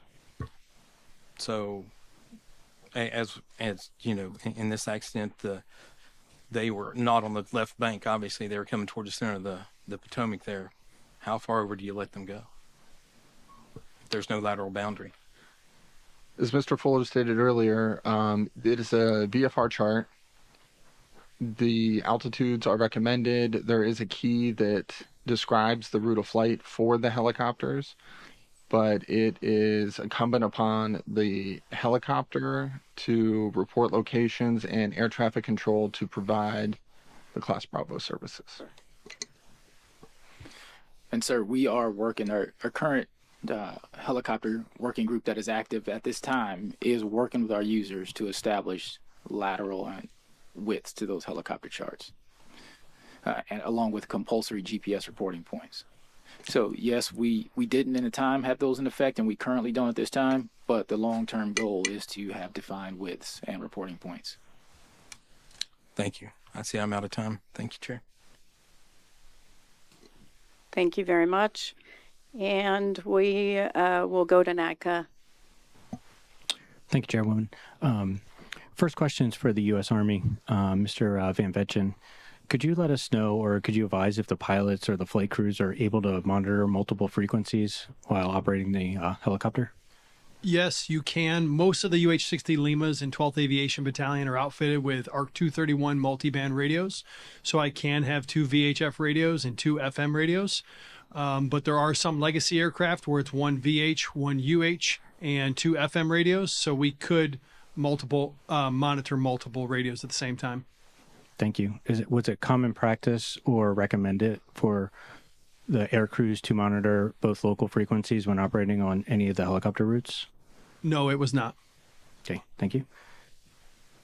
And then just going back to your time operating, and you spoke of operating on Route 4 with, but not with aircraft landing runway 33, thought that was prohibited. Were you ever operating on Route 4 with aircraft arriving or departing National Airport? The airport in general, yes, sir. Thank you. Just over Mr. Stowe or Ms. Murphy, just regarding the charted helicopter routes, are they considered ATC instructions? No, they are not. They're recommended paths. Okay. And then if the paths are only recommended, how does one know when to use the recommendation or not? What is the expectation? To follow air traffic control guidance. So they would be cleared on the recommended route? That is my understanding. Okay, thank you. And then just with the design of the route, is the intent of the route to be separated from other routes or other obstacles, aircraft, anything along those lines? I don't know the answer to that. I can add that it's probably very situationally dependent locally on what the needs are of the facility.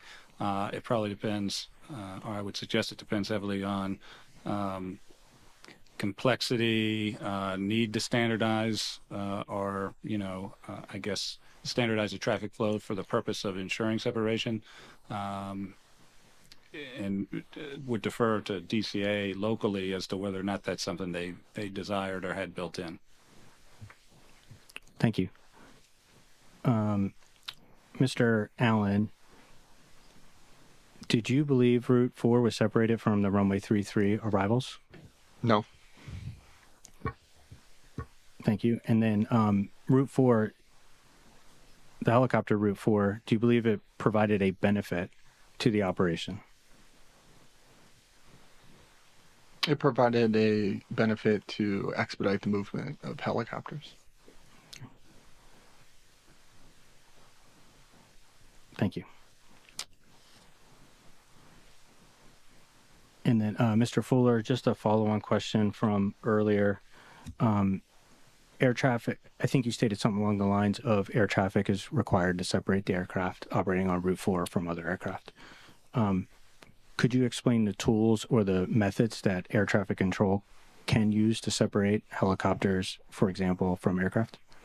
Absolutely. They can assign altitudes. They have a certified tower radar display, and they're trained on providing suggested headings, altitudes, courses to deconflict those aircraft. In addition to visual holding as another tool, they can instruct the helicopter to hold at a prominent obstruction like Haynes Point, like was previously mentioned. There's a myriad of options for controllers in Class B to provide positive control there.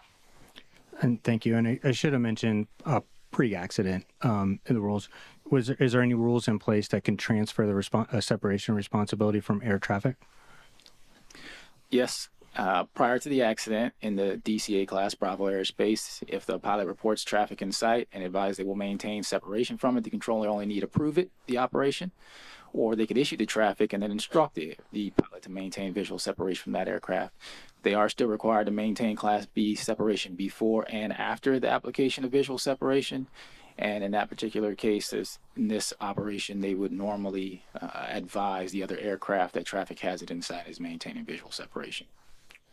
Thank you. No further questions. Thank you very much. FAA. Thank you, ma'am. Chief Warrant Officer Van Vechten, can NVG be qualified in a simulator? No, you cannot. Okay. Mr. Stowe, if routes are not procedurally separated, what's required to maintain legal separation in Class B airspace? In Class B airspace, it would be dependent on a number of the tools previously mentioned by Mr. Fuller.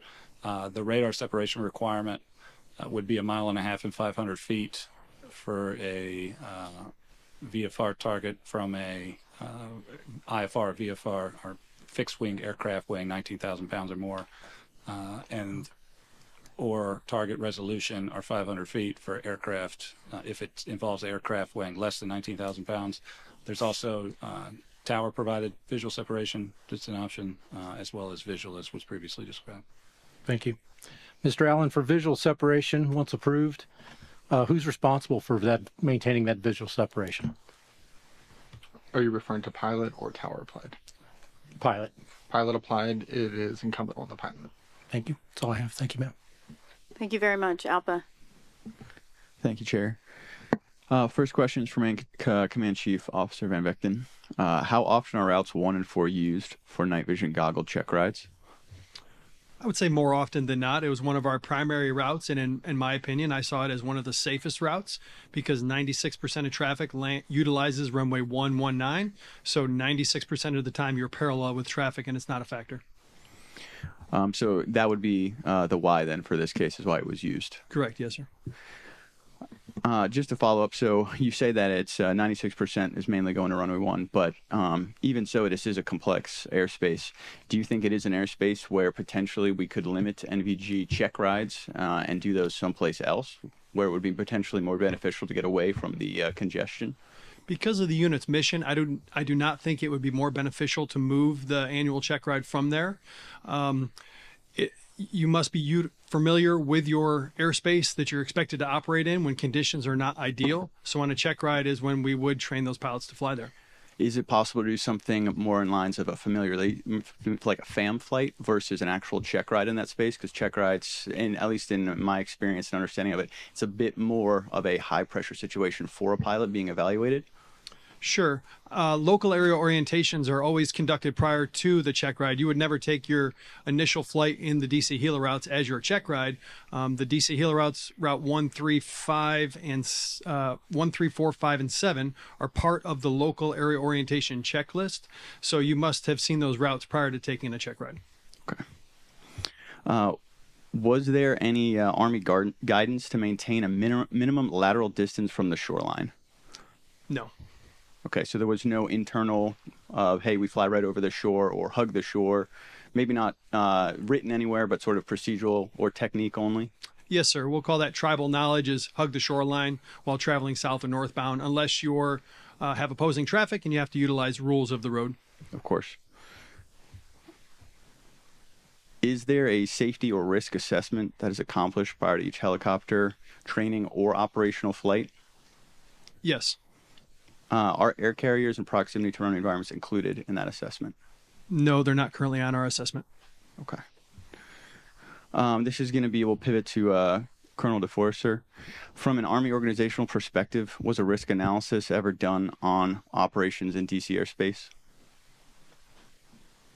It would have been included in the previously referenced risk assessment. So we have, part of the risk approval process, you're going to receive your mission, you'll do detailed planning, rehearsals, map rehearsals, TTXs, talk to your briefing officers, things of that nature. So yes, we do conduct rigorous risk assessments prior to each flight. So it is specific then to the individual pilot risk assessment that pilot does and then brings that to specific other personnel within your structure. Absolutely. And there's a lot of different considerations. You're going to look at the crew, the composition of the crew, the environment, the tasks to be trained. So all those items that introduce, or those aviation risk factors are discussed. And once again, just to clarify, was runway 33 approach traffic included specifically in this risk analysis? Not on the 29 January risk analysis, or RCOP. Was it in general, and is it now, in general, was it ever included? It is now, after the accident. And were also the limitations of seeing traffic with cultural lighting under NVGs in that specific area also considered? On the day of the accident, or the night of the accident, yes. That's or any previous with cultural lighting in that specific area? Is it just a general practice to consider cultural lighting in that area? Absolutely. Time of day, cultural lighting, illumination, weather, things of that nature. So yes. Thank you, sir. Back to you, Mr. Van Vechten. Just to clarify once again, I'm sorry we've asked you this point so many times, but you were under the impression that procedurally helos were required to hold if aircraft were landing on runway 33. Is that correct? Yes, sir, that's correct. So if you were cleared to transit onto Route 4 and then were told there was traffic circling to land at runway 33, would you have assumed there was procedurally something incorrect and that you were potentially in conflicting airspace? Hypothetically, if that had happened, I would either query Tower, or I would probably at Haynes Point have made a left turn to go northbound on Route 1 towards Greenbelt. Or possibly just hold at Haynes Point as well? Correct. Okay. Another one for you, sir. What is your normal crew composition for night training missions? What do you mean night composition, sir? Specifically, is there a minimum requirement for your crew to crew the aircraft? I'm assuming left seat, right seat, and then one crew chief in the back. Yes, sir. That's the minimum. Pilot, co-pilot, and crew chief. Was there ever consideration given to doing 2 crew chiefs in the back to increase see and avoid potential or just visibility outside the aircraft? There are certain mission sets that require a second additional crew chief. External load operations, medevac operations will have a second one, but an additional set of eyes doesn't necessarily increase safety. In this case, the crew chief was sitting on the left side, so in the best position to see the aircraft. So an additional crew chief would not have increased the safety. Thank you, sir. That's my time. Thank you very much. Before the second round by the parties, we're going to go ahead and take I'd prefer a 10-minute break so we can get back into it. I'm going to ask if there is a line that people let the board members go first in the restroom so we can come back and convene everyone. Sorry to pull rank there. Thank you so much. All right, we're going to start with the second round, starting with the U.S. Army. Thank you, Madam Chair. Just want to come back to 2 points that were made in the previous session. So I guess it could be addressed either or to both Mr. Dressler or Mr. Allen. Both of you discussed reputational or issues that you had identified with either PAT or what you call muscle, which I guess is Helo Squadron 1 in the Air Force. Did any of those impressions that you had or issues have result in mandatory observance reports or pilot deviations? I just want to understand if there was any formal documentation of those. Internal to the air traffic control tower, there were mandatory occurrence reports that had those, as well as it was documented in one of our helicopter work group meetings where we played a radar playback of what had occurred in one instance. I just ask if able, could we get those submitted into evidence just so we can review those? And I'll ask the same question over to Mr. Dressler. Sure. So, yes, in 2017, the pilot filed an aviation safety report particular to the near miss with 2 Black Hawks around Haines Point. And then subsequent to that, one of our members who has 38 years of flying in this airspace and 7,000 hours had specific conversations with FAA and the former battalion commander in about 2021 about incidents involving 12th Aviation. Okay, I think I just again ask if we could get those, if they're not part of the record, if those could be added to the record. I'll confer with Dan as we continue to go through questions and circle back. Okay, thank you. Second question, just want to go back to in the previous panel in the morning session, we talked about, this has to do with the design of route structures and procedures. We talked about the inherent deviations associated with instrumentation in aircraft in general. And the question I had asked earlier was, how are those taken into account when developing route structures? And if you know specifically for places like DCA where it's crowded. That'd be for someone in the FAA. I think it's part of that local international interaction with the users and operators in understanding unique needs and our concerns, as well as the process for safety risk management and review of whatever changes are made or implemented. That's certainly something that we would be interested in. But specifically, how is that taken into account in the development of the route structures? I mean, it's obviously very paramount here. So it's a high traffic area. It's very limited in space, but in general, does the FAA consider all those deviations when they're developing procedures? So I think what we do is we consider the potential conflictions when we make those recommended altitudes.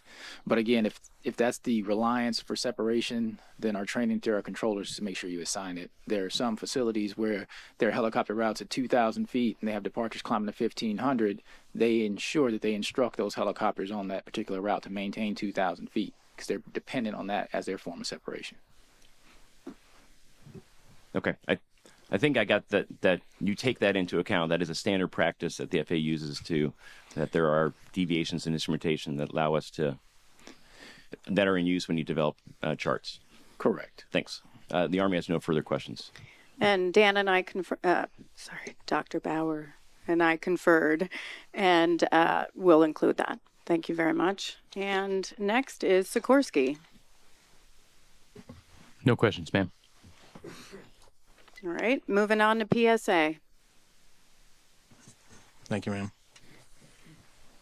Ms. Murphy, when the suggestions to add hotspots on the charts was made, you said the proposal was not adopted because hotspots are related to ground operation. You later said anyone can propose changes to the chart. Is the case that the facility suggested the change, but the change was rejected because concerns about terminology? No, the change was rejected because it's not within the standard or specification to show on a VFR aeronautical chart. In order to do so, that governing body would need to adjust. And to do that, we would have to implement a requirements document. For a hotspot that's... Or, I think as Ms. Lewis mentioned, I mean, it could be called anything. Hotspot, whoever the proponent is would suggest the name. Is there any action on that now? Is there any talk of that now to do that since this event? No, there's not. So we have not specifically added the term hotspot on there, but Mr. Stowe, I believe, can provide some information on what we have placed on the charts in those particular areas around caution alert areas. So what we did since January 29th, was added a graphic to the back of the chart supplement.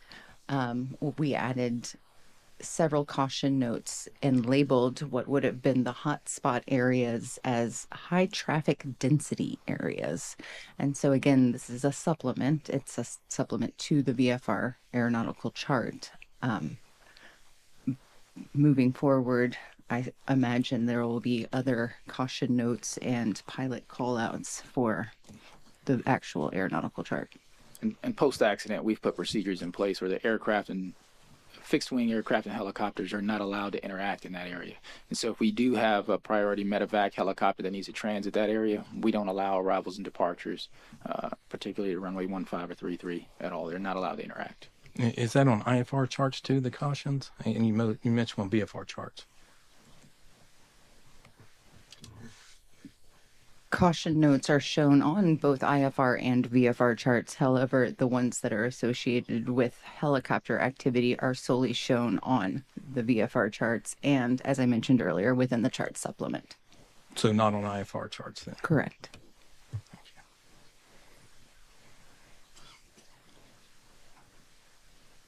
Mr. Regan, is there any written policy about procedures not to cross the approach paths of landing aircraft? No, sir. Nothing there from Route 4 or anything like that? No, sir. whatsoever? Nothing I'm aware of, no. Thanks, sir. And then back to Ms. Murphy. You say the routes are suggestions, but if ATC clears a helicopter to follow a route, isn't ATC actually instructing the helicopter to comply with the chartered route, which makes the following the route mandatory? I guess this can be for anyone up there in the FAA too. I think in the cited example where there's an actual ATC clearance or operating instruction, so that would fall under compliance with 91-123 and Title 14 CFR. So that's why I think earlier I suggested that it may be very situationally dependent on the phraseology and specific instruction or what may otherwise be contained in an LOA. So if you're cleared down Route 4, cleared, that's not a suggestion, that's a required route. Yes, in the case of VFR operations down a VFR helicopter route, it would still be or should be expected that they are going to deviate as necessary to maintain clear of clouds, maintain obstruction clearance, and minimum safe altitude requirements. Okay, and that's without any request to ATC? They can deviate as necessary? If they're assigned a specific altitude and would be unable to comply, the expectation would be that they notify air traffic. Well, they're assigned a specific route. So I guess we get back to the same thing. You've been cleared for a specific route. How do you know if you're on that route? There's no lateral boundaries. Correct. So, and again, this goes back, I think, to the general intent of chartered helicopter route. I guess to go in a little bit more description, there's only 8 chartered or published helicopter route charts. There's plenty of facilities that don't have helicopter route charts, and a helicopter may check in requesting ingress or egress or transition along any route of flight, and it would require air traffic to provide an instruction if it's necessary for separation of aircraft. So if that's that's part of that local interaction and engagement with industry would be to understand where the standard traffic flows are. So these could be charted so that a helicopter checking in on a route, there's an expectation for air traffic as a general expectation as to where they're going to operate that air traffic could use for general flow. And if it's needed or necessary for specific separation criteria, air traffic would still be responsible for applying either lateral radar, tower visual, or visual separation. I think you said it. They're expected to be on the route. Generally, yes. Thank you. I think we're going to have to go to the next. Okay, great. Thank you very much. And it's NADCA next. Thank you. For Mr. Stowe, going back to the 75-foot discussion regarding the top of Route 4 and the bottom of the glide path to runway 33, that is not is it correct that that is not intended to be a form of separation? Correct. There is not a required vertical or lateral separation between those routes, no.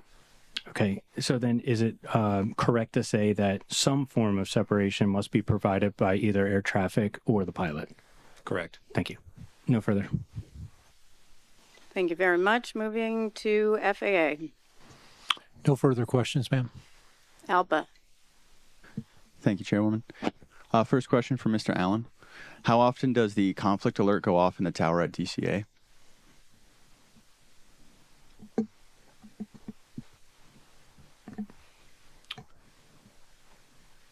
Within the parameters that it's set for, I can't compare it to another a standard facility. shift, say? Whenever the parameters dictate it to alert. Would you say it's often, though?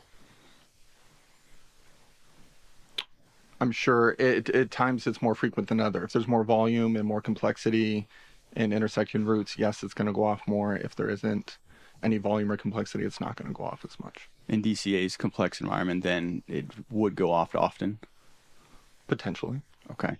Do you think that that's possibly enough to desensitize the controllers?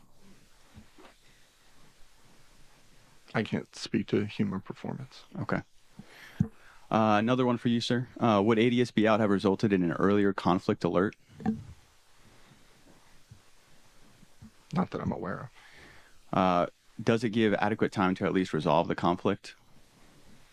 Specifically the conflict Yes, alert. typically when it goes off, yes. Does ATC have the tools to protect aircraft in these low altitude environments, specifically where some of their equipment has also become inhibited? Yes. Okay. This is more of a general question for the FAA, so please, if anyone else has input. Has the FAA mandated the publication of helicopter routes on charts used by air carriers in the vicinity of Class Bravo airspace? Not that I'm aware of. If you're specifically talking about IFR charts, yes. No, we have not mandated that. In lieu of this, can we just simply ask why not?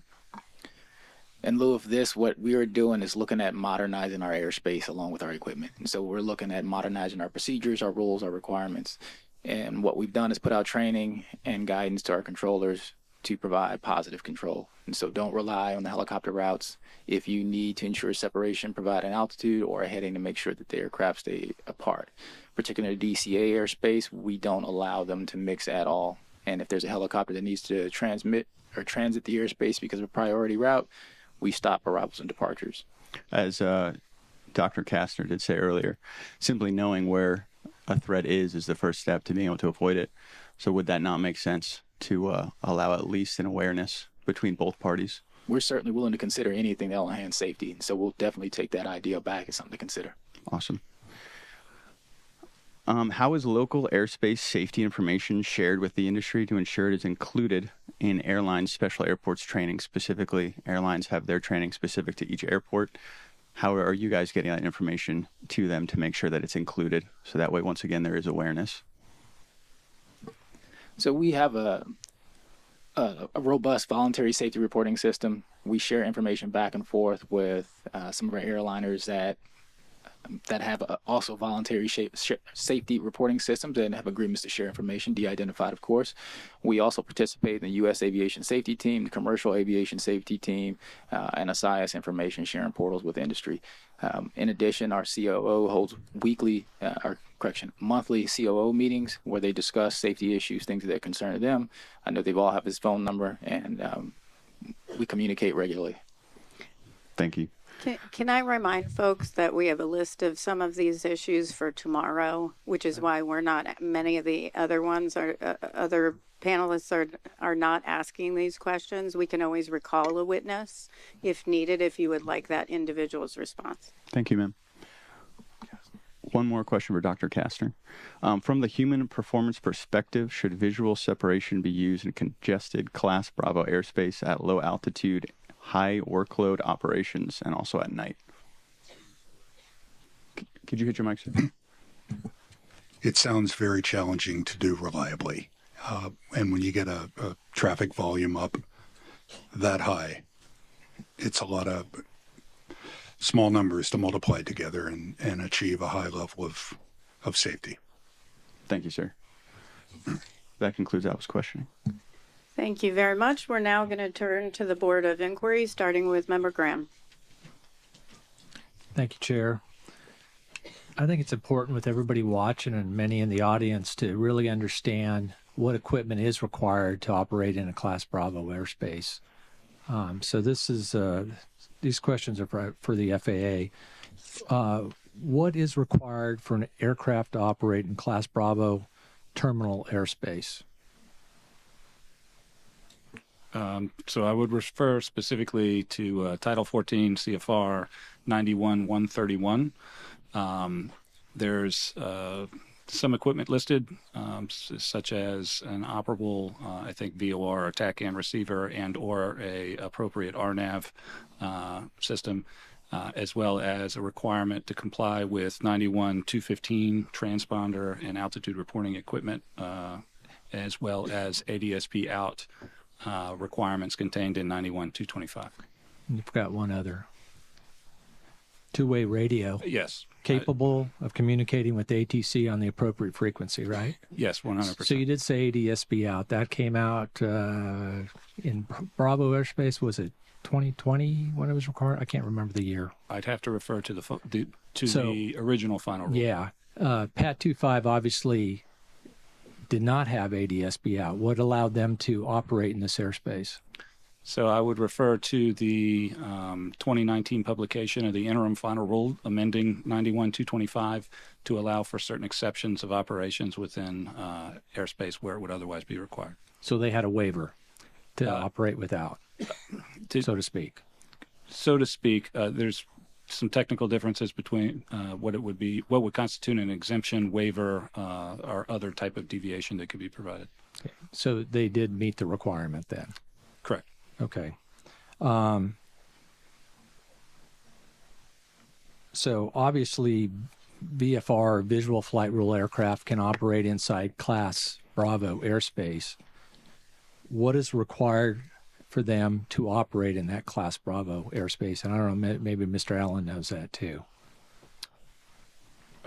I can jump in as well. Okay. It would be the same as for any other aircraft, minus the pilot training requirements in 91-131 that might not be appropriate for that for Army pilot, that type of flight. But generally, it would be a Class Bravo clearance. A clearance, right? Correct. Obviously, a clearance. Okay. And two-way radio communication. And they obviously had clearance listening to our presentation at the beginning. They had received clearance in. So we talked about the ADSB was required, but they had a exemption or whatever you want to call it to do that.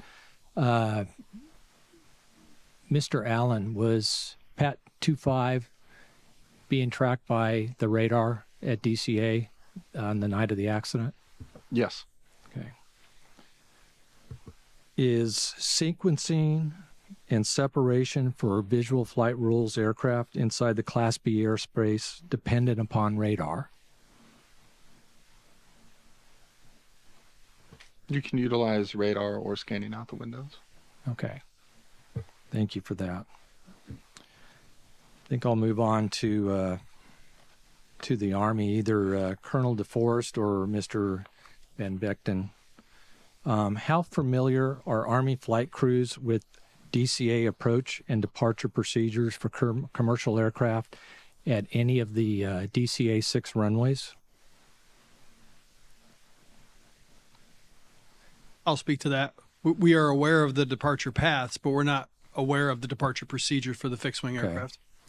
And how is this information covered in the Special Flight Rules area and Flight Restricted Zone training for new Army pilots and the DCA airspace? Are you talking about the FAA CIFRA training that must be completed prior to flight into the CIFRA? Yes. It's covered in the CIFRA training. And how often are Army pilots refreshed with that training? There's no refresher requirement required. It's just the initial qualification, obtaining your certificate, and then you're qualified. Okay. Does this training include reviews of the Jeppesen Airport qualification charts for DCA, including the runway by runway charts? No, it does not. It does not. Okay. So are all the Army pilots operating out of Davison Army Airfield, they should be familiar with the landing pattern at runway 33? I mean, we're aware of the 1533 runway. I don't know what their traffic pattern is when they're cleared for a visual, but I would assume an ILS is a straight in, but we're not familiar with the traffic pattern for 1533. Okay. You did say that there was no refresher training, yet I see that the pilot of PAT 25 received that training in August of 2021 and again in August of 2022. And then the instructor pilot only received it in 2019. Can you explain that? Yes. So the instructor pilot in command received the training when they arrived to Davison Army Airfield, to Fort Belvoir, and they signed in. They did the initial training. The pilot did the training when they arrived in 2021, I believe. And then the only time the training would be required again is if there was a violation or if the person just wanted to refresh on their own, but there was no requirement to redo the training. Okay. Do the crew chiefs receive any training in that since they're visually looking out, helping the crew? No, not on the FAA DC CIFRA Special Flight Rules area training.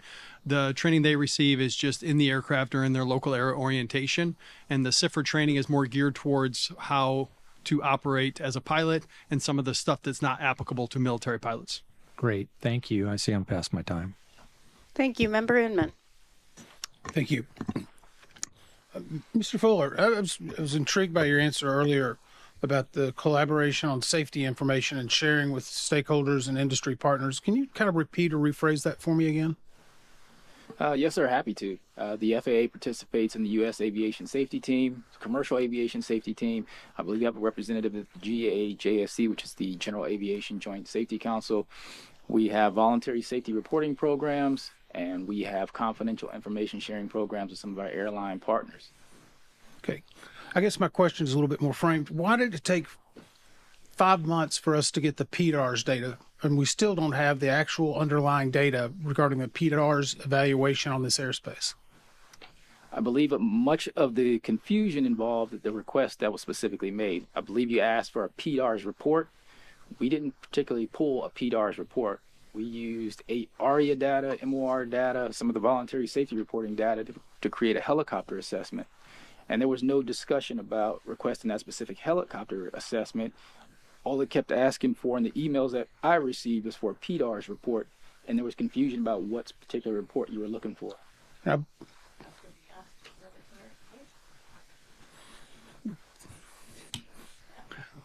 Okay, I'll go back to this collaborative environment, I guess. At any point, did anyone at the ATO organization or ATC organization say that we were going beyond our scope and what the NTSB was looking at in regard to helicopter operations? I'm not aware of anybody saying you went beyond your scope in regard to helicopter operations. No, sir.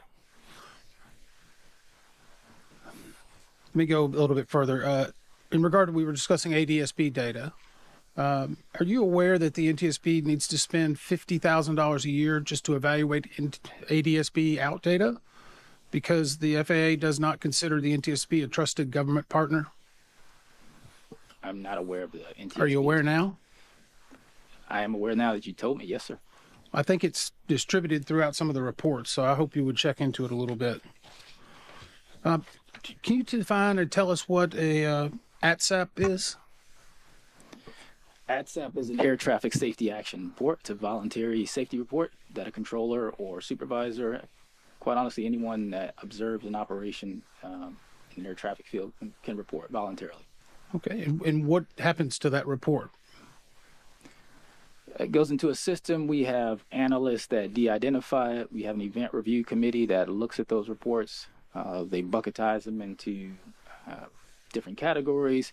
If they require corrective action or information requests, the ERC can submit those and demand, and they go to the various lines of business within the air traffic organization for adjudication or risk acceptance.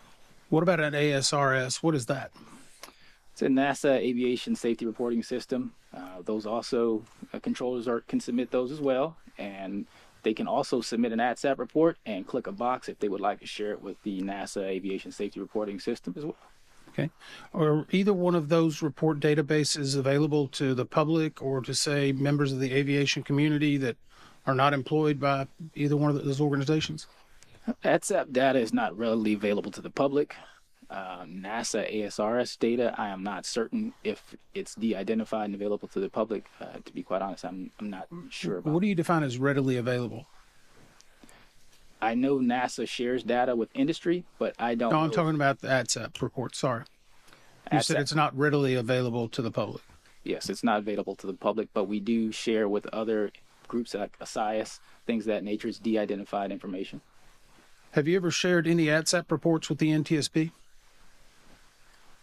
Are you talking about me personally or? Your organization. You're the deputy director. I'm the deputy COO, sir. And Okay. yes, we share information with ASIAS. And I said with the NTSB, sir. I believe the NTSB has access to ASIAS data. Do we have access to the ATSAP reports? Not the reports that have not been de-identified. Whenever they're de-identified, do we get access to those? I believe you get aggregate safety data. Aggregate, right? I'm curious because in each one of the interviews with every one of the controllers, they mentioned that they filed an ATSAP report before they even spoke to us.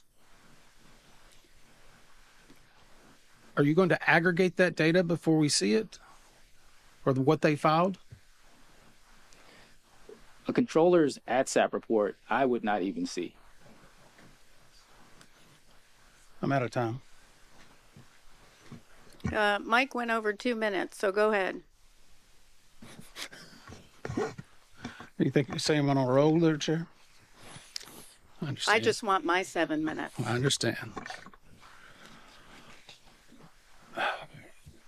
Let me move into just a little bit of a different line, and I'm going to actually go to Colonel DeForest.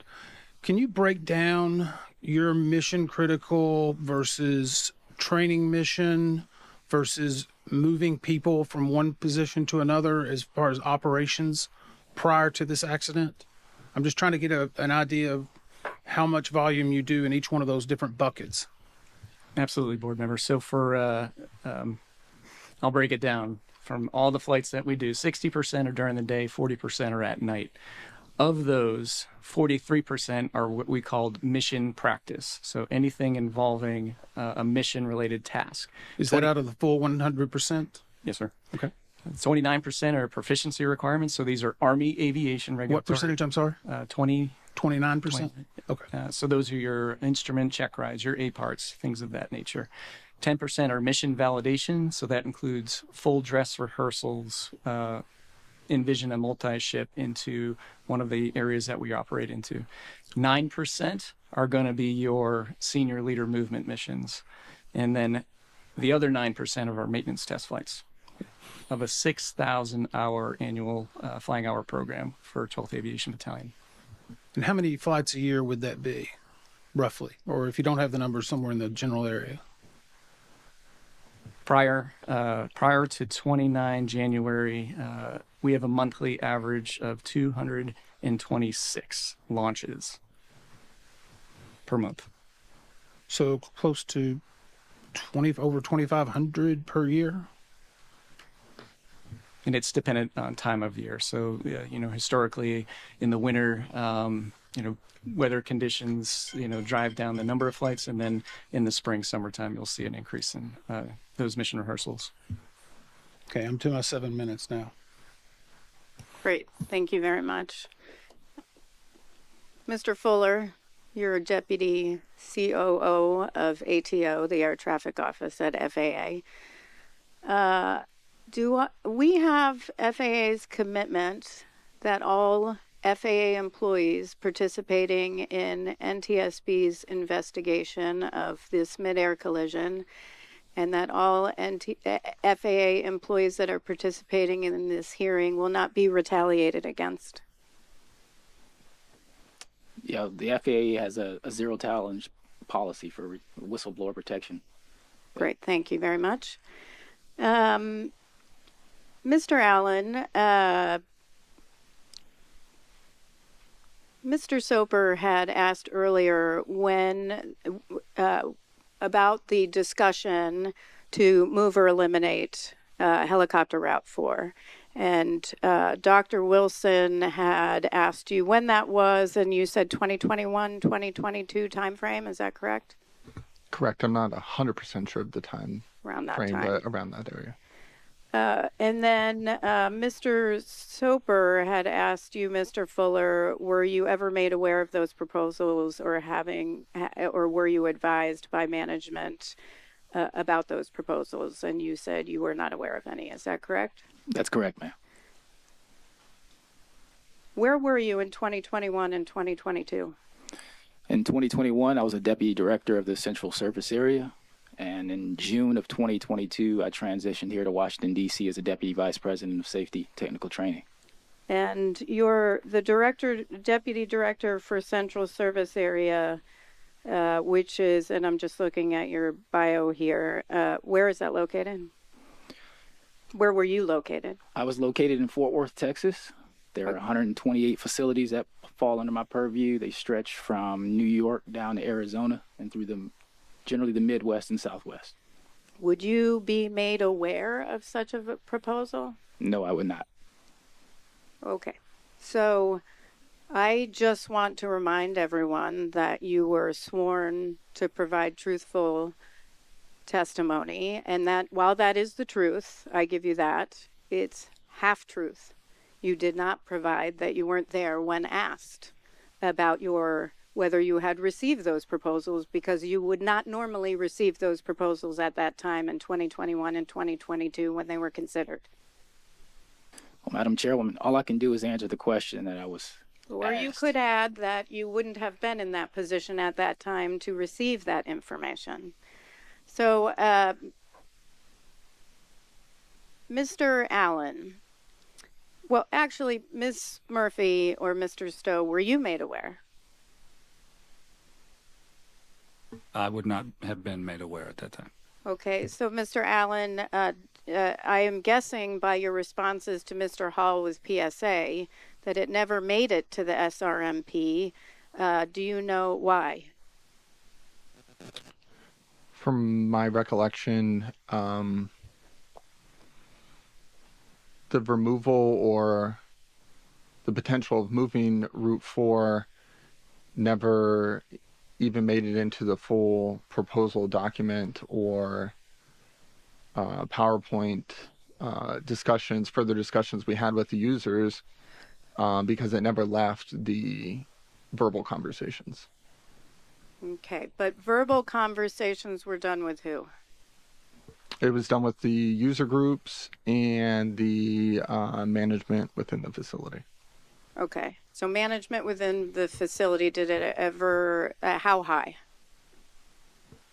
It would have been the operations manager and air traffic manager at that time. Okay, an air traffic manager is responsible for reviewing the routes according to Ms. Murphy. Is that correct? Correct.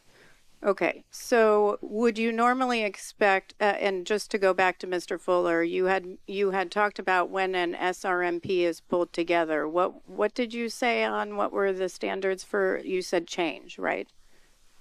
Normally, it's typically evaluate change to something within the NAS, either a piece of equipment or a procedure that can be done for existing hazards, but typically the normal fashions is there's something changed. Okay, I'm just going to read FAA's own safety risk management policy, which says that SRM is, and I apologize because I am reading this and apparently need glasses to do it.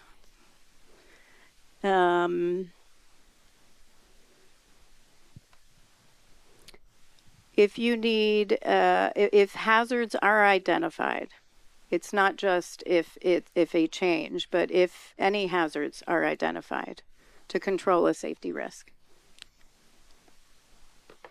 Is that a safety risk if the tower says, hey, with the DC helicopter working group that we have some safety concerns here with helicopter Route 4 and think it should be eliminated or moved, do you think it should have gone to an SRM? That's safety risk management panel for those who in the audience to be evaluated? I think they should have put it through your SMS principles, and if it needed to be paneled, then yes, it should have gone to an SRM panel. But having not been a part of that work group and party to the discussion, I don't know where they left it. Understand. Yeah, thank you very much. Okay.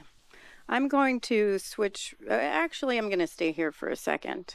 Mr. Allen, how many air traffic managers have been moved through DCA Tower in the past 2 years? Air traffic managers in the past 2 years, there have been 3. 3. How about 5 years? In the past 5 years. To the best of your knowledge. There would have been 5. 5. And how long have you worked, how long did you work in the tower? I have been at DCA since February of 2013. So 2013. So in your time since February 2013, how many air traffic managers did you see?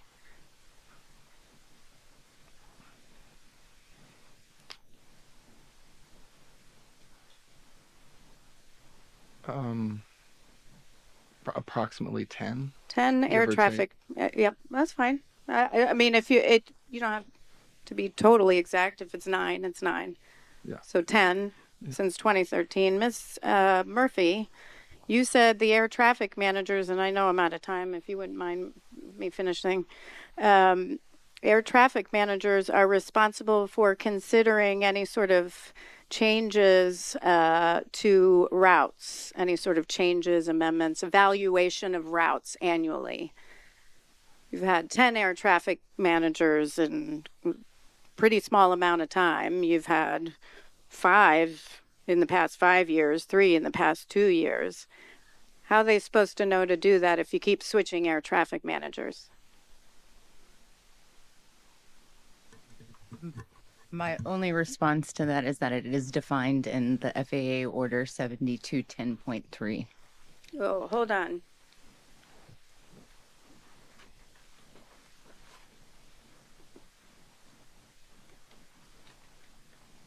Oh, here it is. Is this where it would be defined? I believe so. Uh-huh. So somewhere in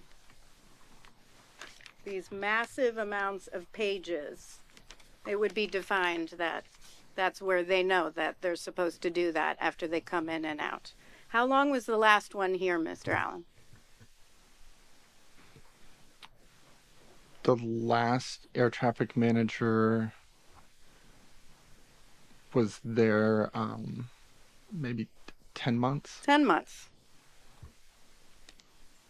Okay. Thank you. Member Graham. Thank you, Chair. In 2021, the Government Accountability Office, the GAO, issued a report on aircraft noise in the D.C. area. The GAO report details, among other things, how FAA has established maximum altitude limits for helicopters to ensure the safety of helicopters and commercial passenger aircraft. It also found that military helicopters make up the plurality of helicopter traffic in the DCA airspace. For the FAA, the report also notes that FAA officials said existing minimum and maximum altitudes for helicopters were set to maintain safe separation for helicopters between commercial passenger airplanes and ground structures. And any change to minimum or maximum helicopter altitudes would require higher altitudes and steeper approaches and descents of commercial passenger aircraft coming into DCA, reducing safety for all aircraft operating in the airspace. For the FAA, would you continue to agree with this statement that any changes to the min or maximum helicopter altitudes reduces safety for all aircraft operating in the DCA airspace?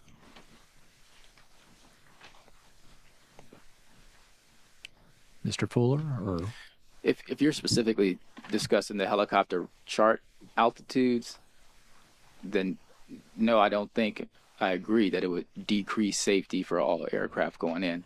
Again, particularly in DCA, the expectation and the rule and the policy now is they will maintain Class B IFR, or correction, IFR versus VFR separation. And so it'd be 1.5 miles or 500 feet.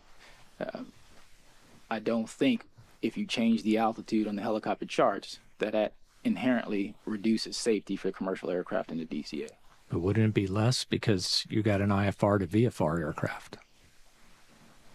Because they're on the VFR. Isn't the helicopter route a VFR route? The helicopter is a VFR route, but you could still, in the expectations, you could still hold that helicopter until that IFR aircraft completes its approach, or you could vector that aircraft to go behind it. Okay. For the Army, the Army was also with the worked with the GAO on this report and noted that changing helicopter altitudes could affect mission safety, particularly in challenging situations like poor weather conditions. Does the Army still believe that to be the case, that changes to minimum or maximum helicopter altitudes reduces mission safety? Now, that'd be a consideration for each and every mission. So the Army, specifically Aviation Brigade, 12th Aviation Battalion, is committed to supporting the Fly Friendly program. So each mission, you'd have to make those considerations. Specifically, if it was a low ceiling, reduced visibility, the crews would talk about that in their during their risk discussion, not only with the commanders but also their mission briefers. Given these safety realities, the GAO did not recommend any changes to the helicopter routes or altitudes in the region, instead recommending better information sharing with operators in the region. However, the subsequent helicopter symposium hosted by the FAA and sponsored by the DCA Helicopter Working Group expanded the scope of the proposed changes and recommendations from what GAO had presented to include significant changes to the helicopter route chart. So this is for the FAA. Why was the decision made to expand the scope of the symposium and subsequent changes beyond information sharing? So I can speak to the changes that were made. The increase in altitude, we did those in locations that were further away from fixed-wing traffic. They were not along the final of either runway or the departure corridor of either runway. In fact, the departure corridor for runway 1 or the arrival corridor for runway 19, we reduced the zone footprint and pulled the boundary of the zone further away from the final to increase safety. Okay. Despite the FAA's own assertion in the 2021 GAO report, which we reiterated here, changes to minimum and maximum helicopter altitudes would reduce safety for all operating in the DCA airspace. In 2023, the FAA finalized revisions to the Baltimore-Washington helicopter route chart, including raising maximum altitudes on routes 2, 3, 5, 6, and 7, and in zones 2, 3, and 5. What changed from the FAA's own analysis presented in the GAO report in 2021 to these finalized altitude revisions in 2023 that showed FAA changes to maximum helicopter altitude would not reduce safety for all aircraft in the area.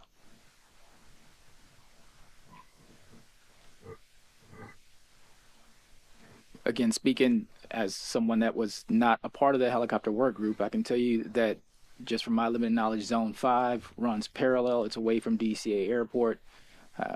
Zone 2, I believe, is also well away from the final approach course for DCA Airport.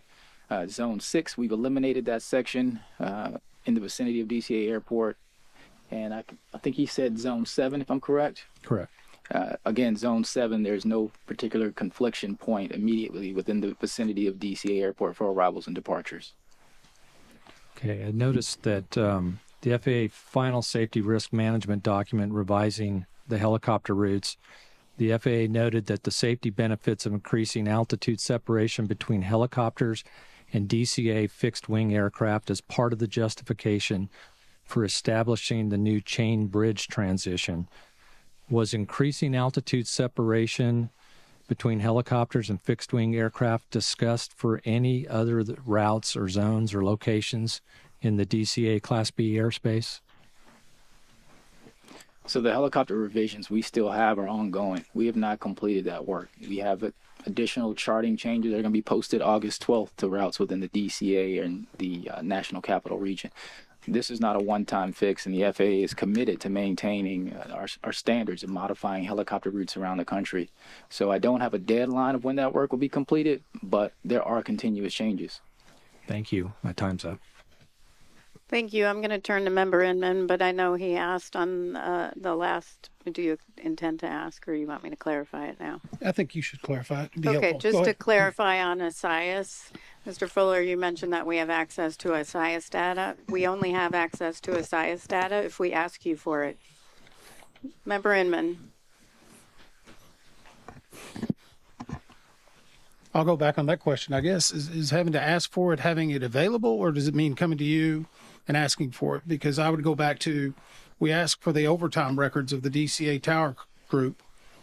They were run on January 30th, and they were not given to us until Friday. So Friday of last week. I think part of the fog of war, and particularly in the DCA accident, is there were a lot of requests being made outside of our normal processes and procedures. In the ATO, we alone processed over 300 data requests for the NTSB.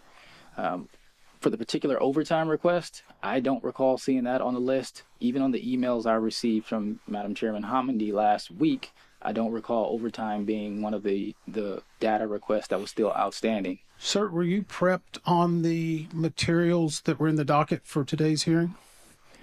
Yes, I was. It's in the group chairman report from Air Traffic Control. As far as the not having the overtime request, it's in the group chairman report, which was agreed to and coordinated by all the parties. Again, the data request in the group chairman report is not saying that it came through our normal channels. I don't know who made that request and to who that request was made. It did not come through our normal EIM that exchanges data information back and forth with the NTSB. Just to clarify it, because I know we have some limited time, but Chair, is it okay if I ask somebody, Mr. Soper? Could you clarify that for us? We're trying to catch up right now where we made the request. We know we made the request verbally with the EIM for sure. We absolutely did that. Yeah, that's fine. I think what Member Inman is asking is, did you follow the channels prescribed to you to ask for information? Yes, because when we're on site or conducting an investigation, we can put it into KSN or we can go directly to the EIM and make the request, and then we back that up in KSN afterwards. Correct. In most cases, yes. And then when we didn't get the information, I had to come in with an email 3 different times. Yet you were requesting that information since April. Around there. We're trying to find the exact date where we requested the overtime. Yeah, I agree. Mr. Fuller, let me ask you this. Do you think the FAA has been totally forthcoming in providing all the information that we have asked in this investigation to date? The FAA has been totally transparent in this investigation. Absolutely. We've been totally transparent and forthcoming with everything we've had in this investigation. Did you read the group chairman's reports? Yes, I did read the group chairman's report. Did you indicate where there were multiple data points that we had not received the information? And these were written over a month and a half ago. The group's chairman report does not indicate who made the request or to whom they made the request, and so it's difficult for us to follow up. All the group chairman's report said is an overtime request was made. No, I'm talking about data in general. There were other group chairman report data requests that still had not been received. And again, I don't think that that was totally accurate in what was in the group chairman's report. It was agreed to by the FAA as a party for the group chairman report.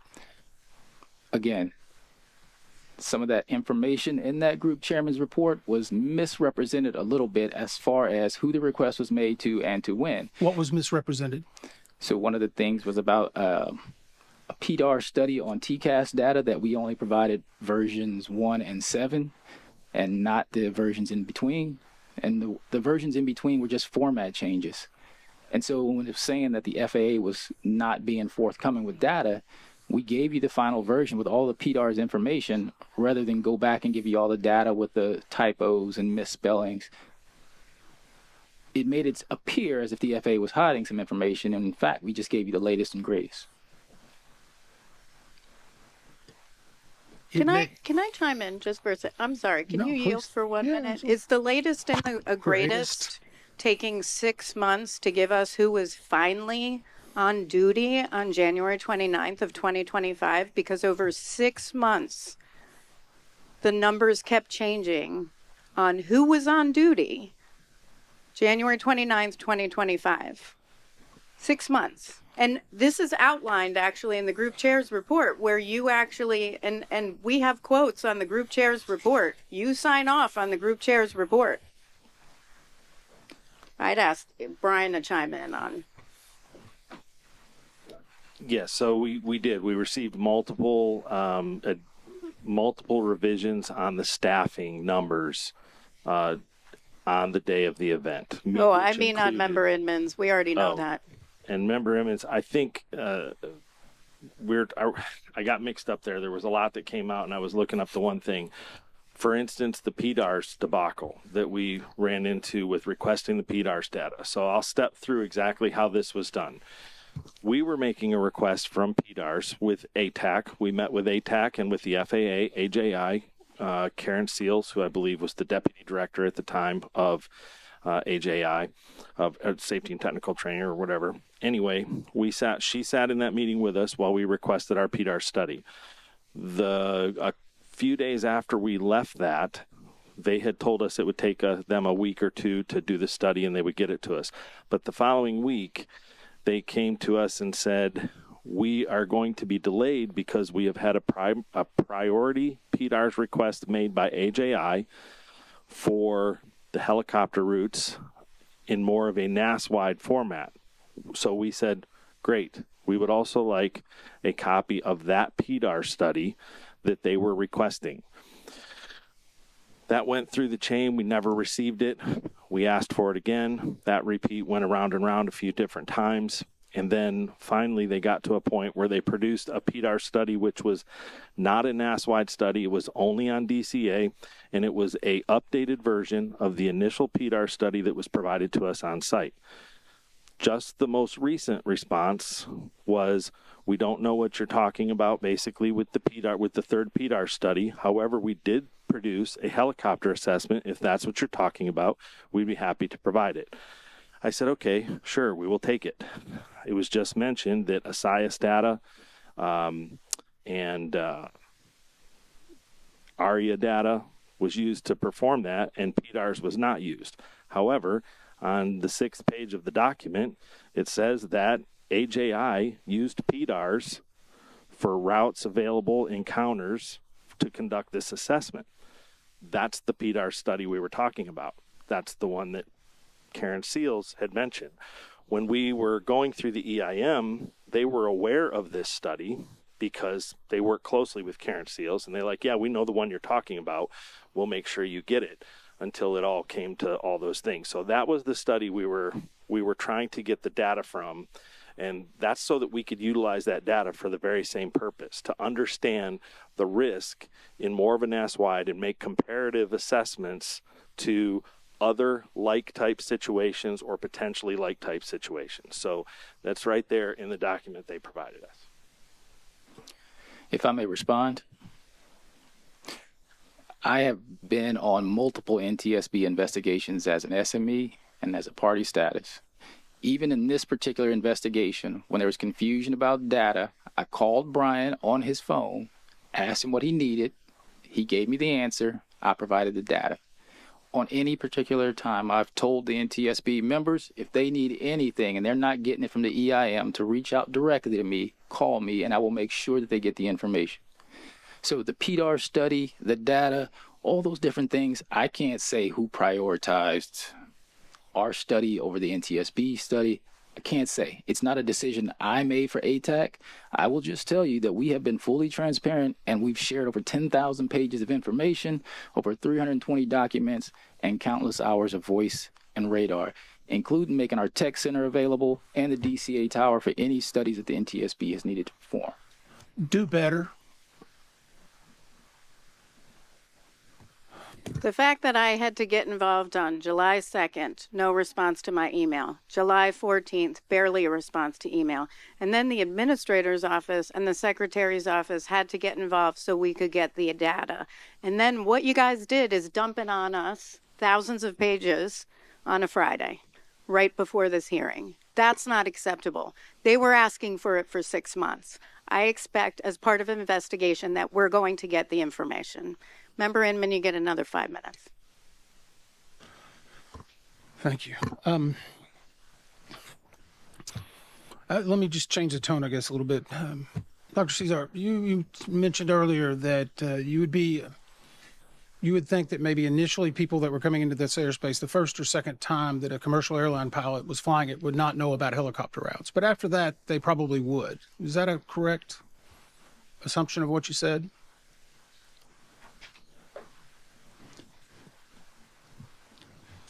Could you repeat? I'm sorry. Could you repeat that? I didn't catch my name at the beginning. It's okay. Certainly didn't expect your name, did you? It's all right. Earlier in the day, you talked about helicopter routes and that having commercial pilots know about helicopter routes might be a little bit confusing, but you think when they first flew into DCA, they might not know about it, but after a few times they would. If it's not on the chart or part of the airport qualification training, yeah, I can't imagine why they would unless they're a helicopter pilot themselves.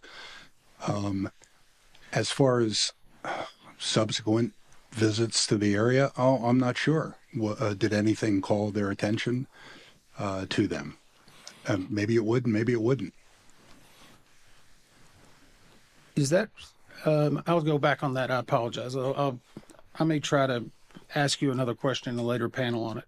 Let me go back to something in regard. I think this is important that we talk about these helicopter routes and national security.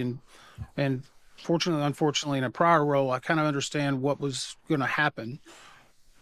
But General DeForest, in the event that you are executing your mission for continuity of government, are you going to be worried about commercial air traffic and running a helicopter route? In that scenario, we would be preparing for both local, federal, rotary wing, DOD, commercial air traffic in that airspace. You would expect commercial air traffic? Yes. Okay. Mr. Allen, if there was a continuity of government issue, would you expect for commercial airspace to still be operating in the DCA area? It would be dependent on notification.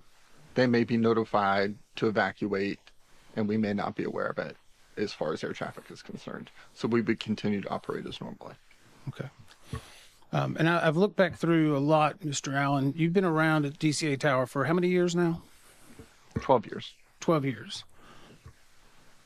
We've asked a lot of questions. I'm just asking you for your opinion. Are there things that we're not asking you that you would like to tell us that are important for the safety of the people that operate in and out of DCA?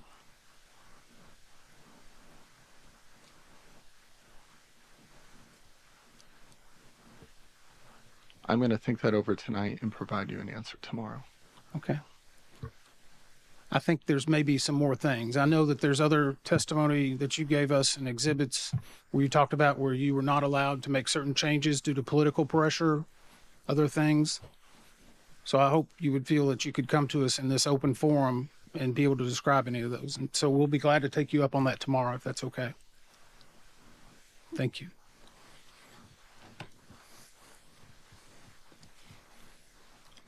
Mr. Fuller, you mentioned earlier that the long-term goal was to have widths and GPS points for helicopter routes. Is that correct? Yes, sir. What's a long-term goal in your mind? Well, we're working with industry and any kind No, of, sir. What's a long-term goal in your mind? if it were solely at my will, it would be done immediately. But these things take time. And if we're working with industry and we want everybody invested and have a say so, these things take months. Does industry get to decide what the GPS points and widths would be when regards to aviation safety? No, but they certainly have some input, and their compliance and things that maybe we hadn't considered, or some equipment capabilities that we're unaware of. We need industry partners with us to share that information. What group is working on this GPS widths or GPS points and widths? Who is leading that effort? We have a national helicopter work group. Okay, who's leading the National Helicopter Work Group? It's a gentleman by the name of Steve Zukala. Okay. And how long has he been with the organization? I don't know certainly offhand, but he's at least 20, 25 years. Okay, and who does he report to in the hierarchy of the FAA? Ultimately, he reports to the COO and the administrator. Okay. I see I'm out of time again.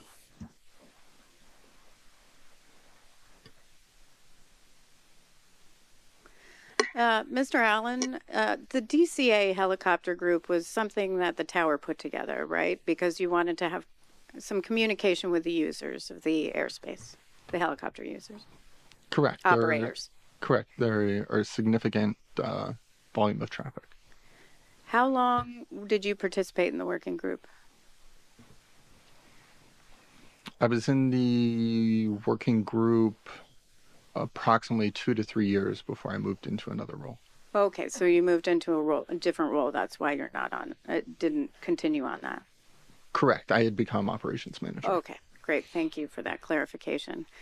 Colonel DeForest, on the map of the helicopter routes prior to the accident, once helicopters got to the Memorial Bridge, they should be at a maximum of 200 feet. Are you aware of an Army policy allowing pilots to go as low as 100 feet? I'm not aware of a policy, procedure within the battalion allowing to go below 100 feet. It's procedure. Okay, thank you very much. Is there a policy, Colonel DeForest, outlined anywhere, either Army or maybe it's FAA, prohibiting helicopters from going underneath aircraft, landing at, or departing from DCA on any runway? To my knowledge, there's no written procedure policy within the battalion prohibiting flight underneath a commercial aircraft at those distances. How would you be made aware of that occurring?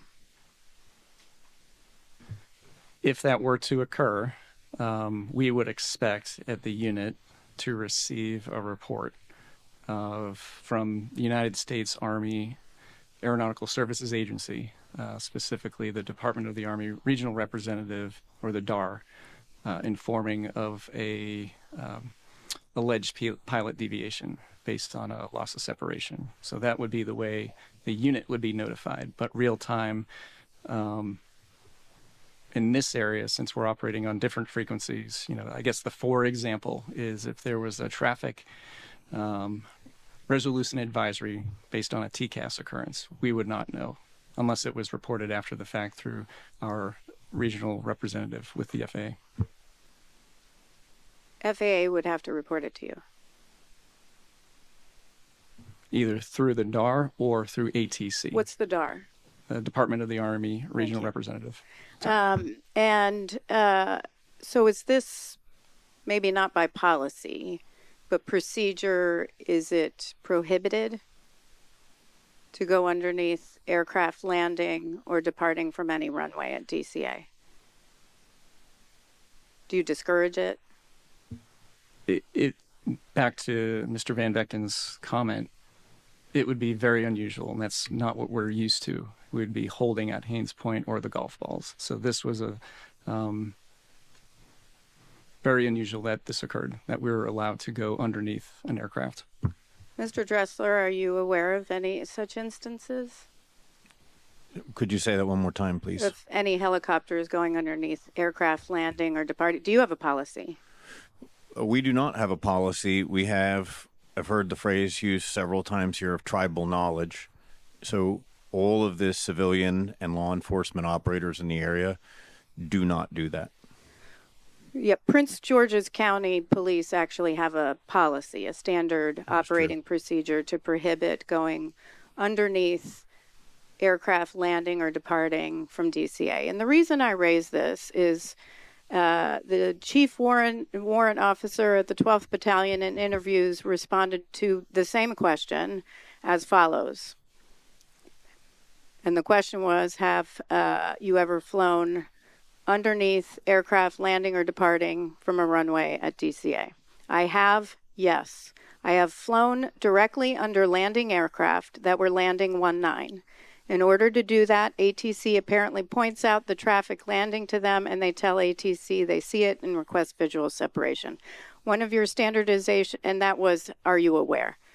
One of your standardization officers, while he had not done it himself, was aware of pilots descending to go underneath aircraft. A PSA pilot, in an interview commenting on when he got a traffic alert, said, well, in that instance, at least one of them I can remember, it was called out to us. Traffic was called out to us by Tower. Tower said the helicopters had us in sight, and we had them in sight at one point. But then we lost them because they went underneath us.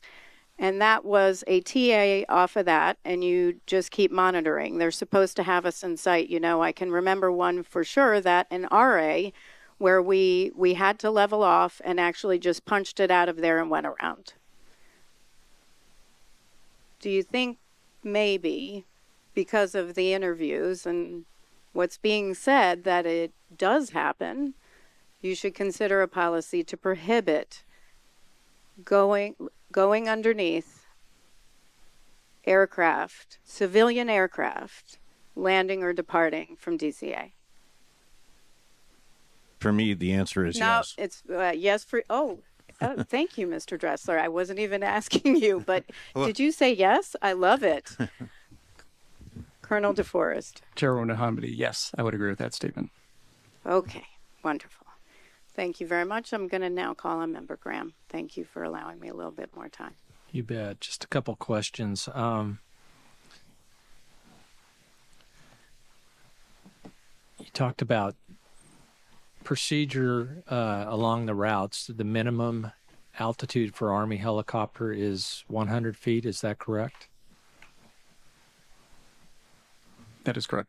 That's correct. So for the chief warrant officer, if you've got a pilot where you're supposed to be 200 feet or below, would you expect that pilot to be somewhere between 100 and 200 feet in that section? Yes, that's correct. Even though I know we've kind of determined that these routes are advisory in nature only, it seems like. Yes, we strive to fly the altitude as charted, as close to the height as possible. Okay. And then you said that you would expect if there was traffic landing on 3-3 that either if you were coming from the south to be held at the golf balls or coming from the north to be held at Haynes Point. And that would be air traffic control directed? Yes, that's correct. Mr. Allen, is that a normal procedure for the tower? It's not a written procedure, but it is technique that has been taught. To keep separation of aircraft? Yeah, to allow them to pass behind. Okay.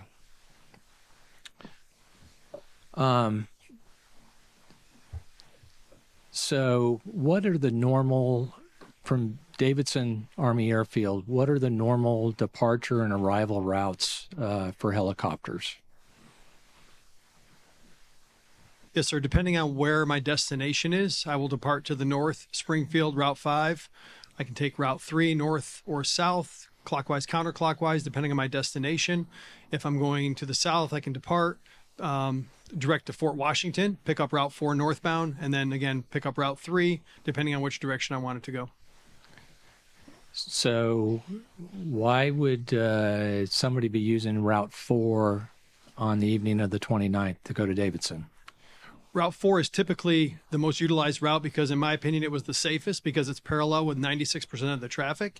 It keeps you as low as possible, so it keeps you below the approach and departure paths of runway 1 and 19.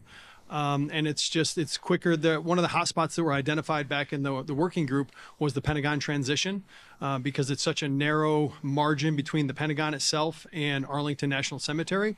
So we would not utilize that much. Route 1 to 4, 4 to 1 was the primarily used route. Okay. Are there more restrictions on 3 and 5? Like noise restrictions or anything? Yes. So in June of 2023 is when they raised Route 5 from Springfield to Glebe Road. They raised it from 13 to 1400 because near Route 7 on Four Corners near Falls Church, we had some particular persistent noise complainers, and so they raised the altitude, and we tried to avoid that route as well. So if when you're flying down Route 5 and then you pick up Glebe intersection and you descend down to 400, there's a lot of buildings. You got the Army Navy golf course, so we try to avoid that, especially at night. It's preferred to take the river southbound for noise abatement purposes because it's clear sailing all the way to Fort Washington, and then you turn right and you're on an extended right base for 3-2 into Davison Army Airfield. Great. Thank you for that. And Chair, I don't have any more questions in this panel, but I want to thank all our witnesses. Thank you, Member Inman. Thank you, Chair. I'm going to go back a little bit on the noise issue. In regard to on Route 4, is there a problem with hovering due to noise mitigation or noise concerns? There's not a problem, sir, but that's not something typically you would do, especially under goggles over water. It would be very difficult to determine drift and position. So we would slow our airspeed, but I can't really think of a situation where I would come to a hover for traffic. But if you're asked to hold, is that a hover? No, sir. It'd be an orbit. I may slow back to 40 or 50 knots and pick up an orbit. If I was at golf balls proceeding northbound, it's typically a right orbit to stay over. And I apologize, sir. Sure. I'm not an aviator. Okay. What is golf balls? Golf balls is the sewage treatment plant just north of Wilson Bridge on the right side of the river or the east side. It's 6 to 8 giant white domes that look like golf balls. Thank you, sir. Yes. Just trying to be familiar for those who may not. Mr. Dressler, you mentioned earlier, you said that attitude was an issue with the military operating in the DCA. Can you expand a little bit on that? I can. Unfortunately, around 2021, one of our members, the chief pilot of PG County, reported Prince George's reported that there were frequent issues with the pad aircraft. And then, of course, I've talked to you about the near miss that we had with MedStar Metro-operated aircraft in 2017. And I can tell you that First Heli of the Air Force, when I first got here and took this role, would land at MedStar helicopters, at heliports without any radio calls, any notification, any prior coordination, including one time last year when we couldn't land with a critically ill patient at our own hospital because they were blocking the pad. Let me go back, Mr. Dressel. You just said because they were blocking the path. As I understood it earlier, if you're on a mission-critical air ambulance, they clear the path for you, correct? Only if you have a way to contact them, sir. Does air traffic control not clear the path for you? Not when no, this is when they've landed at a MedStar hospital. Okay. And they won't be in radio communications. They're not talking to our dispatch. So there's a general misconception of who has priority within the airspace, within the Class B in the DCA route structure. And that priority system starts at the top with the medevac in medevac status. Next would be law enforcement in a mission status, followed by VIP movements. I would probably equate that one with air response movements that occur from our Coast Guard partners who are based at DCA. And then at the bottom of the chain would be the continuity of government missions. So I realize that's not going to be a popular answer while I'm sitting at this table, but that is the perception within the community that is the case. I'd like to also mention just one other thing. There is a general aversion to Class Bravo airspace in Army aircraft. I learned this when I went through flight school, and it's a persistent culture that I think is proper, that military aircraft are not suited to participate in certain segments of the national airspace system. Military aircraft, of course, operate primarily on government facilities, government ranges, and in deployed environments. So it's really challenging to take a military aircraft and a military pilot and operate in not just a Class Delta airspace, which is a controlled tower, but a Class Bravo, meaning the busiest airports in the country. And then when you add on top a layer of massive complexity, there's no airspace in the country that's like DCA. And that takes a long time. We have one member with 7,000 flight hours just in this airspace, 38 years. We have another with 28 years and 5,000 hours. I have two pilots who've been here 28 years in medevac. And that level of experience takes a long time to build. And unfortunately, I understand the complexities of permanent change of station and all of that. But what we've lost in this environment, and speaking for my group in this case, is we've lost that cohesive tissue with our military partners, where they understand the depths of why the airspace was constructed the way it was constructed, why the routes work the way they work, who has priorities, who doesn't have priorities, and so forth.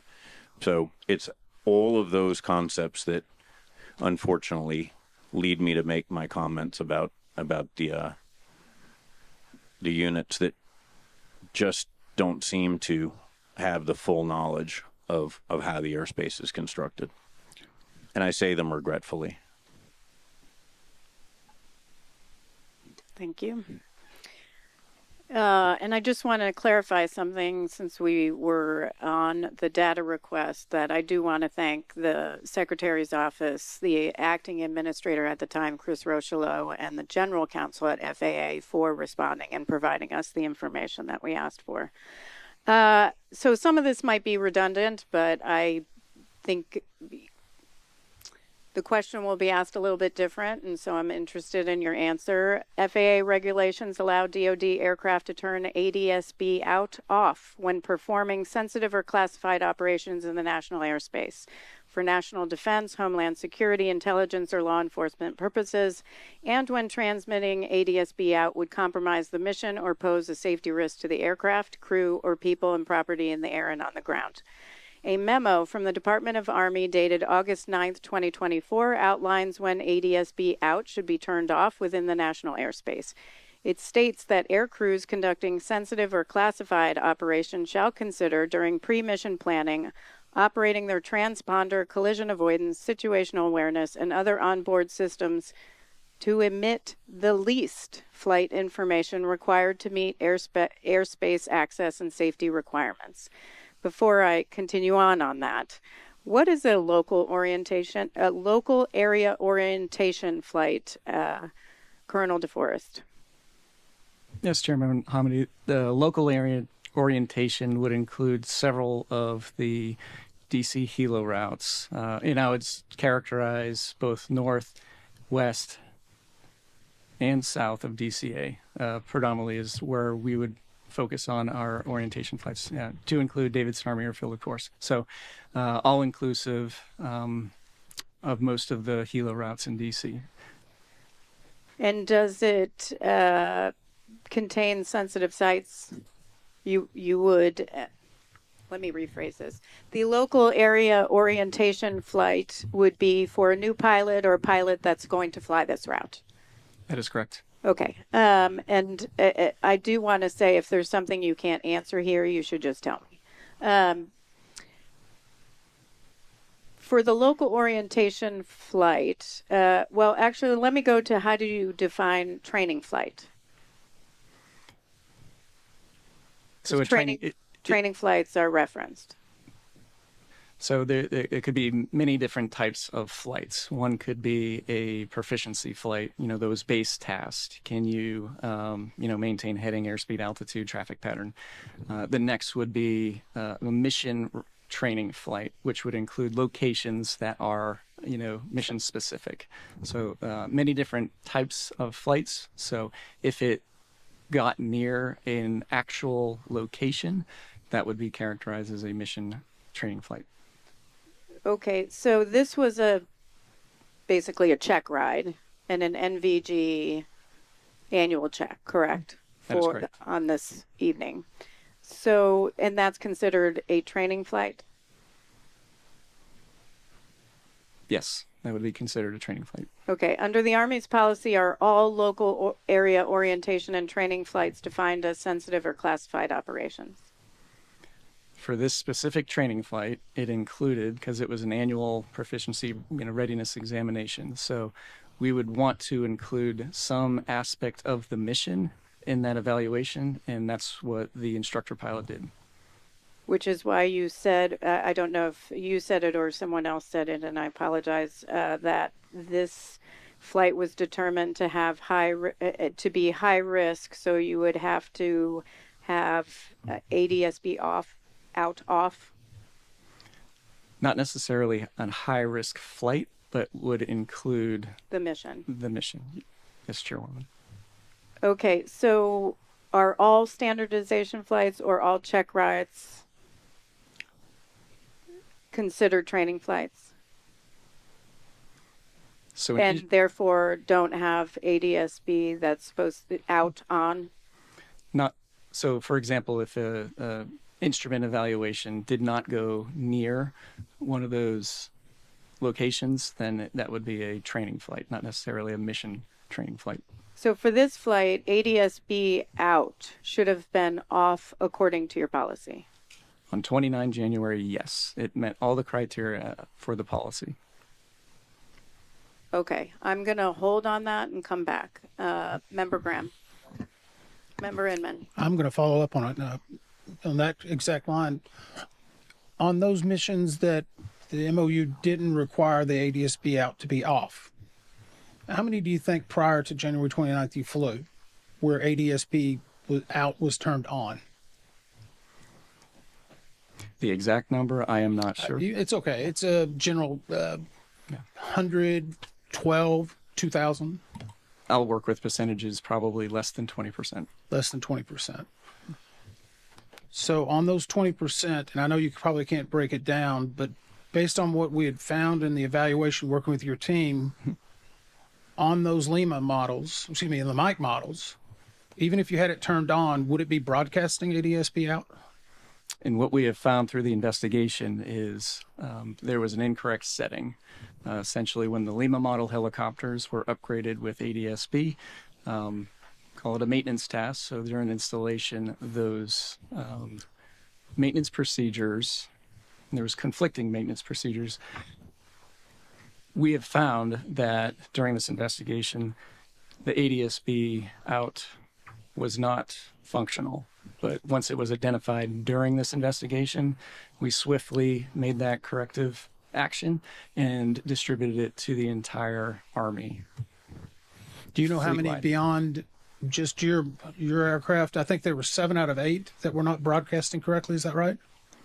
I'm not familiar with the exact amount, but it was the majority of this 16 that we currently have at Davidson Army Airfield. Do you have any idea how many other models were affected throughout the national airspace? I'm not aware. Could you take that as an IOU to check or to let us know? I know it's not you don't have the entire national airspace, but I'm going to ask who I have right now. That's okay. But what I would add is the Army did, issue a safety action message that was widely distributed, and we received it almost immediately once we determined, at Davidson Army Airfield there was a potential fault. And we appreciate that. I think we were made aware of it, so thank you. Have either one of the representatives of the Army, have either one of you been in the DCA tower cab? I have not. Check. Yes, sir. I've been up there a few times, and I've taken pilots up there for tours. Okay.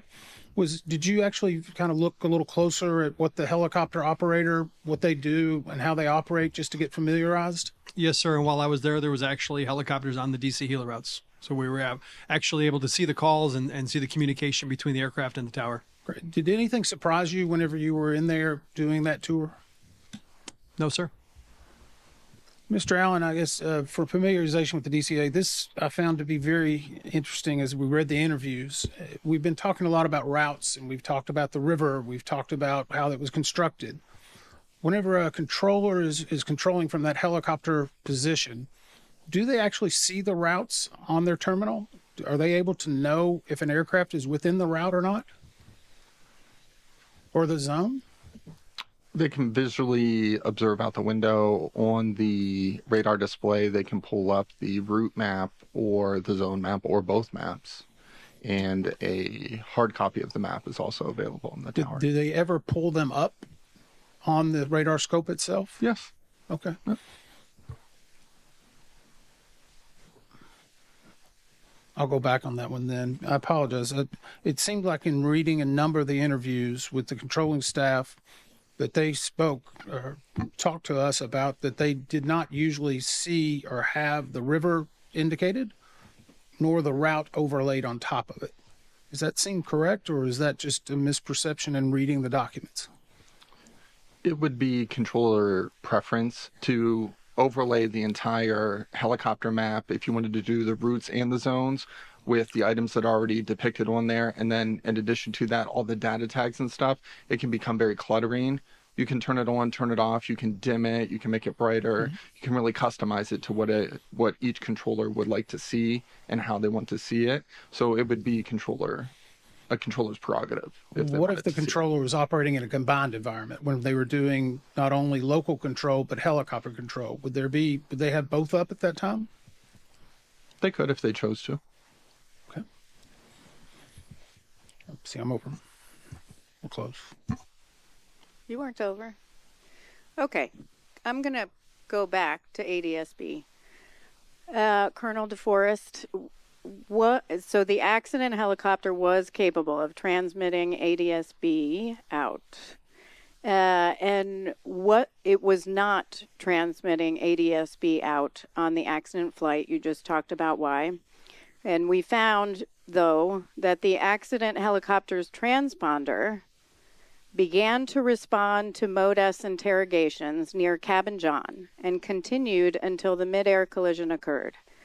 However, the actual data wasn't transmitting. In fact, the accident helicopter had not been transmitting ADSB data for 730 days. Under your policy, are aircrew permitted to switch between transponder mode or to turn on ADSB out during operations while in flight?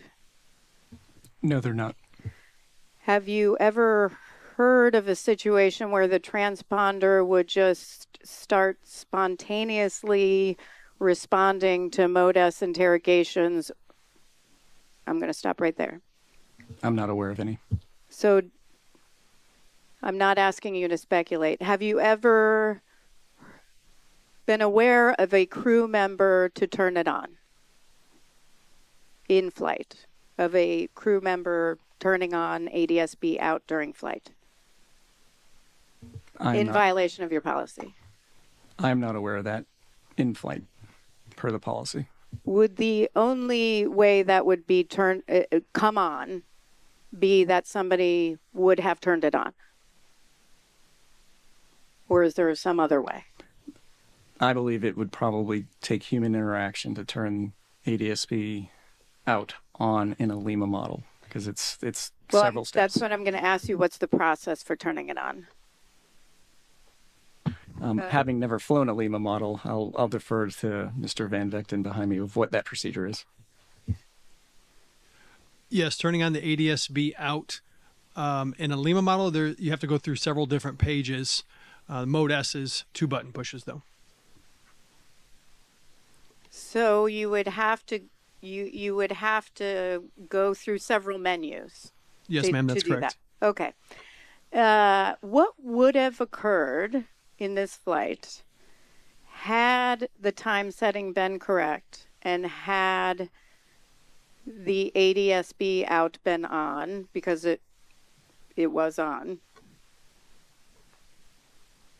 just not transmitting? Colonel DeForest or Mr. Van Vechten, whoever wants to answer. For ADSB, I'm not aware of a crew member cockpit indication that ADSB. No, I mean, what information would have been provided? In this case, if it was transmitting ADSB out, what would have been provided? What would have occurred in this situation if, in fact, it was operational and didn't have this setting error? Sir, I can take that. Yep. In your blind spot. Hello. So if ADSB out was working, you would have had, in addition to the mode S identification, you would have had the position, the barometric altitude, the geo altitude. You would have had a velocity vector.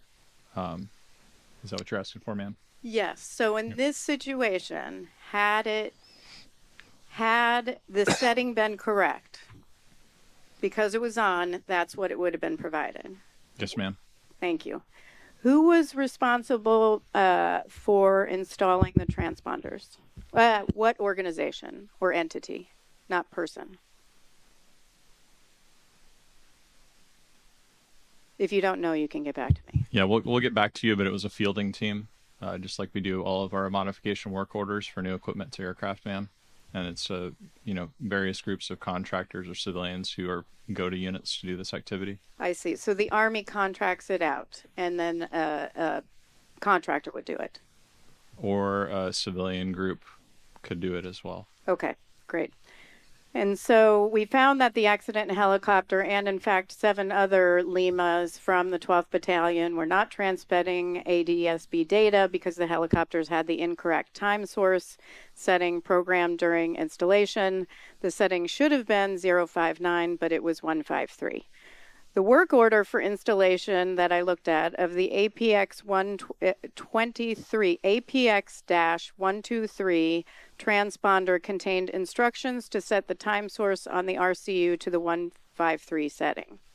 The work order for the installation of APX-123A, same thing, APX-123, but this one was A, transponder it included instructions to set the time source to the 059 setting. Is that correct? No, I'm over. I don't have the instructions memorized, ma'am. We can get back to you. Okay. Those instructions included steps for the 059, so that's the APX-123A Alpha.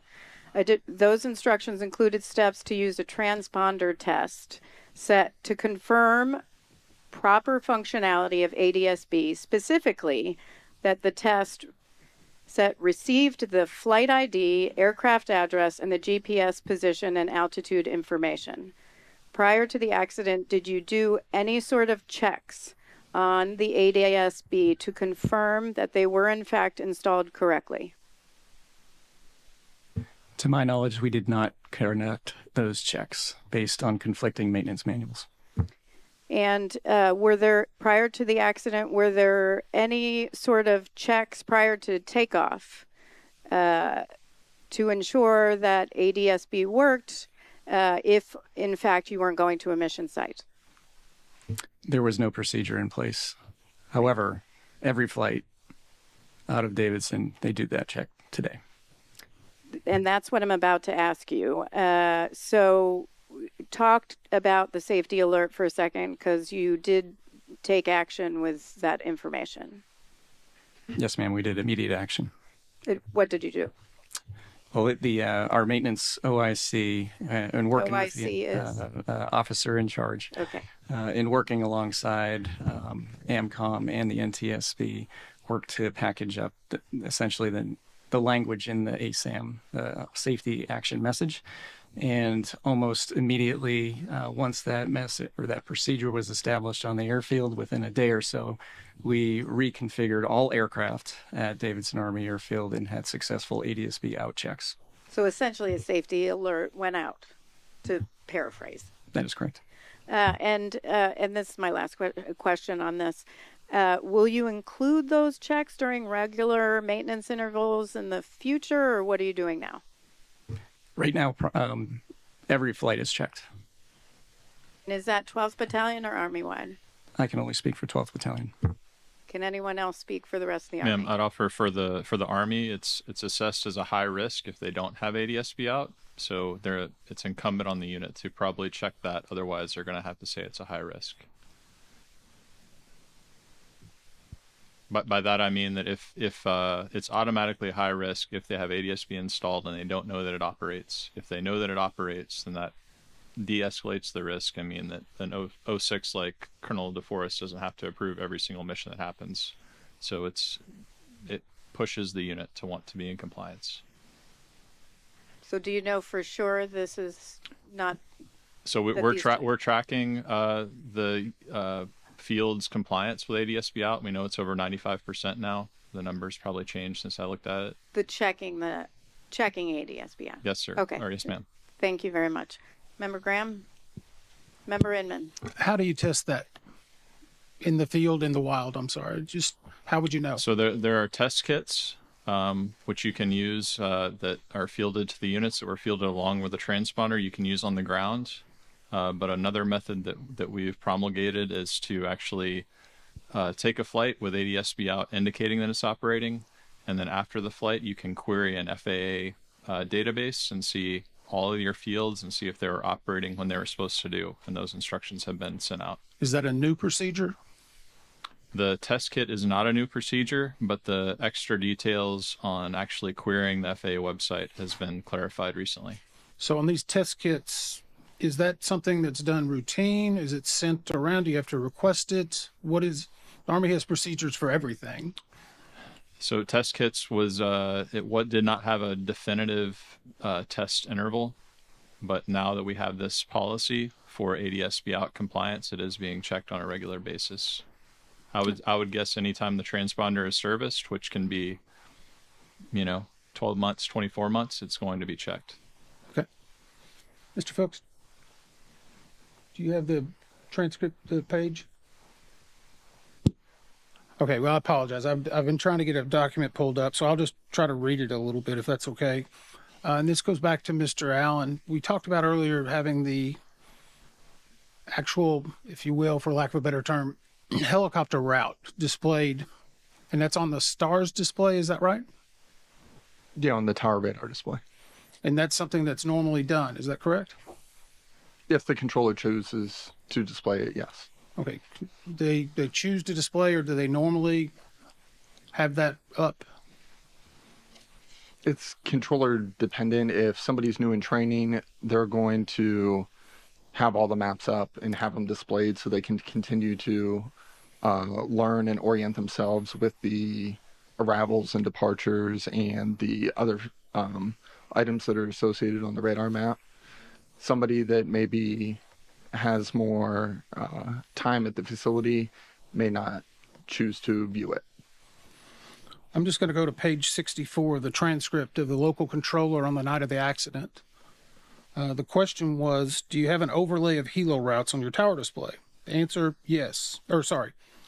Answer, you can put the helo map on the STARS. Question, okay, was it up that day, or do you normally not have it on? Answer, normally we don't have it up. Question, is the Potomac River dictated or I think we now have it up, sorry. Cool. Yeah. It starts at line 13. Is the Potomac River identified or depicted on the radar maps that you use? No. Isn't the Potomac River the actual map itself? Is that not the guidelines or the parameters? You can depict the map, or depict the river, I'm sorry. So why would this controller not believe or say that you could? I can't speak for his answer. Okay. Colonel DeForest, for the Army, I guess, we've had a good opportunity to hear. There's been a lot of lessons learned, and I want to commend a lot of quick action, it seems like, to try to correct things across the entire NAS. What other areas that are safety items that have been identified so far that have not been corrected?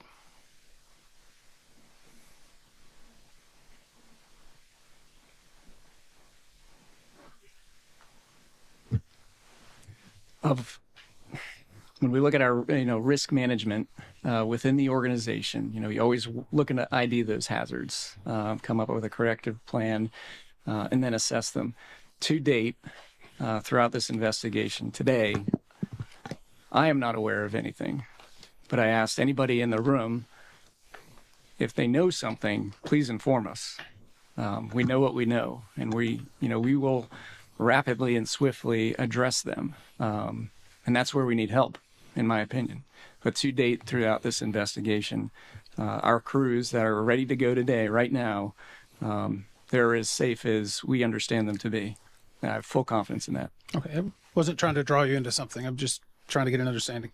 Out of the entire operating unit for PAT, what's the balance between Lima and Mike? The numbers. So within 12th Aviation, we have 16 organic Limas, 8 organic Mikes, and then a National Guard company minus with 10 Mike models. So on the airfield, there's 34 Black Hawk helicopters. And how many of them are Mikes versus Lima? So within 12th Aviation, 16 are Limas, 8 are Mikes, and that's organic to 12th Aviation.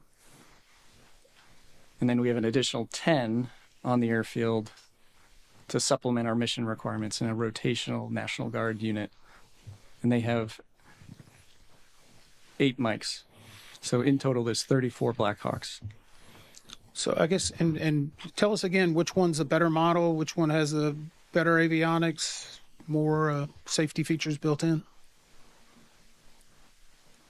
This would be, in my opinion, both the Lima and Mike are adequate for our mission. No, sir, that wasn't the question. Which one's a better aircraft? I've got to ask for a clarification on the actual we're talking about other airplanes not assigned to this actually required to discuss like products these four have discussed another form of Okay. the accent of 29 Okay, that's fair, Brigadier General. That's fair. I'll tell you what, I'll reframe the question. PAT 25, who determined or decided it would be a Lima model or a Mike model? That would be based on the approval level of the weekly flight schedule, and that's the battalion commander, so Army Lieutenant Colonel. So is there any deliberation of whether or not it's a mission critical flight to determine whether it's a Lima or a Mike model flying? And I'll defer to Mr. Van Vechten on that one. The flights chosen for the aircraft chosen for the flights is based on the crew currency and qualification. So if you're assigned to one of the 2 Lima companies, you maintain currency in a UH-60 Lima, and your evaluation will be done in a Lima, and vice versa with the Mike. There was only a few of us who maintained dual currency because we didn't want the interference going back and forth between the 2 aircrafts because they are significantly different. Okay. See, I'm out of time, Chair. Don't worry, we have several more rounds. 7 o'clock is not going to happen. Okay, Section 1046 of the 2019 National Defense Authorization Act prohibits the Secretary of Transportation from requiring the installation of ADSB on fighter aircraft, bomber aircraft, or other special mission aircraft owned or operated by the DoD. 2, denying or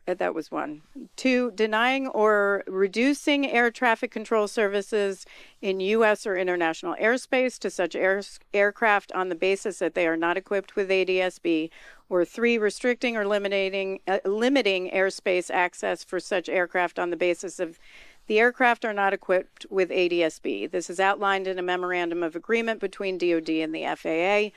That MOA goes through the roles and responsibilities of both parties to ensure safety in the DC airspace. The MOA is dated April 16th, 2024, which was prior to this particular accident. How often is that MOA reviewed?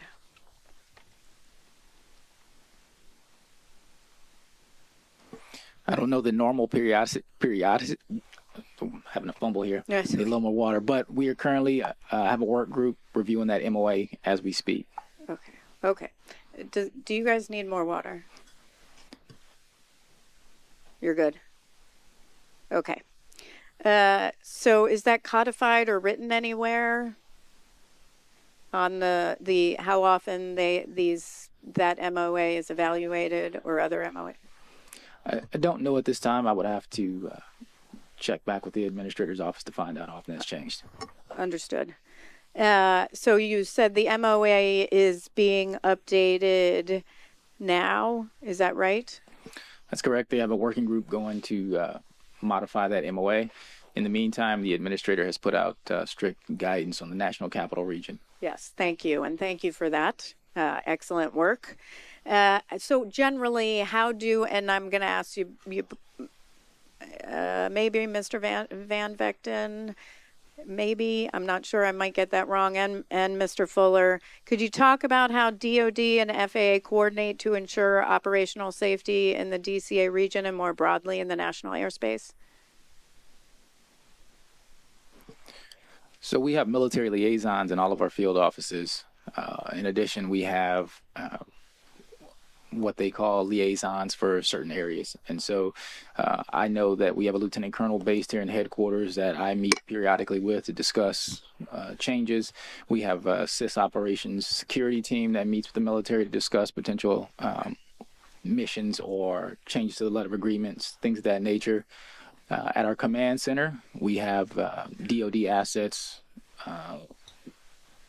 embedded within our command center out in, and they coordinate mission-specific requirements or airspace challenges to alleviate weather concerns. But we are in continuous and constant contact with our DoD partners. Okay. So I'm going to switch gears a little bit. The volume and complexity of mixed traffic requires so that's an MOA.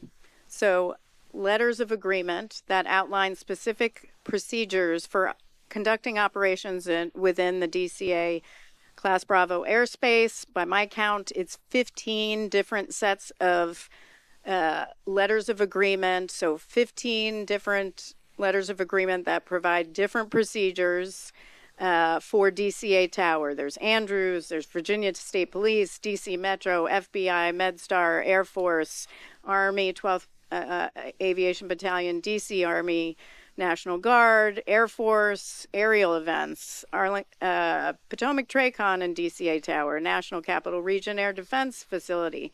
I could go on. How often are any of those letters of agreement revisited? I would have to specifically reference the letter of agreement requirements within the 7210.3. I believe it's either an annual or every 2-year requirement, but I'll have to get back to you. And what's the process for that? It would be a local facility review. Any updates, changes would be required to be reviewed by the Mission Support Service Center and also coordinated for environmental. So DCA Tower would do it? Yes, correct. And do they bump it up or they just decide? Can you clarify? Do they make recommendations and someone higher up decides? No. Makes the final decision? The air traffic manager would be signatory to the LOA. Okay. How does having 15 LOAs, and I'm just going to, you've got 15 LOAs. We've got, I'm just going to take a current.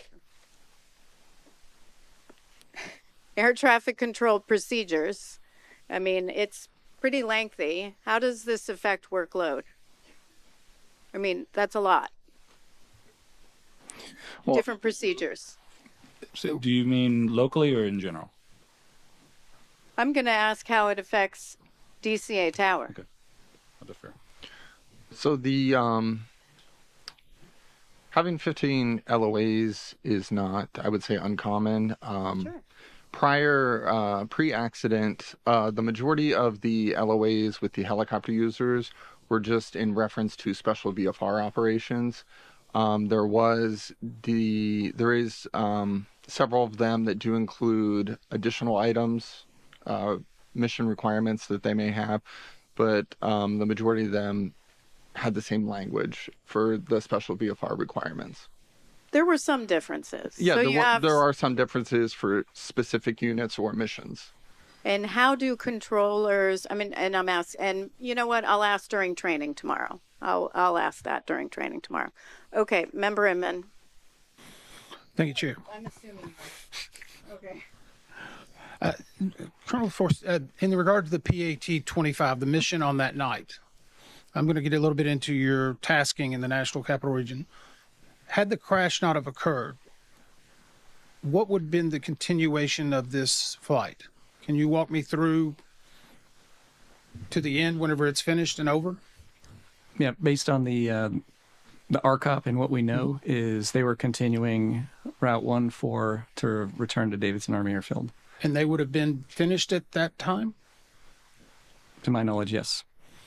Okay, during the initial week of I believe in our response, the initial week, and I don't know if this is entirely factual, so please, I'm just curious.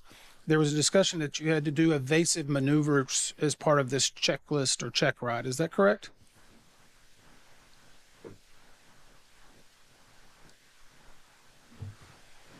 Evasive maneuvers that's not a mission task. Okay, that's not part of the proficiency or the check ride? In other Army aviation units, they can be considered, but that is not a mission task. There's no reason why we would practice, navigating a radar environment, like when we look at threat radars or surface-to-air threats, things of that nature, like a deploying unit overseas would do. But for evasive maneuvers, that's not a mission task within 12th Aviation. Okay. I'm going to go back to the PAT-25 flight again. Was there anything that prohibited or required this flight to occur while commercial operations were occurring at DCA? There was nothing commercial related that would prohibit this flight along their planned flight route. My question, I guess, could they have done it at 2 a.m.? Yes, I think I know where you're going on this. Okay, I'm trying to draw you to somewhere. I'm just saying, in these check rides and other flights, do they have to be done while there's a push going on at DCA or while commercial activity is going on? The broader context is our mission crews. They have to look at their duty cycle. So if the instructor pilot is on a duty line the next day, he has to be on the ground by a certain time. I don't know if he was, scheduled against a duty line the following day, but there's a very finite window where we can, based on our duty schedule, conduct training both day and night. Is that a complicated task for your battalion? It's a challenge, but it's sustainable. We are resourced to sustain that type of level of scheduling. Had that flight not have occurred, let's say a weather caused that flight to delay, does it automatically get moved to the 2 days later, 1 day later? Does it fall into another cycle? It would be based on instructor, the person being evaluated, and then aircraft availability. So I wouldn't anticipate more than a 7-day delay. And at the time of that flight, were all your pilots still staying current, I guess is the best way to describe it? So for the entire battalion, certainly. I'm not going to ask you to do the entire battalion. I'm sorry. There's certainly, maybe a handful that would be medically grounded, or when we look at, this is a risk conversation, non-medically grounded too. So those do occur in our unit. So nothing was out of the ordinary to me, in my opinion, based on the crew mix composition that evening. I guess I'm going back to, was there anything leading up to this that was complicating your group to conduct their mission? Lack of parts, lack of people, transferring of positions. I'm going for a very broad concept here, and I know you've been interviewed a couple of times, so I'm just trying to get your opinion in that. Yeah, my honest opinion, right? Month of January was significant, as in our greater mission. When we look at what we support with not only Joint Task National Capital Region, which is our contingency missions, COG and COOP, but also United States Army Military District of Washington. So we support national special security events. The month of January had 3, and that's a busy time for the organization to include all the weather. So the lead up, when we look, my assessment across the formation was we had essentially executed 3 large events for the organization. That's not just specific to 12th Aviation Battalion. So I don't have that assessment that we were a fatigued organization. We were probably the most proficient as an organization. Now, when it looks, you look at your duty lines, that's our primary focus. When I look at 12th Aviation Battalion, their primary mission is COG and COOP, and everything else follows after that for mission priority. So we were, at that time, on the 29th, a very ready formation. Certainly with the loss of 3 crew members, there's a readiness impact, and we're still recovering from that. Do you feel comfortable telling a pilot or telling a crew not to fly? Do you feel that you've got the power to say, don't go? Absolutely, 100%. Does your entire organization, do they carry that? And I'm looking behind you, actually. Mm-hmm. I believe so. Sir, that's a true statement. Is there any pressure from above you to say you need to be able to execute certain missions that you feel like you don't have either the equipment or the resources for? I can't think of any specific instances where I felt pressure to execute a mission. I'll use an example today. We requested, so Bravo Company, 12th Aviation Battalion. We have a lot of people watching right now, and we gave them the opportunity to do that. So there's others maintaining our line right now, and we know that's important. So that would be an example of knowing your people and reducing risk to the greatest extent possible. Great, thank you. I'm going to go back to Ms. Murphy and Mr. Stowe. The helicopter routes we know have no lateral dimensions, no lines per se. Mr. Stowe, I just want to make sure I have this right. Did you say that controllers are responsible for monitoring flights to ensure they stay on the route? I just want to make sure I have it right. I think the context would have been they would be responsible for monitoring the flight to ensure they have the appropriate separation. So whether appropriate separation, but not deviating outside of that, because there's no lines. Correct. They're not responsible for figuring out, they're a little bit over in the Potomac River than where they should be. If it impacted separation, I would expect that they would absolutely inquire as to why they may be further east or west than would be expected. Well, what would be expected if you don't have any clear lines there? I think it would be traffic, workload, situation dependent on if there's an expectation from the controller that the helicopter is at least along a general route, but if they are a half mile west, for example, that the controller would need to take action if it impacts separation. Mr. Allen, on the Falcon replay, where in the Potomac was Pat 25? Was it on the east bank of the river? Maybe first start with what is the Falcon replay, because not everybody knows that. The Falcon replay is the replay software program that the FAA uses to replay radar data. Okay. So do you know where Pat 25 was on the Potomac there, on the Falcon replay? From my recollection, Pad 25 appeared more center of the river. More center.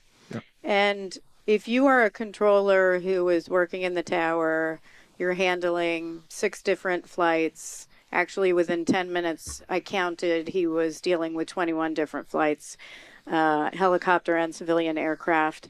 At night, can you see that there may be over a little bit more? It's difficult due to the altitude there. They can blend in with the cityscape behind them, as well as the helicopters do not operate all of their lighting systems that are available. So if it was a little bit over, you might not know the difference if you were looking out. You may not. It's nighttime. Right. So I'm going to ask again, whose responsibility is it to ensure you're on the east bank of the Potomac River?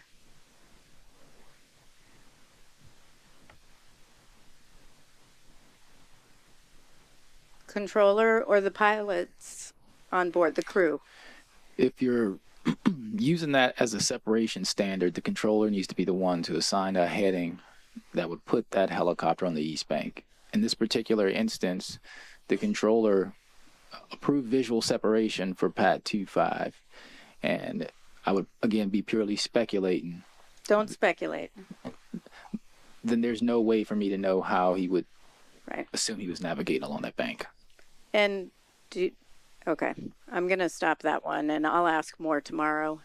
I want to go back to Miss Murphy. How do you do an evaluation if somebody requests a change on the route? Do you know? You're in the visual charting for FAA. Exactly. So Aeronautical Information Services, my visual charting team, is not responsible for evaluating what air traffic control submits. We do work alongside them, and if we see something completely out of the ordinary, say an altitude that would just be impossible to fly at, we'll question. Aside from that, we really are, the Aeronautical Information Services visual charting team receives the information, we receive the data, and we chart it as requested. Okay, so these 3 hotspots that were identified in an FAA November 2022 symposium, hotspot 1, JPN Memorial Bridge transition. I think the request was to include something on the chart that said pilots use caution for runway 33 departures when DCA is in a north configuration, which this one was. Runway 1519 arrivals when a south configuration. Hotspot 2 was Haynes Point. Hotspot 3 was Joint Base Anacostia, Bowling, Route 4, power plant region, and the request was to have something on the chart that says pilots use caution for fixed wing arrivals to runway 1 and to runway 33 when DCA is in a north configuration, runway 1519 departures in a south configuration. You're not aware of these recommendations? I am aware of those recommendations. As I mentioned earlier, in 2023, Aeronautical Information Services received the requests from the DCA Helicopter Working Group, and I believe that's where those recommendations were made. Again, we implemented all of them with the exception of the addition of hotspots due to the fact that they are not within the VFR aeronautical charting standard. Did you offer an alternative? I have no evidence of offering the alternative at the time. However, it is our standard operating procedure to work with air traffic whenever possible to solve problems and make the NAS safer through charting. Okay, because I know you said they had some other route they could bring this up. Yeah, it was the aeronautical charting meeting that Aeronautical Information Services hosts twice a year. It's our outward-facing outreach so that stakeholders and aviation industry can make recommendations for the aeronautical charts. It just sounds very bureaucratic to me. You can just go seek it somewhere else rather than perhaps you might come back and say, well, we can't do this, but we can do that. Oh, we do, absolutely. So what we do is we'll work with them, and I think as a result of the working back and forth, we added a caution note. I don't want to misspeak and say something that I don't know about for sure, but we work with the air traffic control offices to solve and address any issues that they might have. Can I just ask the request for, and I'm sorry, I'll be done. The request for language that said pilots use caution for fixed wing arrivals to runway 1 and to runway 33. You did that when in a north configuration? I cannot confirm without it in front of me. Can I take an IOU? Yeah, I don't think you did that. Okay. I know that we added several caution notes at that time and also modified others. I just don't recall exactly which ones they were. I'm just going to say that this is the very event that would have been the cautionary note for north configuration, fixed wing aircraft landing on runway 33. Member Inman. Member Graham. Member Inman. I'll follow up on that. For charting, do you handle the entire United States? My team does, yes. Your team does. Mm. Are you aware of the special notices for LAX? I may be showing you something you haven't seen, but the LAX, it's not up there, don't worry. Okay. I don't know exactly what you're talking about, so I can't comment. Yeah. The reason I bring it up is we found this as an exemplar of, I know you said you put some cautions in the notice section, right? Mm-hmm. LAX currently has a special notice, a caution, it says intense helicopter operations. That seems a little bit more than a caution. It actually specifically describes when operating a line parallel and 1 mile north, the 91 extension gives all of those. They need to make regular position reports when not in contact with ATC. They give additional specifics.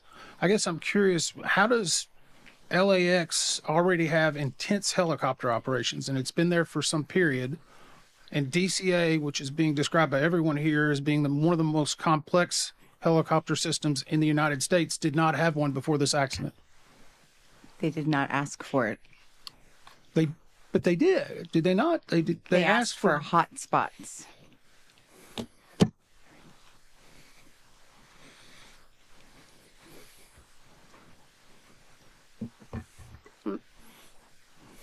Can I?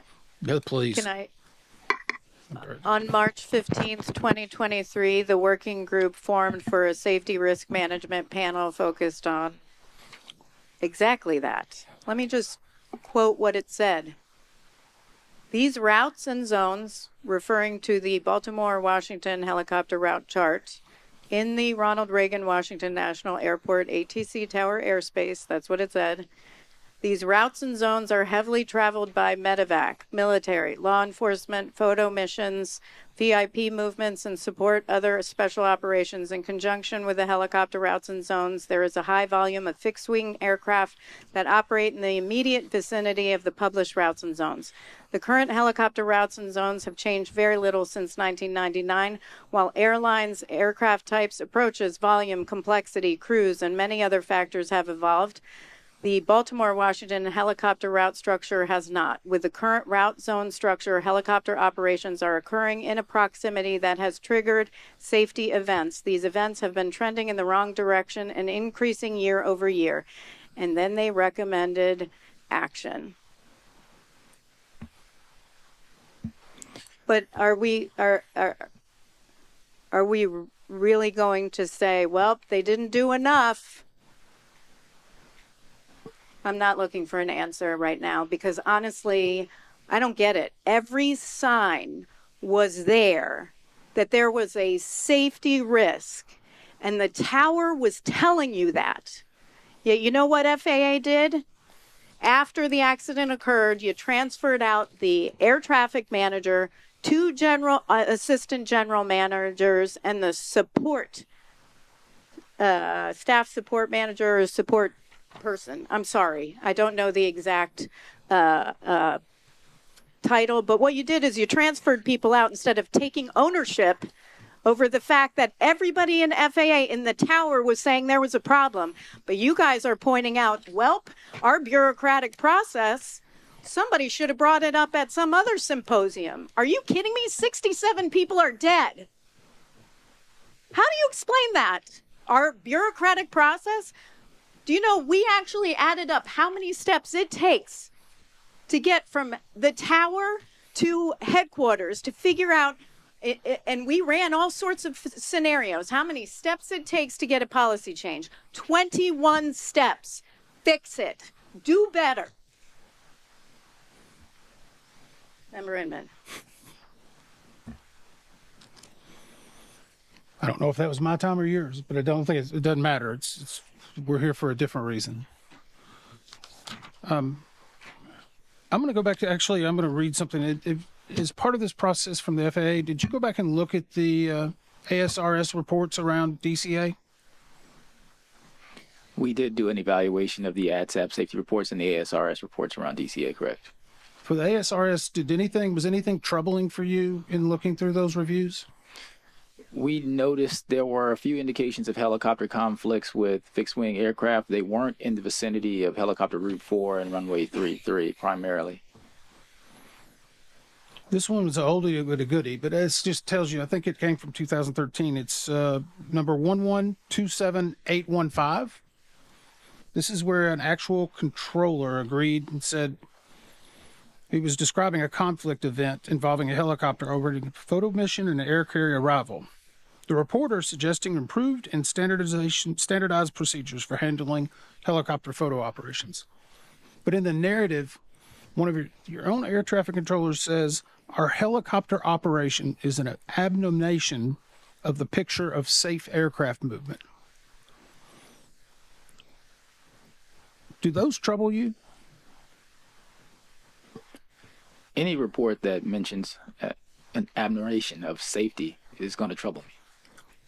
So what action gets taken after something like that? I can't speak to what happened in 2013, but I'm saying anytime. I'm just using this one as probably the best example because it's not like this problem just popped up.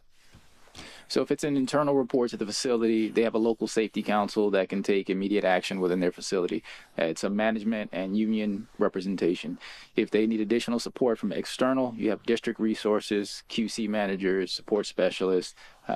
If it's something that requires more, we've got director level support and service centers for it. DCA would be Atlanta. For the other areas, it'd be in Fort Worth or Seattle. But we do have support to make sure that any immediate concerns we adjudicate and address. What was you said you looked at the ATSAP in regard to this incident. Since we have not seen that, what trends did you find in the ATSAP data? Because that's held internally and hasn't been shared with us on this. Again, what did you see in that you can disclose? We didn't find any additional trends that will report in the specific operations around helicopter Route 4 and runway 33. There was just no data, no reports that suggested this was something we missed. Again, I think some of our military counterparts have indicated we don't utilize runway 33 very much for our operations.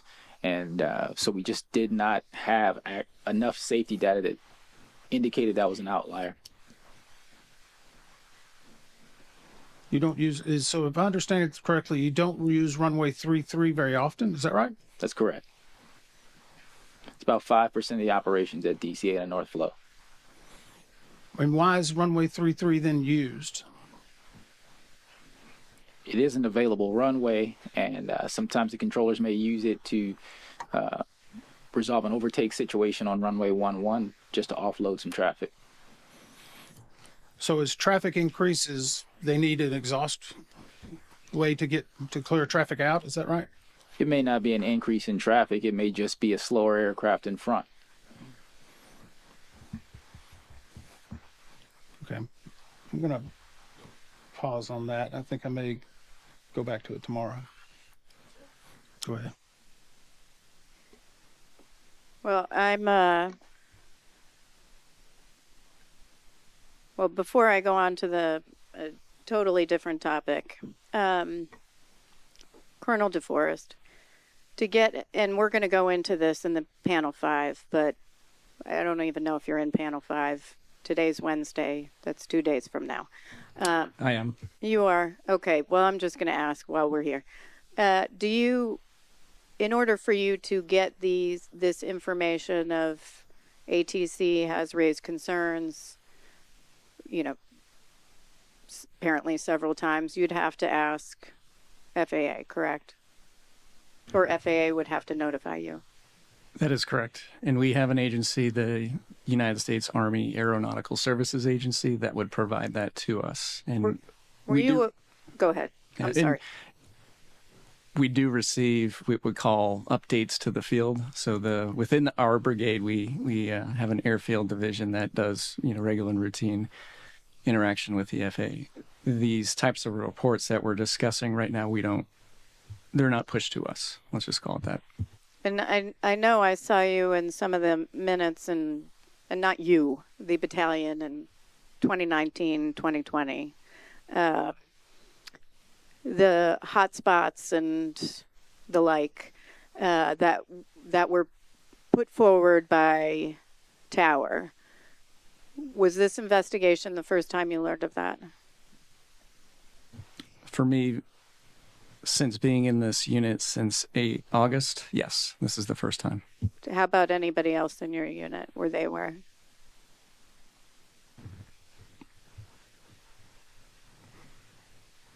I would hope that you know of.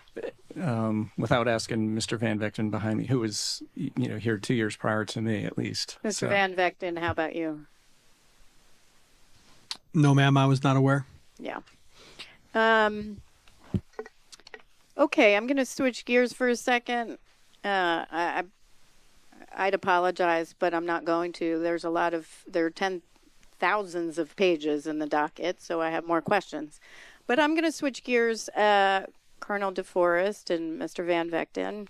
For pilots coming into the Army Aviation Brigade, what experience or background in aviation are you seeing compared to maybe years ago?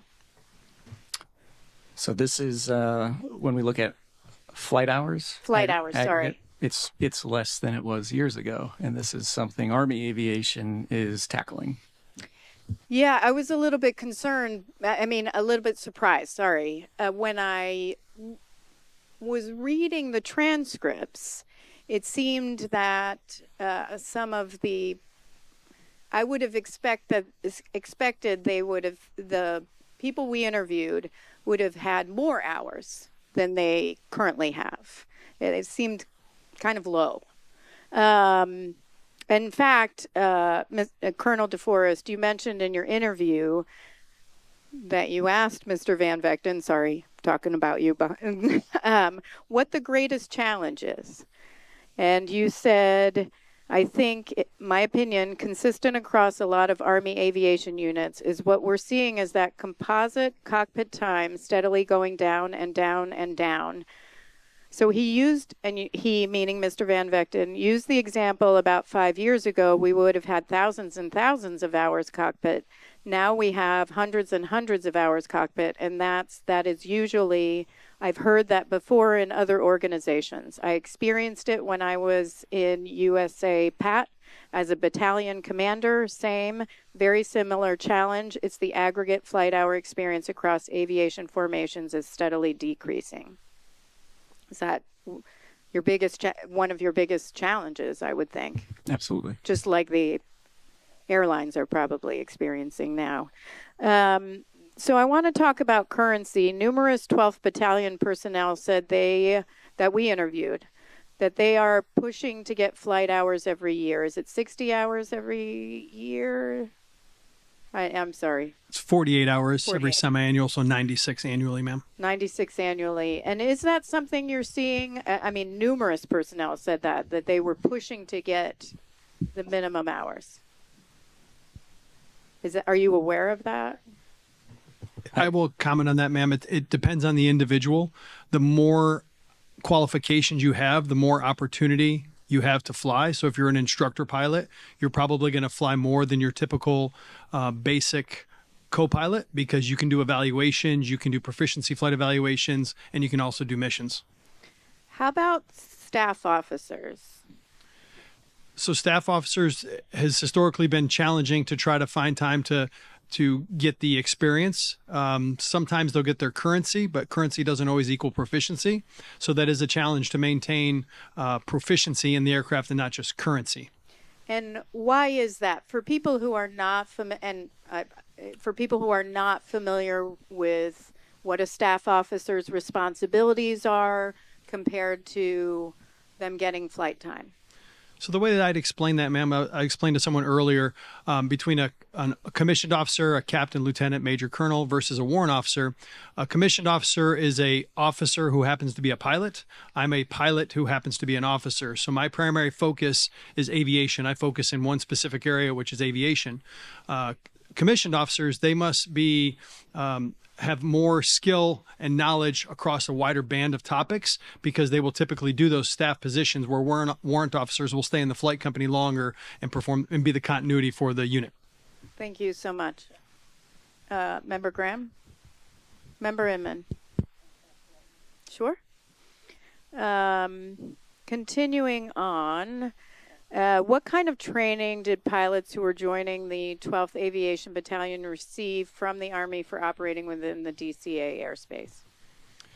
So once they arrive, ma'am, prior to their first flight, they must complete the FAA DC Special Flight Rules Area training online, and then the academic, including the reading card file, and then a local area orientation covering all the local area. Thank you. And in flight school, what model of aircraft are they trained on? They now begin on the UH-72 Lakota for primary contact and then move on to the instrument phase. They fly the basic warrior skills, BWS, in a UH-72 Lakota, where they learn basic land navigation from an aircraft. And then they move on to their advanced airframe, either the AH-64, the CH-47 Chinook, or the UH-60 Mike Blackhawk. And those are more advanced than the Lima. Yes, that's correct. Okay, so you go through flight school on these more advanced aircraft. You don't have a lot of experience in aviation. Let's say you're new. And you go through school in these advanced aircraft, you learn to fly, and then you come to the 12th Battalion and you fly the Lima. So you basically fly steam gauges. Yes, that's correct. And that challenge is not unique to 12th Aviation Battalion and TAB. Most units, most combat aviation brigades across the fleet have at least one UH-60 Lima company, so that we conduct a training support package to qualify that new pilot in that aircraft that they've never flown before. And does that present challenges that where, and just to ask, do you have pilots that only fly Mike or only fly Lima? Yes, we do. Okay. In TAB specifically, there were only a few people that would go back and forth because of the significant differences. Okay. And so if you were trained on the Mike, you go to the Lima, maybe talk about some of the challenges that presents. Well, the UH-60 Mike has a fully coupled flight director, also known as autopilot, so it maintains an altitude, a heading, and an airspeed. It'll do a fully coupled ILS. It can track to a VOR while maintaining altitude and airspeed. The UH-60 Lima has a force trim system, which is kind of like a force gradient that holds the cyclic, the stick in place. And then the collective has a friction that you can turn on or off, which will hold the collective in position. On the Mike model? On the Lima. On the Lima model. The Mike model has a full autopilot. Full autopilot. Okay. And you're kind of getting to where I'm going. Some of personnel from the 12th Battalion that we interviewed said there were some differences in managing power and pitch.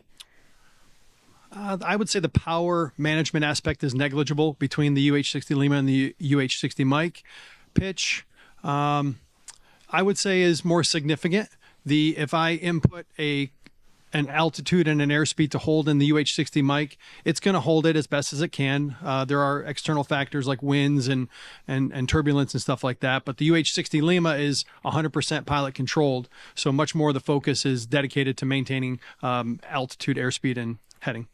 So if I'm just going to read you this quote, this was a quote from one of the personnel interviewed. To maintain exactly 200 feet in a Lima is quite different, where in a Mike model, I can roll in, rad out, hold to the water at 200 feet or 199, and the Mike model will do that, where a Lima, maintaining at exactly 200 feet over the water is challenging. Would you agree with that? Yes, I would agree. Why? Well, first, I wouldn't, personally in a mic, I wouldn't couple to radar altitude over the water. Yeah. There's just too many variances with the signal bouncing off of different structures, and you're going over bridges and stuff like that. So I would couple to typically 180 feet on the UH-60 mic, which is right near the max for the 200. Where in a UH-60 Lima, you have to kind of set the collective and use the friction lock, which is on the right seat only, on the right side of the collective, and kind of friction it down to maintain the altitude, which requires the pilot to come in the cockpit more often to look at their altitude. Thank you very much. Member Graham? Member Inman? Okay. So we talked about the challenge to maintain proficiency. We talked about the officers. How about the availability for getting more hours? How about the availability of aircraft resources? We did interview quite a bit of personnel saying it's an aging fleet. A lot of times they're in maintenance. Is that, do you know, do you agree that that presents some difficulty? The difference between Lima and Mike is at 12th Aviation, the Limas are more maintenance intensive. Yes. Yep. Do you want all mics? Do you want to get rid of the Limas? Oh, come on. This is this is like a softball. Standardization. I seek standardization and safety. And well, do you want standardization of all Limas? From a cost, blade time, a Mike model, as I understand, in the unit that I command, yes, a Mike model is less expensive. And having a pure fleet would save time and money. Thank you. I think that was echoed by everyone that was interviewed, is they would rather have a one model and being the Mike model. I'll do what I can to help you out in appropriations, only if we're fully funded. Okay.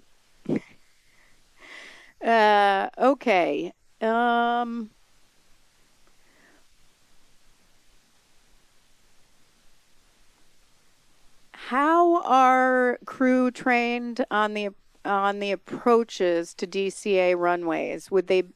How are they trained, for example, on a circling to 3-3 approach? There's no training that takes place for that, ma'am, for rotary wing aircraft. We don't train fixed wing procedures. I'm sorry. I don't mean, how are they trained in knowing that a fixed wing aircraft would do that? That would have to be through personal knowledge when you're given a circle to land, but that's not something typically we would discuss as helicopter pilots about fixed wing procedures. For instance, I've heard pilots be cleared for the Mount Vernon visual. I'm not familiar with that, but I assume they come in from Mount Vernon and fly a visual approach. But we don't specifically train helicopter procedures or airplane procedures, excuse me. I guess what I'm wondering is, if you're flying a helicopter, you're on the Potomac, how are you trained to know that a fixed wing aircraft would circle to runway 33 and what that flight path would be? You'd have to kind of interpolate based on when you initially saw the aircraft, which in this case was at Wilson Bridge. If I heard tower say you're cleared circle to land runway 33, you'd have to kind of visually find the aircraft when it's circling to land, which would be very difficult under goggles.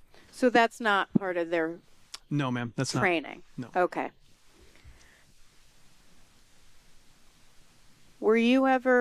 Did you have any knowledge, was it a surprise to you that there was a max of 75 feet vertical separation at the east bank of the Potomac, where the glide slope for 3-3? Yes, ma'am, that was shocking.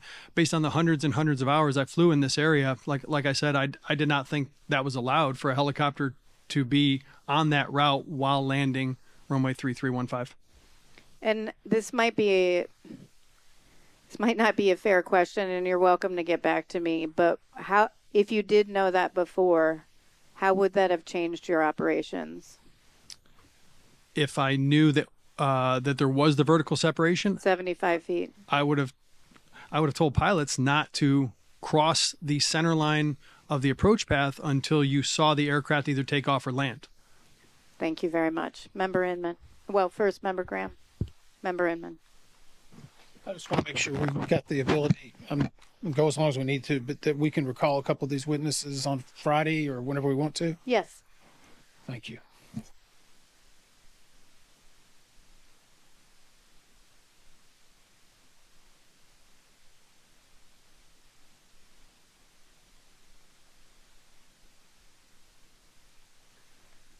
Okay. We only went 10 minutes over. Do you all have additional questions that you'd like to follow up on? Feel free. We are here. Yes, ma'am. This is your time to get all your questions, so go for it. There are a couple questions.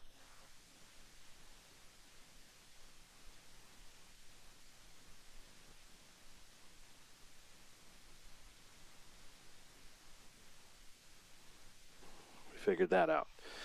Okay, I just have a few clarifying questions because I want to make sure we are able to all leave on the same page and that we document things correctly and have a full understanding. So I know we've danced around these things a good bit, so I apologize for rehashing. But to understand the VFR helicopter routes, if I understand what I've gleaned here today, helicopter routes they have no lateral boundaries, they are suggestive in nature, or they are suggestive, and the altitudes that are published with them are suggestive, not mandatory. And helicopter routes are requested normally by air traffic managers at facilities that feel they need or desire helicopter routes to move traffic. Can I ask you, Mr. Allen, you had said earlier when you responded to a question about the helicopter flying in altitude, you expected them to be at the published altitude that was listed on the helicopter route chart. Is that correct? Correct. And do you feel that that is the controllers, the control workforce at DCA, ATC, that's how they would understand it as well? Correct. Did it surprise you to hear that these altitudes are suggestive in nature, barring an actual additional instruction from air traffic control? It didn't surprise me because it's a VFR chart, but having the facility knowledge, knowing that the operators, I feel, they believe that they're a hardened altitude as well as the controllers do.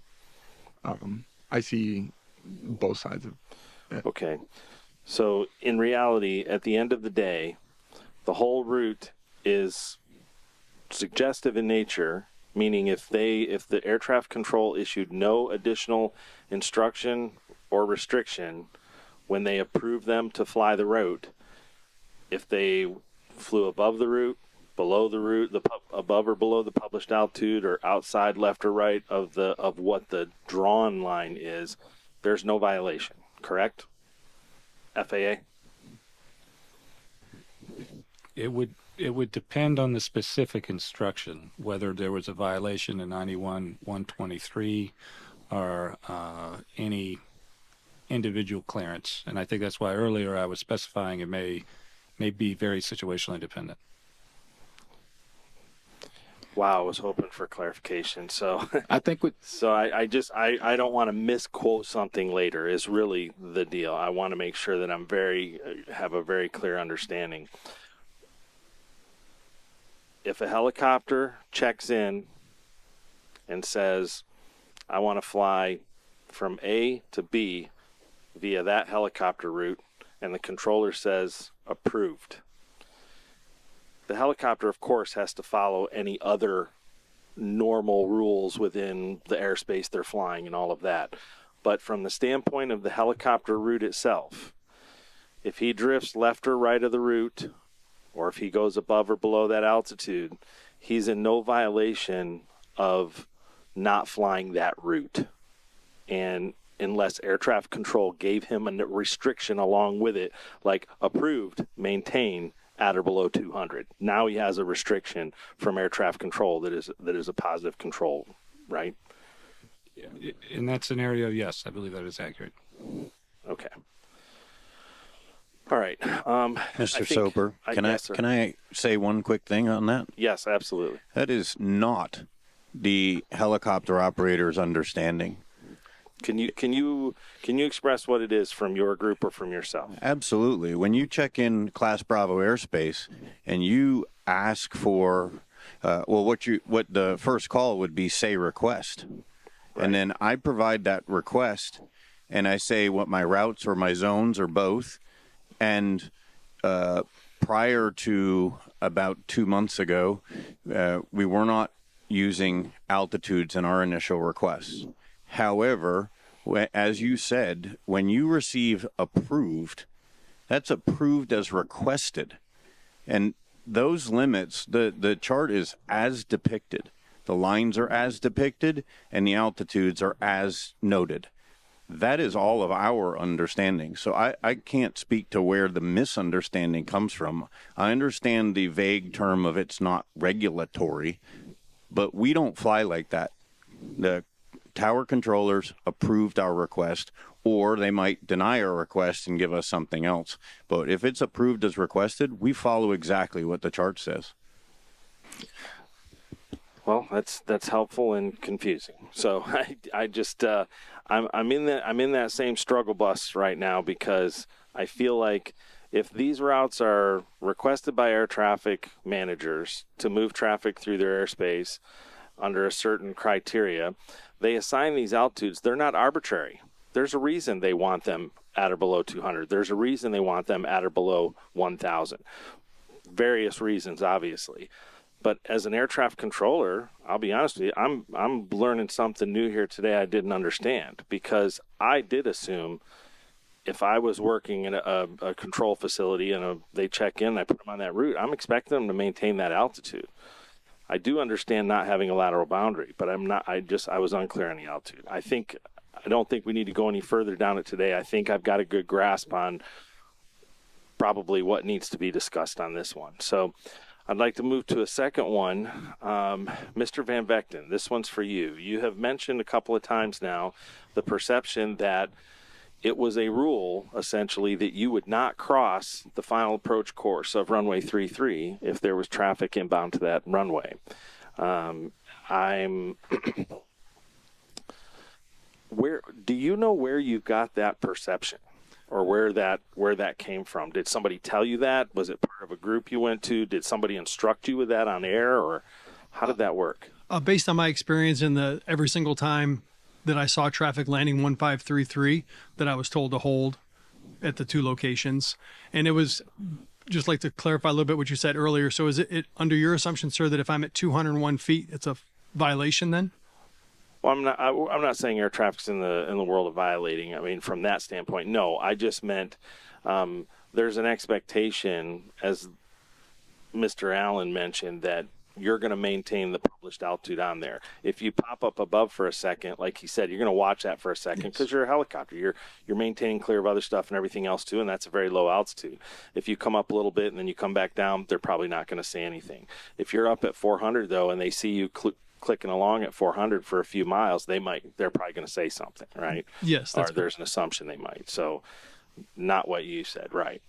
So this how long would you say that has occurred a lot?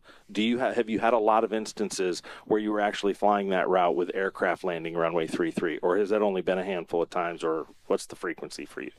Again, it's only a handful of times because of the large percentage that lands 119. So it wasn't that often, but 100% of the time I was not allowed to cross.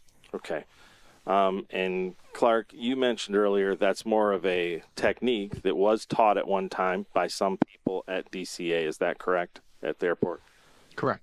And it has, to the best of my knowledge, I think we discussed it while we were on site, that was never an actual procedure that they were required to hold aircraft short when they had an aircraft on Route 4 and an aircraft landing 33. Is that correct? It was technique only. Yeah, it was technique always. And then some people taught that, some people didn't. And I know there was discussion that somebody always did it that way. So I was just kind of curious, because when people started, when we started talking about that was a rule, it was confusing. So I wanted to be sure where you got that. So just to be clear, if you were trucking along on Route 4 going southbound and you've passed Haynes Point and all that, and then you look out and you realize, oh, there is an aircraft turning in. It looks like he's turning inbound to 33. Would you turn around and go to the golf balls, or what would you do? Or would you just query air traffic? I would make an immediate left turn if I was south of Haynes Point, because I know that's going to keep me clear of the approach path. So from an air traffic control standpoint, would that bother you if you've cleared this guy, or you've approved this guy to fly Route 4, and you're working your traffic, and all of a sudden you see him turn off of Route 4 somewhere else? Would that be alarming to you at all? Yes, but he's seen and avoiding. So no, I understand that. I just meant though that I would want that him would to do that. You'd probably query him, I would assume, Yes. at that point. Okay. Yeah. All right. I think I understand that part now. And the last one was earlier we were talking about the prevalence of use of runway 33 and how it was only 5% of the use when they're in a north configuration. I feel like that might be a deceiving metric, and I would like you. This is for Mr. Fuller and for Mr. Allen to respond to.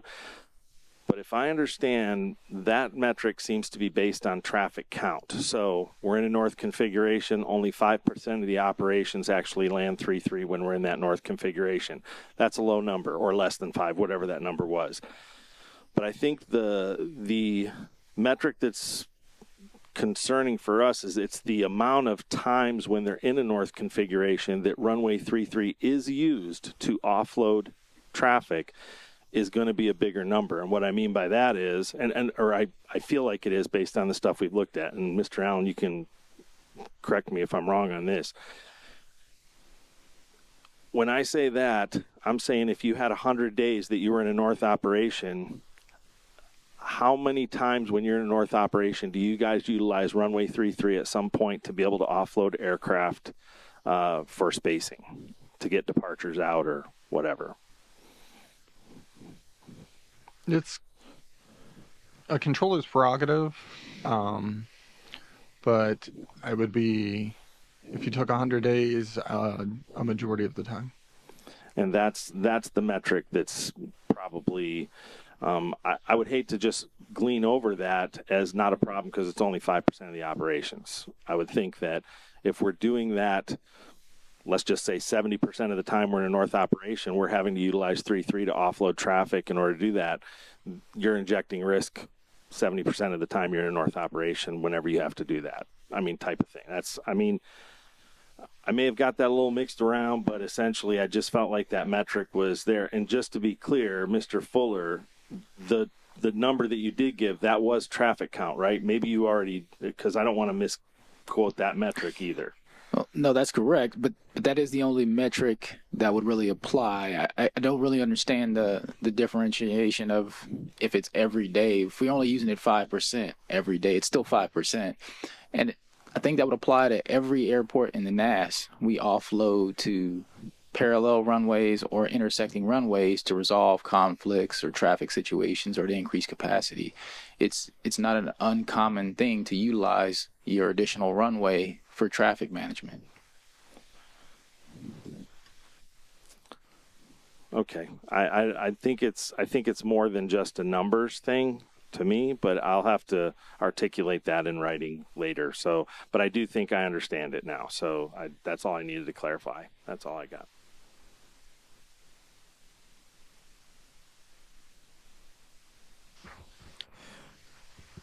I think it was Colonel DeForest that mentioned during our investigation, 7 of the 8 Limas at the 12th Battalion stopped broadcasting ADSB after installation of the APX 123 Alpha transponder.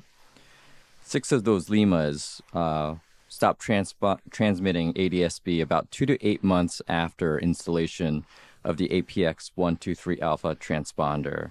And we found the time source setting was incorrect for those. Would that suggest the time source setting was changed at some point between the initial installation when it was successfully radiating ADSB for about 2 to 8 months until when it stopped. I'd be unaware if it was manipulated or changed willingly. Mr. Van Vechten, do you have anything to add to that? No, sir, I'm unaware as well. Do the UH-60M helicopters also have the APX-123 alpha transponder? Yes, they do. And on the APX-123 alpha transponder, the ADSB function is coupled to Mode S. Is that correct? It's an extension of the Mode S function. So by turning on Mode S, if the ADSB squitter setting was on, it would automatically start radiating ADSB as well? I'm not familiar with the pilot interface, but typically it does the same functionally in this airspace. So I don't see a reason you would just do Mode S or just do ADSB out. At the Army Aviation Brigade, prior to flight, under what circumstances would a crew set up a transponder to transmit only Mode S, but not ADSB? In essence, you would have the ADSB squitter setting off, but you would turn on Mode S. So from a technical perspective, I'll defer to Colonel DeForest and Mr. Van Vechten for operational, but from a technical perspective, as you're probably aware, Mode S functioning in this airspace through multilateration gives the same position information and barometric altitude information to air traffic control and TCAS. So from an operational security perspective, you're transmitting the same information at the same frequency, whether you're doing Mode S or ADSB out. Okay. And one thing, sir, from an operational standpoint, it is possible that the Mode S was inadvertently turned on with the interface through the GPS. It could be very easy to accidentally turn on Mode S. Accidentally turning on Mode ADSB is much more difficult. That leads me to the next question I had was that Colonel DeForest had mentioned that it's with the policy of not changing the transponder modes during flight, that it would take about 20 steps or so to turn on specifically ADSB. Is that correct? But for Mode S, it would only take 2 presses of a button on the transponder control unit? That's correct. And so if Mode S is tied to ADSB, my understanding is that the ADSB squitter setting is saved when the transponder is powered down. And so if the ADSB squitter setting is on, and by turning on Mode S, it would automatically start radiating ADSB as well. If it only takes 2 button presses to turn on Mode S and to turn off Mode S, why limit a crew from turning on Mode S for more awareness with ADSB out when you get to a busy airspace like near DCA? If it's only 2 button presses versus the 20 just to turn off the squitter setting, if you could just turn it off by turning Mode S off and on. So for the flight on the 29th, it included mission locations. So they're going to go through there as they would on a mission line. So that step would be followed.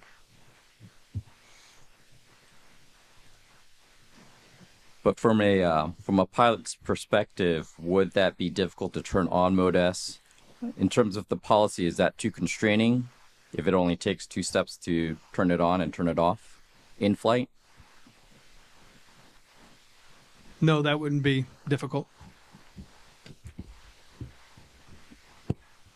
And just to clarify, what you're asking is turning on Mode S in flight is less taxing on the pilot or air crew than turning on ADSB out on in a Lima model. Correct. And since the Mode S is tied to ADSB on this transponder and the setting saves with the power down of the transponder, i.e. you don't have to go on to turn the squitter setting on each time.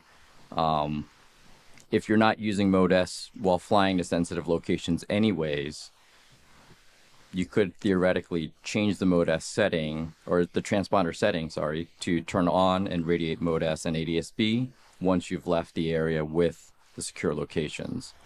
But with policy, though, prohibiting changing the transponder setting in flight, you would, by policy, limit a pilot from turning on that squitter setting and Mode S. Thank you. No, I just wanted to make sure that clarification was made. Thanks. Thank you. Mr. McKinney? Yes, Mr. Van Vechten, I have one follow-up question to what you mentioned. You said it would be easy to inadvertently turn on the mode S when switching GPS. Could you expand on that comment, please? Yeah, I was hoping you wouldn't catch that. I misspoke a little earlier. I said GPS instead of transponder. Good catch. Okay, thank you.